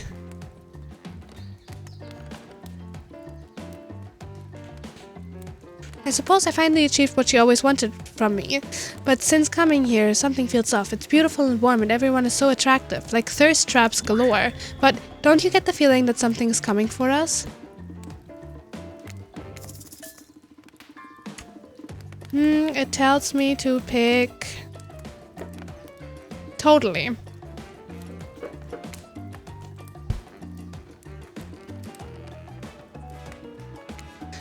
I've been having these dreams, seeing things.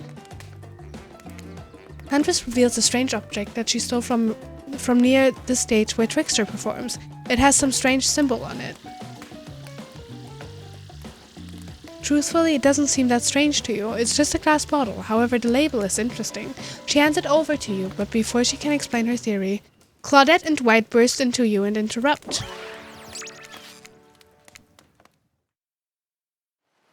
Hi, Mango.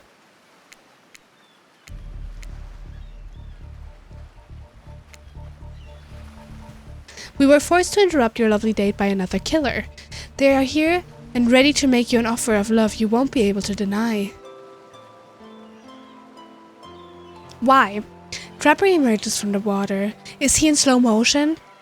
He's pure thirst. He's Paul Newman on horseback. He's Denzel on the cover of GQ Manly Manliness brought to life.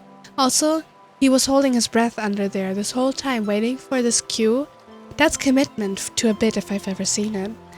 Heard you spent a day in a quaint cottage. That's cute. How about a quaint mansion? Or better yet, how about one on each continent? Yeah, I'm including Antarctica. I'm really, really rich.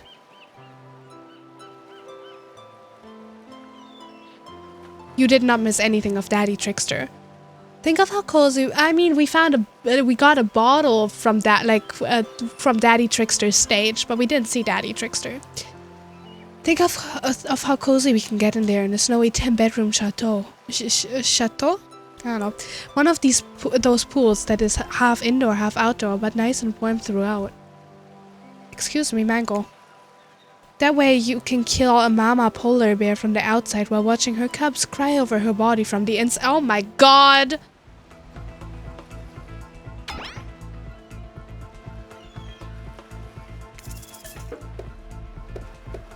Ugh, as if.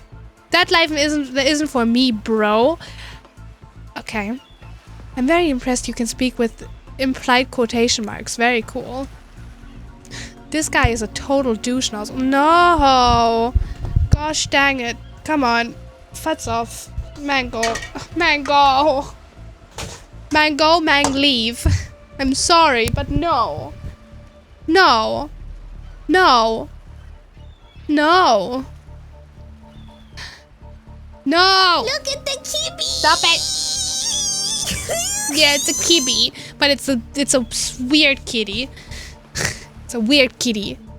This guy is a total douche nozzle. Try hard much. He's like the turn of the century Pacific Northwest version of a Wall Street bro. Trust me, it tracks.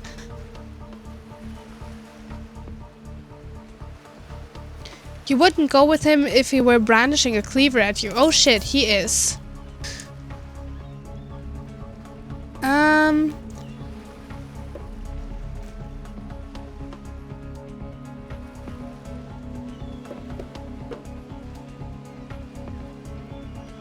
It doesn't tell me what to pick here. Thanks, but no thanks. I'm into a quieter lifestyle. I'll relish my independence and I don't need someone to wipe my butt for me. You run back to the huge arms of Huntress. She hugs you tight. So tight you think you feel the life leave your body for just a moment, but it hurts so good. You know what? I'm impressed that you stood up to me. I appreciate someone giving me their total honest opinion, even if that opinion makes me want to carve out your liver. And the butt wiping comment? That's not what I meant by clean up after you, but I'm hiring someone to do that for me at the moment I get home. Trapper leaves and you turn to Huntress, walking in slow motion back into the water. It's pretty weird. You just gotta stay in there all night? Shall we continue our date? We shall. Huntress leads you back to her cabin. You thought you'd better remember the way, but it's like the forest has completely changed. Nothing is familiar. Better not get lost out there. Can you believe that guy? Classic Trapper, pulling a move like that. I'm so glad you chose me though. I don't think we're explored all there is between us yet. She winks a bunny-masked eye and scoops you up into her back. Huntress runs through the woods with you piggyback riding her. The wind ruffles your hair, animals clear a path for the mighty woodswoman as she races by like the lead from that famous teen vampire. Yeah, the lead from this famous teen vampire drama in that one scene where he calls her a spider monkey. I was literally gonna say that. I was gonna say that after I was done reading it. Hold on tight, spider monkey. Huntress doesn't call you that. Whee! Eventually she gently lowers you to the ground and you take in your surroundings, a wooded clearing in the forest. Huntress prances about like a deer in a meadow. I like to come here sometimes to clear my head and back up a few cute woodland creatures. A hack up! Foxes are my favorite to slaughter. They think they are so cute and sly, but I see right through them. They're just assholes, great with hot sauce. Okay.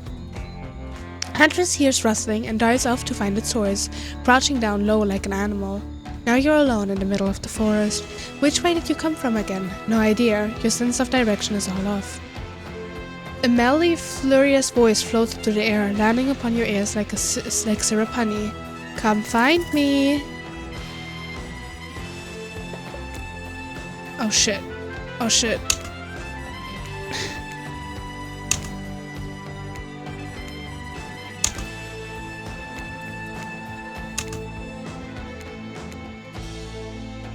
I don't even know where that is. I can't see. Tag. You whoop Huntress on the shoulder when you find her. She high-fives you. You trying to date this young lady or just bro down all day? What? You're so good at hiding. I'm having a real blast. Thanks. They say it takes 10,000 hours of practice to get good at something. Hey, they do say that. That was fun, huh? I keep trying to just relax and have a good time, but that's really hard for me. Anytime I left my guard down, something terrible happens.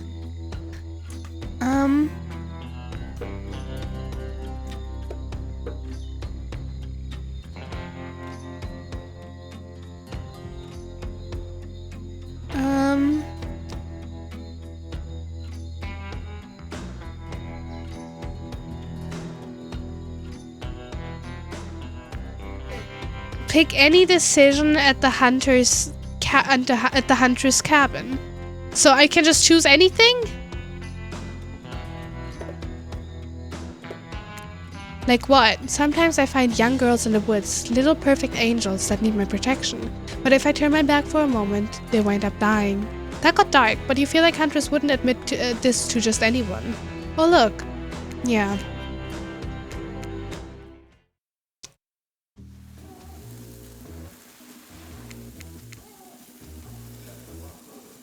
Yeah, we had this already.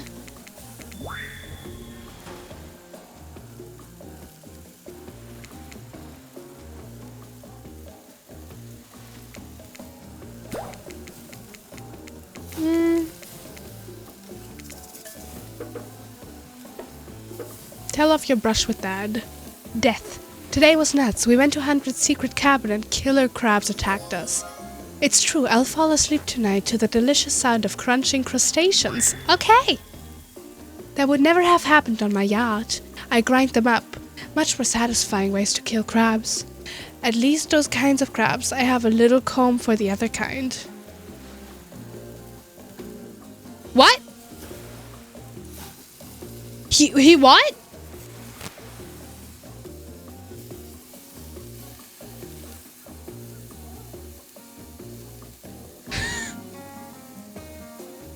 He has a comb for the other kind? What does that mean? Oh my god, he's nasty. He's a nasty one.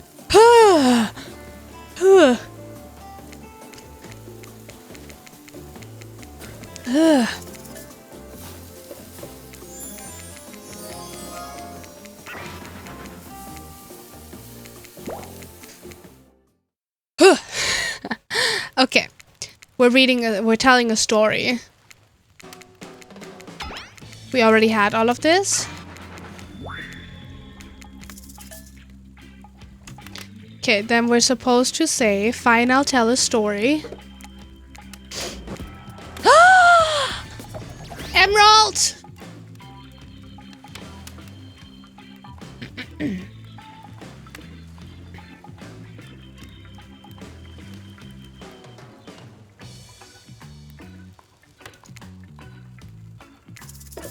Action. He has returned. Yeah. Here's an action-packed yarn for you lot. The time I got into a bar fight. The group is interested, they lean in. I'm all ears, and I'm not talking about the bucket of them I've on my boat. You crack open a beer by smashing the bottle cap off the nearest rock before starting. I'm at a local watering hole powering up with my regular 12 beers before I slay at the pool table. I may have a problem. Why? Why do you have a problem? Slay is good. Stealing down blast from the jukebox, the bartender's tip jar is filled to the brim. I pound the final pin and smash the glass on the counter as I demand shots for the entire joint. Trickster's my problem, yes, same. The patrons cheer for me. I am their god. Suddenly, I hear the telltale revving the engines outside. Motorcycles. The saloon door swings open. Wait, it's a saloon now? And in walks my arch nemesis, Big Slim, the giant of North Tolando. He sounds sex. Lady, you're supposed to be on our side. Though I smelled something acrid from Akron when I hopped off the hog, Slim says with a sneer. I get up from my stool. The gal behind me rubbing my shoulders, revving me up for the inevitable fight. Long way from home, aren't we, Slim? What are the fine people of Elm Street going to do without someone to sell them someone's second-hand cufflinks tonight? I taunt him. He strokes his oily beard. This story has a lot of specific geographic references in. I have a perfectly good job at the pawn shop. Why are you coming at me like that, Slim Gels? That's fair, I scream back. Why do we even hate each other? I can't remember. Something about me cutting you off in traffic, but that was a misunderstanding, Slim Gels. Well then, let's hug it out, I say, tears starting to well in my eyes. And we made up. What? What about...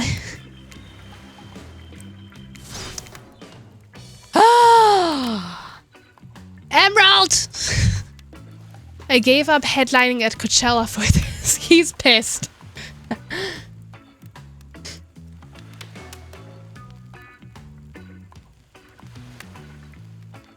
So soon? Yes!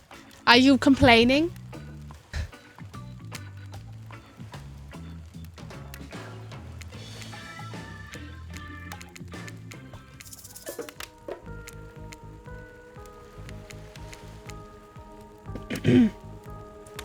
My neck of the woods isn't wanting for horrifying mythology. Mother once told me a story of a young man who was traveling back home after the war.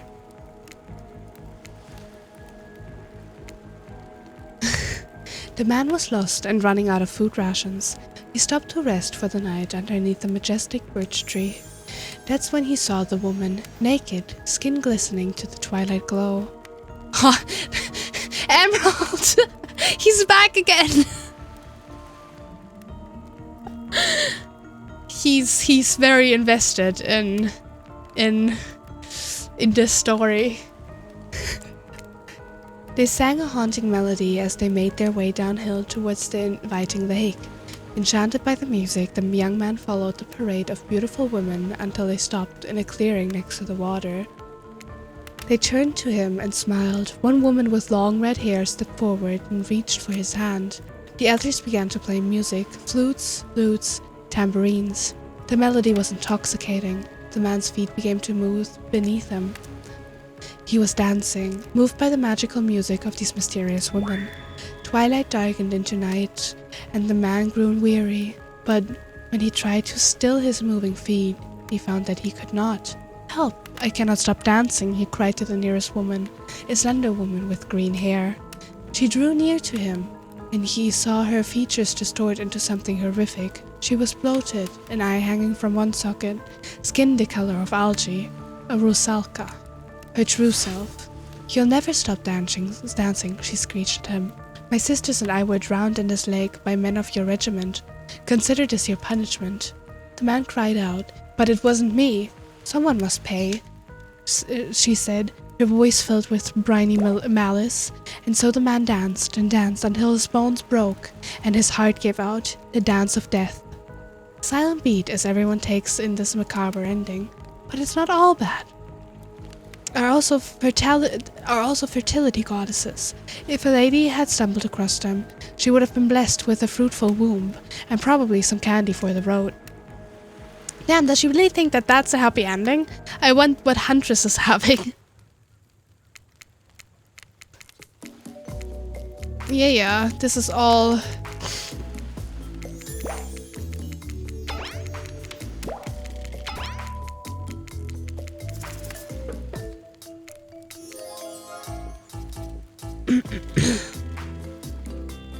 She's considering eating me. Okay. Huntress licks her lips as she eyes you up and down. You've never felt like a literal piece of meat this much in your life before. What have you gotten yourself into? Let's go over to the bar. I'm going to make you into something special. I don't want to be eaten. You and Huntress whisk yourself away from to the bar, and when you arrive, you find an arrangement of arts and craft supplies. And are those taxidermy tools? Cool. Are you freaking out? I'm not freaking out. You wonder what's going through Huntress's head, though she's bubbly enthusiastic. You're always terrified she might snap. Something on your mind? Can you not? Let go. That's not nice. Can you not? Something on your mind? She smiles. Drink this. I'm not sure if I should. Hi, Mango. Huntress hands you a seemingly normal tropical cocktail. If one were to drug you into some sort of state in which you could be operated on, these flavors would certainly hide the poison. You look around and consider what else there is to live for beside becoming Huntress' little toy. And Mango, no, leave. And the conclusion is, bombs away. You pound the drink, it's quite nice. I've been thinking about making your present a mask. Would you be into that? Yes, of course, I've always admired yours. What would you like? I want an anglerfish mask. A mask with the light dangling off the front of it, a big scary fanged teeth. All the better to see in the dark when I go out for my evening hunt, and to chomp my prey to death. I'm talking anglerfish, baby. That is such a cool idea. Badass. Yeah, I'm full of cool ideas. I don't even know where they come from. Probably like the clouds or something. Well, I know what I'm going to be working on tonight, all alone in my skimpy pajamas. Huntress winks at you. This deserves celebration. Oh shit, wait, I didn't know I was making a... Well, okay. You thump your fists on the table like you're in some old-timey movie about horny Vikings or solely Russian ice farmers. More drinks for all my friends. Whoa, okay, slow it down. Even I don't have that kind of energy after today. Let's do something a bit more relaxing. Huntress, you got lots of hobbies. Why don't you share something with us that you're passionate about? Something less deadly than throwing axes or chasing survivors, maybe. Just a thought. Making more masks? Or wait, making matching gloves. No, you little joker, I'm thinking of a different type of making. Making our victims die fast. Medium or slow deaths, depending on the mood we're in.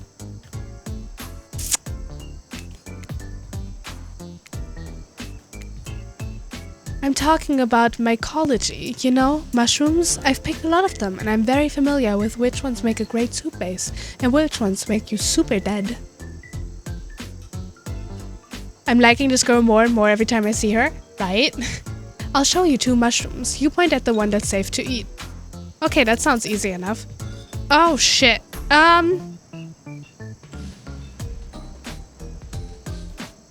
Left, left, right. I have a left, right, left. Correct, it's called the Black Trumpet and boop boo doo, it's delish. Next up, this one's very easy, I'm sure you'll nail it. Point at the one that won't result in almost instant death if you eat it. Correct. I love that mushroom.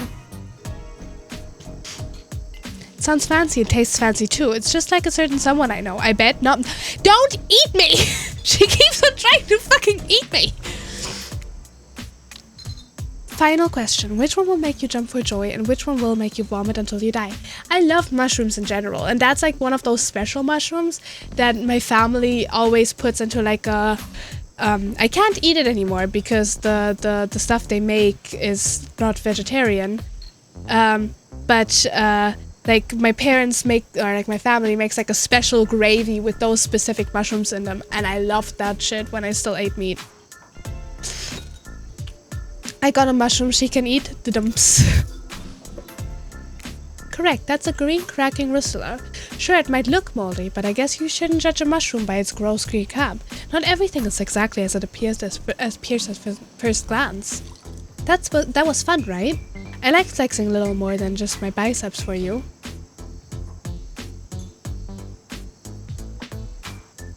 There's other things you can flex.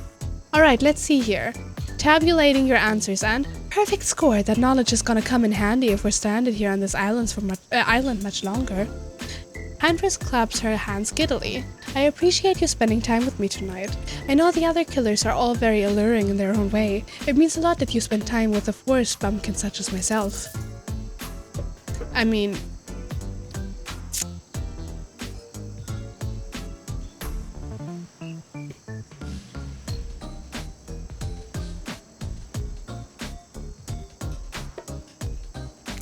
They are hot, aren't they? Who would you sleep with if you could? Come on, marry Hanky Panky, push off a cliff. Wraith Trapper Spirit. Huntress chuckles. Definitely kill Wraith, because I'd probably kill him by accident anyways. Nearly smashed his head in just reaching for the salt at lunch today. Hanky Panky with Spirit, because she seems really bendy. Believe me, she is. I have figured that out. Marry Trapper, unfortunately, because he's probably the only one who could survive in my cabin and make himself useful. In any scenario, I'd be very upset. How about you? Kill them all. None of them are you, so they'll all have to go. Kill, kill, kill. Huntress swoons a little. We're here.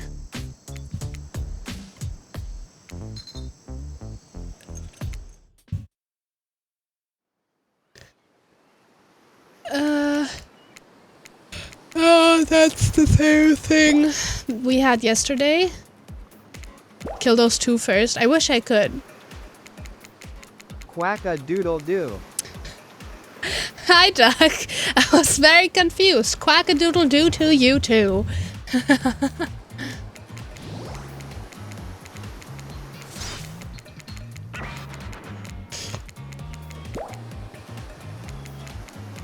How are you doing, Duck?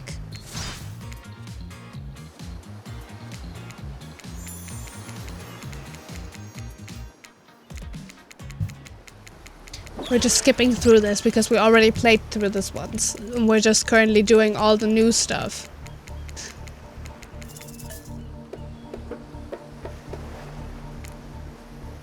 Look, I'm here and I'm horny and I'm not really getting positive reinforcements from you, wrathy poo.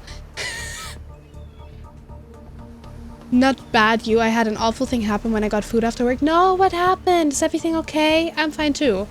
And apparently I'm here and I'm horny and I'm not really getting positive reinforcements from you, wrathy poo.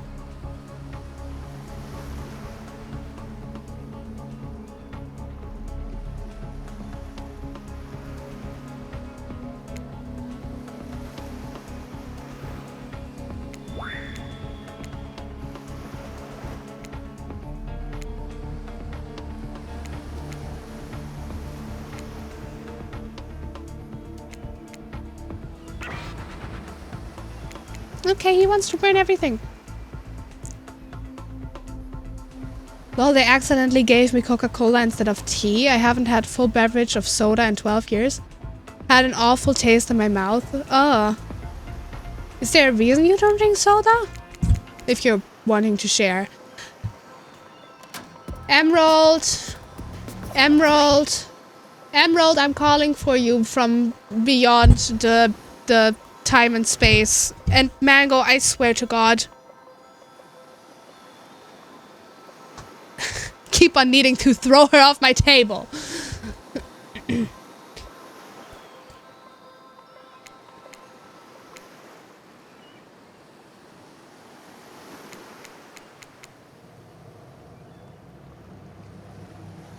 Oh, really? Soda made you not have any more headaches. That's actually kind of cool.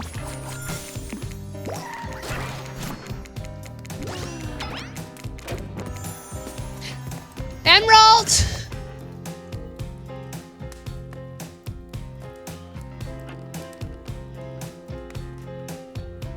He's back.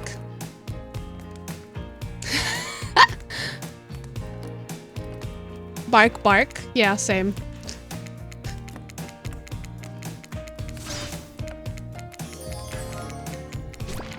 The only time I drink tea is if I'm at a restaurant. Fair enough. Last time Rin and I went out eating, I had Mountain Dew. So. I don't know.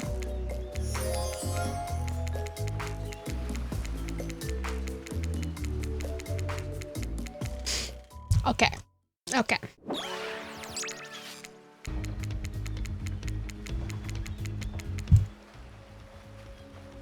At home and work, I drink Powerade. I do enjoy Powerade, but it's really expensive in Germany, so I don't drink it that much. You turn to Huntress. She never looked more appealing. Her caftan dress ruffles behind her in the light morning breeze. A seagull lands on her shoulder like she's a beachy cartoon princess. She snaps the seagull's neck and stuffs it somewhere under her flowy dress, probably to save it for lunch. She can't help but hunt. Huntress, I choose you. Let's spend the day together and see if we think a future is possible for our love. Me? Really? Huntress throws her hands up in the air like a bear and gallops towards you. At first you think she might swipe at you with her gigantic hands and knock the life out of you. Instead, she scoops you into a hug and takes her place at your side. And she just stuck her tongue out at all the killers. Sometimes the immature move is the right one. Grape is best.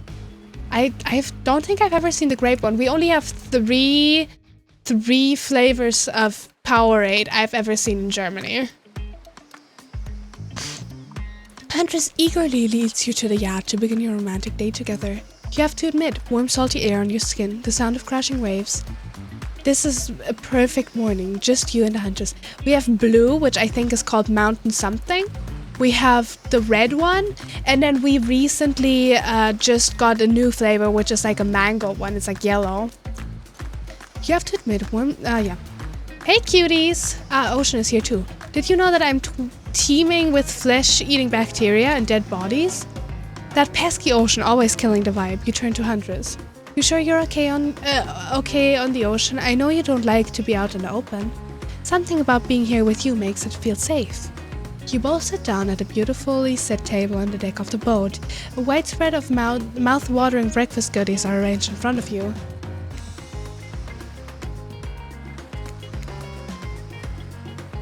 And Trickster replaced all the island's Dramamine with party drugs. Okay, dude, you get seasick? Just take drugs. Wait, how did they get here? Weren't they just on the beach consoling the rejected killers? Are there more than 2 of them? You motion one of them over. We'll both take a screwdriver. Hold the orange juice. Of course. Hey, can you play this particular song for us? Set the mood. You hand Dwight a piece of paper with a song title written on it. Sure, though I doubt Trapper has it in his vinyl collections. Soon the haunting melody of Huntress' mother's lullaby streams down the yacht's expensive stereo system. The boat rocks as though the rhythm of the song. The eerie, melancholy mood is quite romantic. I love blue. I usually drink blue. Breakfast has never been this intimate. You reach out to touch Huntress's hand when suddenly a loud bellow scares you. You knock your freshly poured flute of straight vodka onto the pristine deck. Sure, vodka for breakfast. It's Trapper. He's screaming at us from the beach. Look how tiny he looks from all the way here. Huntress squishes his hand between her fingers like a child and giggles. Damn you both. The chairs you're sitting on are worth more than your lives. Get back here. He's not wrong. Hey, Claudette, take us out further. Aye, Captain. Can she drive a boat? Guess we'll find out. Alone again. Nothing but the caw of a seagull and the ominous shadows of creatures lurking beneath the waves. I have something for you. For me? Huntress reveals a package wrapped in a bloodied apron. You clap your hands like a kid on their birthday. Her playful attitude is rubbing off on you. I made that mask you asked for. I almost forgot. But I bet you didn't. This is the whole reason you pursued Huntress, I bet. Definitely to get a mask of your own. No other reasons. Here you go. Oh, I will look fantastic in that. Can't you guys imagine it? I think I would look good. You put it on. It fits your face like a face glove. You gaze at Huntress through the eyes of the mask. A swell of emotion surges through you, and because the mask is on your face, you can't be as creeped out. By looking at it as everyone who has to see you will surely be. Let's go back to my place. She downs her screwdriver. Straight vodka for breakfast, my favorite. It's really, gonna set the mood. The tension is palpable as you enter the cabin. You could cut it with a hatchet. Give me a break. It's day 3 of killer jokes. A narrator only has so much mojo. Huntress sits you down at the cluttered table in the kitchen. You notice the bloodstains that have crept into every nook and cranny of the wooden planks. What poor creature died on this table? Did they suffer? What do you care if they suffered? Get back in the ocean. Ocean, stop backseating ominous narrating. Stay here. Don't move a muscle, or I'll hear it. I can hear any mammal's tendons creak as they stretch. It's a gift and a curse. I'll be right back. Alone in the cabin. What to do? Let's figure out what to do.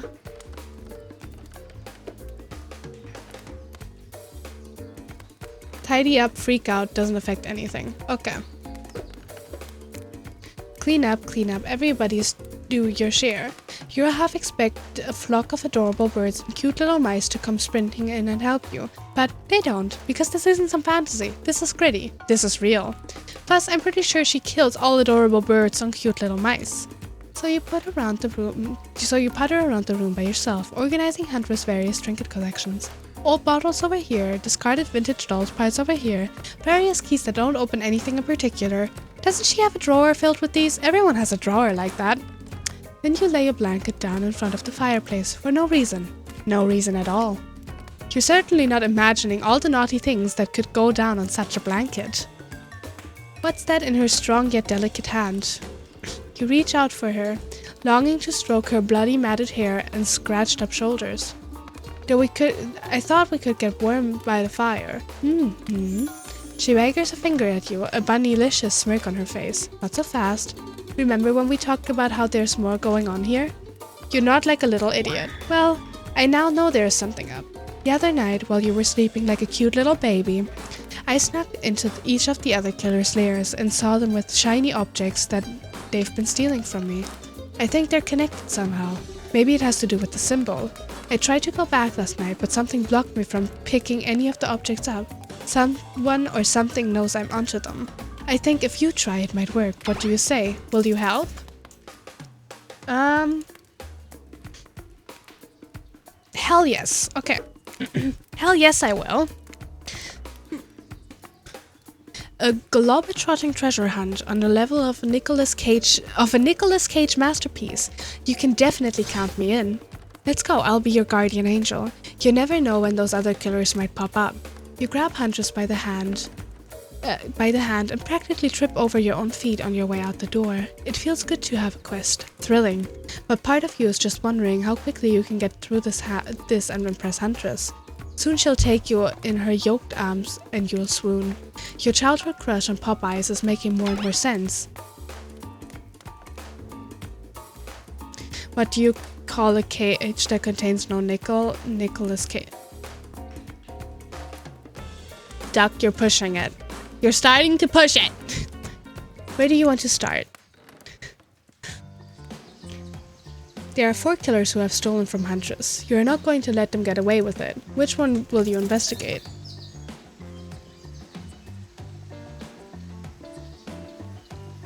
One a day for me? You can have one a day for free.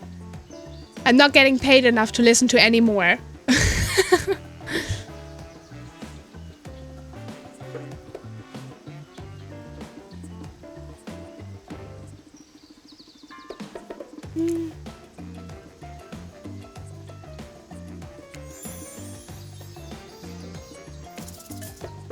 Underground tunnel, huh? Sounds secretive. No one can stop you if they can't see you. That said, no one can rescue you if they can't hear you scream. And nobody will need to waste time burying you if you're already underground when you die. But you're not gonna die, are you? Are you? Surely a dimly lit tunnel like this must be rife with traps. However, you manage to make your way along, distinctly uncaught by any traps, rusty bare or otherwise. I got this. You're doing great. You're not at all afraid. Who? Me? Nah, I gotta say, this is up there among the nicest, damp, and seemingly abandoned tunnels I've ever wandered through. Look, it even has lights. Inspired by Huntress' bravery, you dig deep inside yourself and summon courage of your own, which is good, because you're going to need it if you're going to head through that very murdery-looking passageway ahead. You enter into a humid, shadowy cave. Dripping water echoes all around you. It's definitely not cozy like the cabin you left behind. You wonder, how deep does that pool of shiny water go? Let's get this over with. When your eyes adjust to the darkness, you see Trapper. He leans against the wall of the cave like a detective in an old film noir. I knew you'd come. Trapper, get out of our way or I'll skewer you and serve you for lunch. You're wasting your time. You'll never find what you're looking for. Unless what you're looking for is a minigame!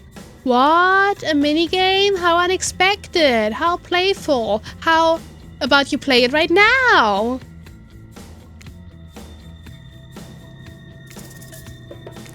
Oh, it's just shit. Okay.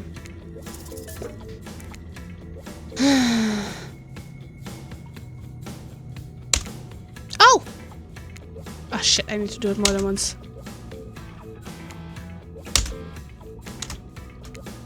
Oh shit, I can't do that. Yeah, I missed completely. No shit, this is way too fast.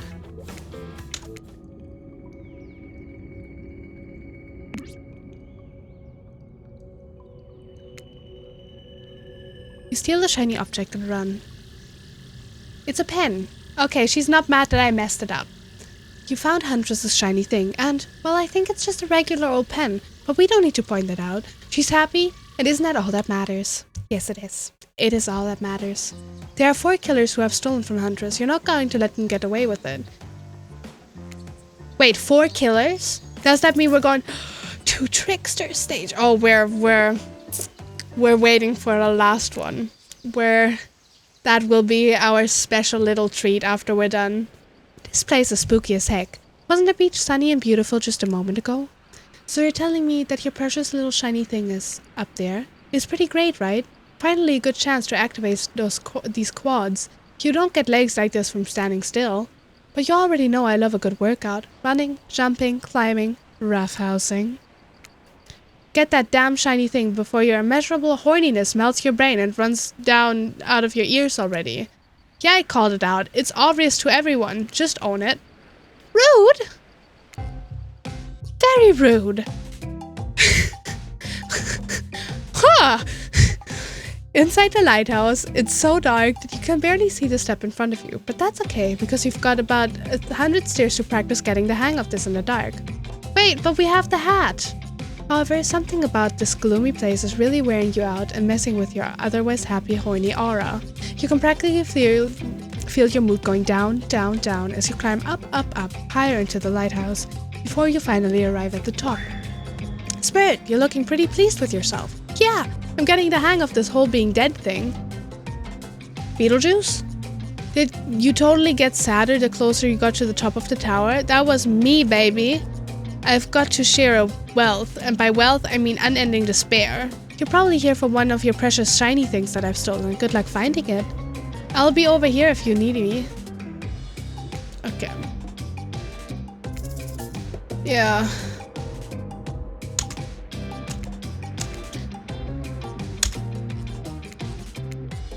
Oh, shit. Ah!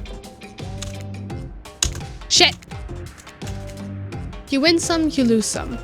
You lose some, you steal some. Quick, just grab the damn thing and let's go. She's not mad at me for being bad. Shiny thing get. You found a bottle opener? Really? This is the fancy item? Whatever. You're a real-time team player. Hey, no, stop. Spirit doesn't even look up from her book. I think you'll be fine if you just peace out.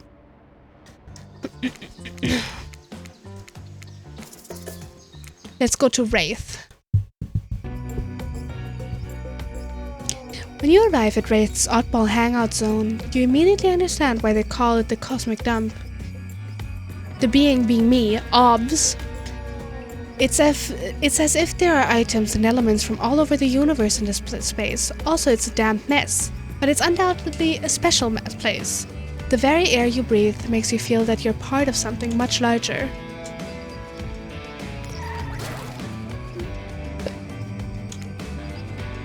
Are we ever really there? I don't have time for existential crisis today, Wraith. Huntress and I are totally gonna get it on soon. I think. I hope. Look, I need to find a special object you have hidden here. You stole it from Huntress and she knows it. So you're trying to figure this whole thing out too, huh? Come check this out. Being of subject change? Bit of subject change, sure. But Wraith we're dealing with it's Wraith we're dealing with after all. Wraith leads you to a telescope. Through it you can see a far-off island in the distance. Yeah, that's the IP island. Holy smokes, is that... Sorry, I actually have no idea what this is. Would you mind filling me in? It's IP Island, where all the coolest killers from intellectual properties that we're legally obligated not to mention by name hang out and party with Hollywood celebs and Silicon Valley moguls. That's not even all. Zoom in, over there. Hi, Ghostface. Is that Ghostface? I said not to name them. Aw, geez, now I'm gonna have to clear the rights. You have no idea how much my lawyer charges by the hour. Sorry, he just kind of popped up.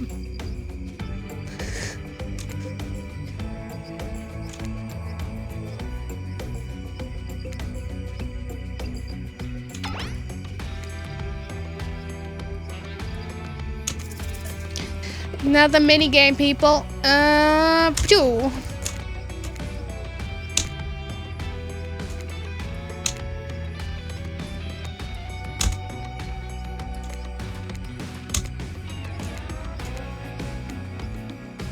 You see an old pair of glasses on the ground and quickly grab them. You found it! So shiny! I know I can count a few, Ruby. And that's saying something, because I literally never learned to count via any traditional system or numbers. Let's get out of here.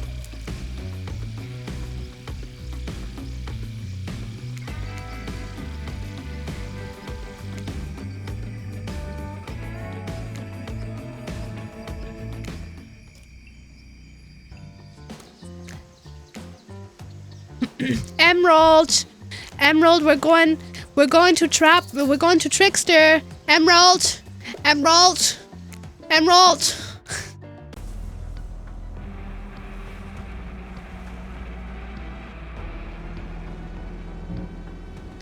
You arrive at Trickster's stage, but there's no one here. Not Trickster, not an audience, not anybody. Nothing eerier than an empty concert venue. Think of it at Fringe. Think of all the fringe that once swayed here, the beers that sloshed over the red solo cups, mosh pits, tall guys standing in front of you for the entire show, lifelong friendships that actually only lasted for one summer. Good times. Hi, Trickster. It's baby girl. My concerts are always an experience. You should really come to one of my after parties sometimes. They're a real scream. I'll put you on the VIP list. I prefer acoustics balalika music. Trickster, I've never listened to your music, and I think sampling the sounds of people's screams is very been there, done that. Hey, no one talks to Trickster like that. And how do you know about my samples? Somebody is obviously a much bigger fan than they're letting on. Show me where Hunter's shiny mysterious object is, or I'll wipe that grin off your face with a chloroform-drenched rag. Oh god. Way too harsh, my mellow. The arranged voice, violence, and torture is only cool when I do it.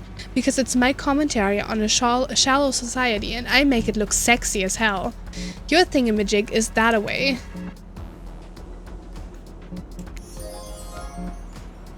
The bootleg Backstreet Boy, how dare she?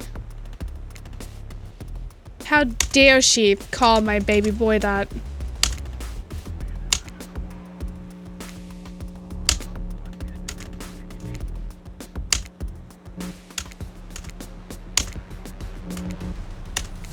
You did it. Your ability to find the unfindable is quite uncanny. A natural hunter, I must say. Do you think I might be able to find your heart? I would hope so. It's very important to locate and remove all the internal organs of your prey as soon as you feel them, so their meat doesn't spoil. Yeah, that's not what I meant, girlie. You found a gold coin. I already have one of those.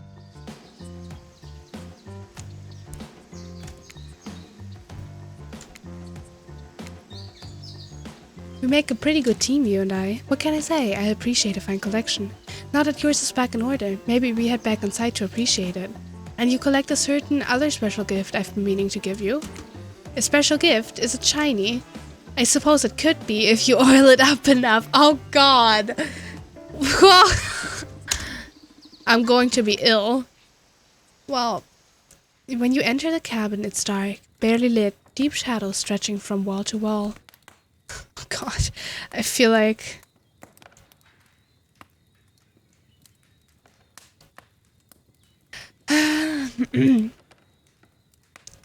Deep shadows stretching from wall to wall. Somehow it manages to be a little bit terrifying, but also a little romantic. But you barely even notice. You've got other things on your mind. Oh. You're practically undressing each other as you walk through the door. Mine's elsewhere. Neither of you realized that the door was wide open already. You were incredible. Every time you found one of the objects, my heart beat faster and faster. Your nimble hands, is there anything they can't find? The fireplace is crackling. Your heart is pounding. The smell of cinnamon is in the air. But wait. Who's that? Who is that? Huntress quickly pulls her beach cover up and back on. My darling. Wait, that's her mother? An older Russian woman, bearing a striking resemblance to Huntress, sits warming her hands by the fire. She turns to you and you're shocked to see that she appears to come from a completely different time in history, wrapped in old, unfamiliar clothes that are completely out of place here at this beach retreat.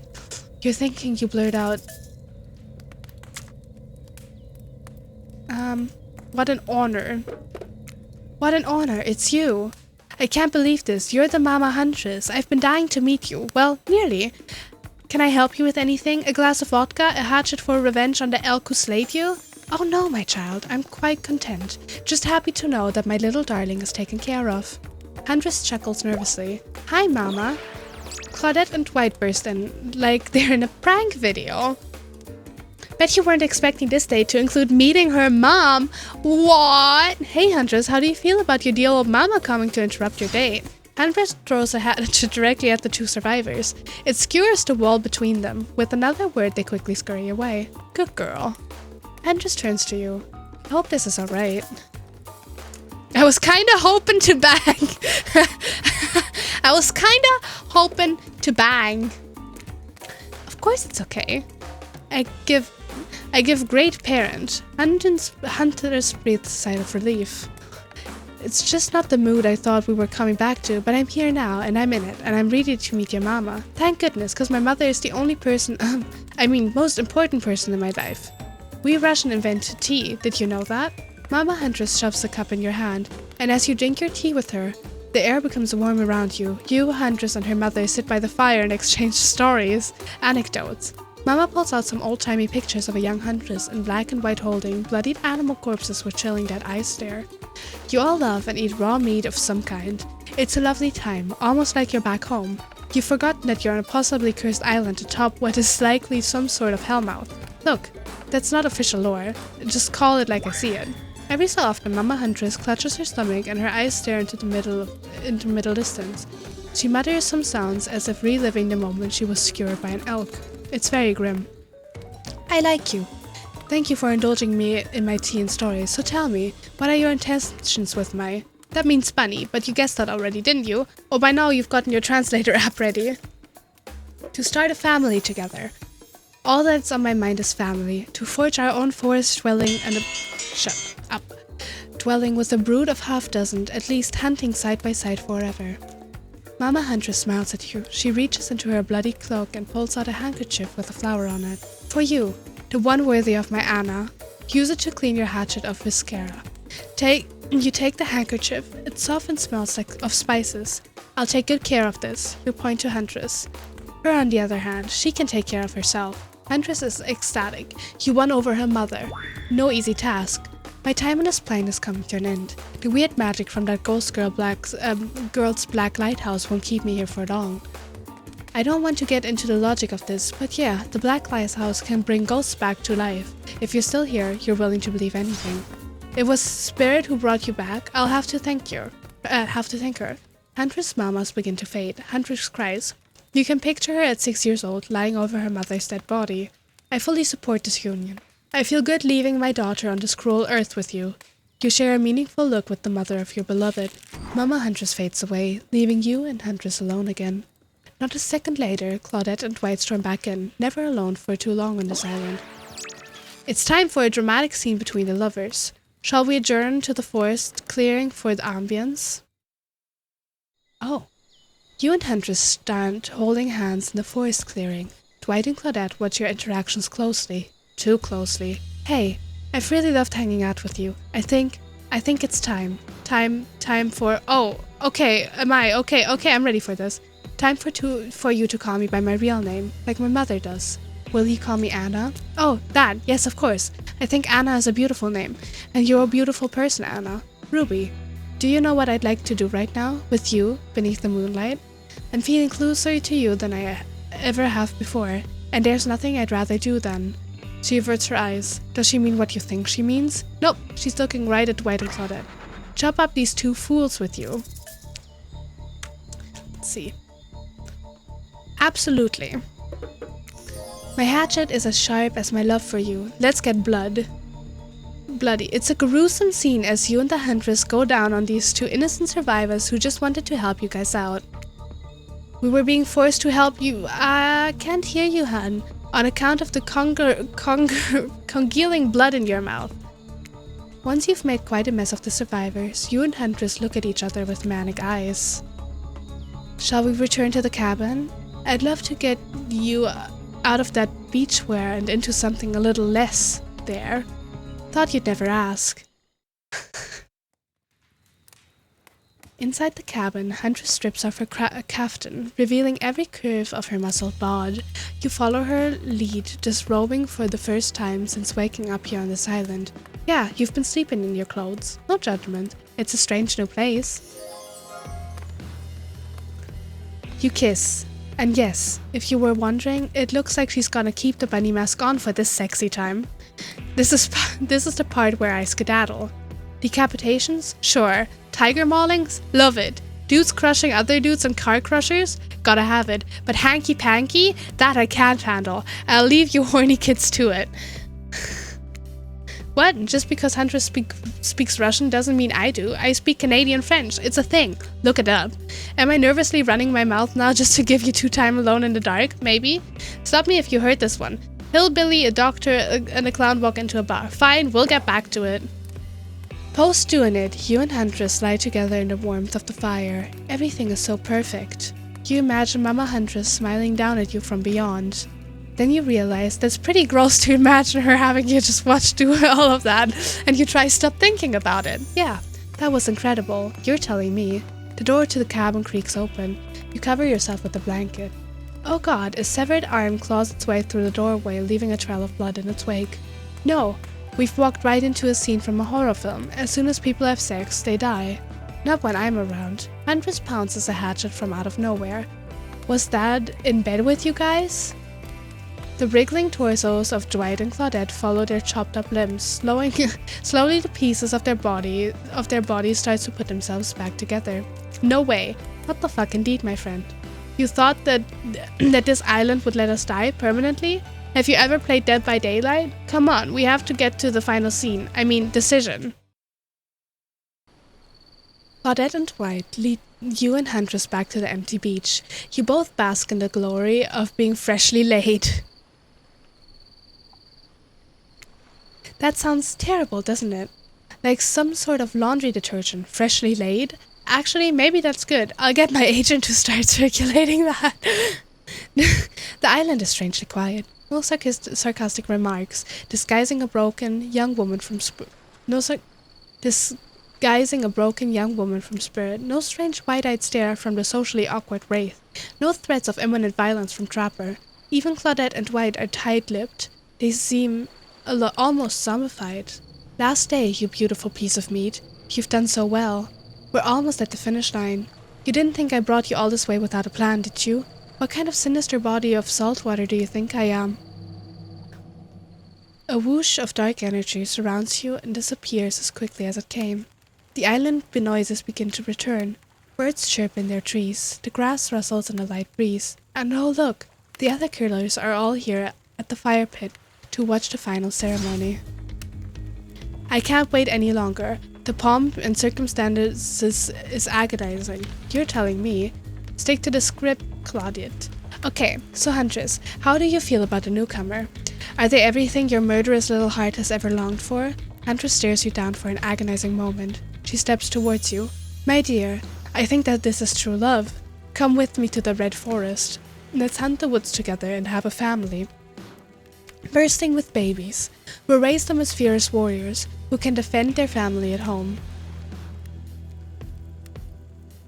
In just a matter of days, you've gone from being completely alone to being the start of a clan of warriors. I did not see that coming. Wraith starts a slow clap. No one joins in. Typical. Whatever. Love is a concept made up by the greeting card industry. I'm outta here.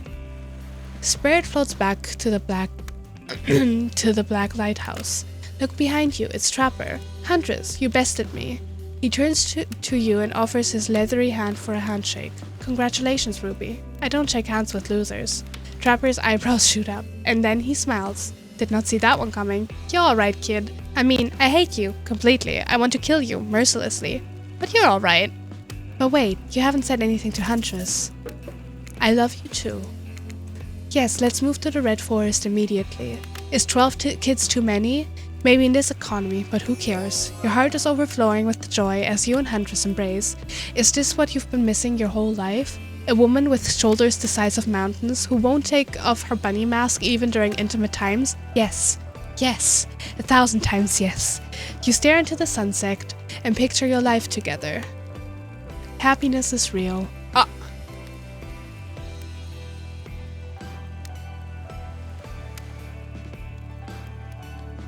Huntress lifts her mask and you finally lay your eyes on her breathtaking natural beauty. You know, the cabin I grew up in doesn't have the amenities that my luxurious new beach house has. I'm used to living as a beast, bathing in the river, running wild through the bushes. While telling you this, Huntress has left her bathing suit behind and entered into the jungle. You haven't lived until you've been one with nature. Rawr! You chase Huntress into the woods, leaving your own bathing suit behind. The end. Well, I guess we're now living naked in the woods. Seems about right. That seems about right. That seems about the thing I would do.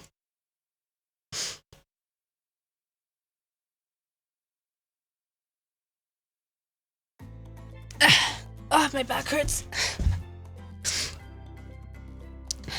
Okay. My throat hurts now. So I'm gonna find somebody. Yeah, shut up. I will hydrate, thank you. Oh gosh, that was cruel. I will find somebody to raid. We have a couple of people that are streaming right now. Rude. Let's go. Luna Todd. Wait, let me check. Luna Todd.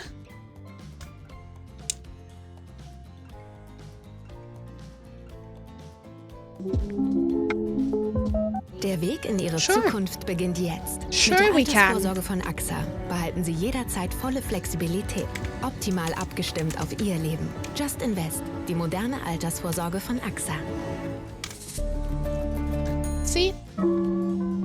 Yep. That should work. She's in her stream, or they are in her in their stream starting soon screen right now, so I don't know how quickly the stream will start. But I hope you guys have a lovely day. And I hope I see you guys again soon. Whenever I'm streaming again. Which we'll see. We'll see.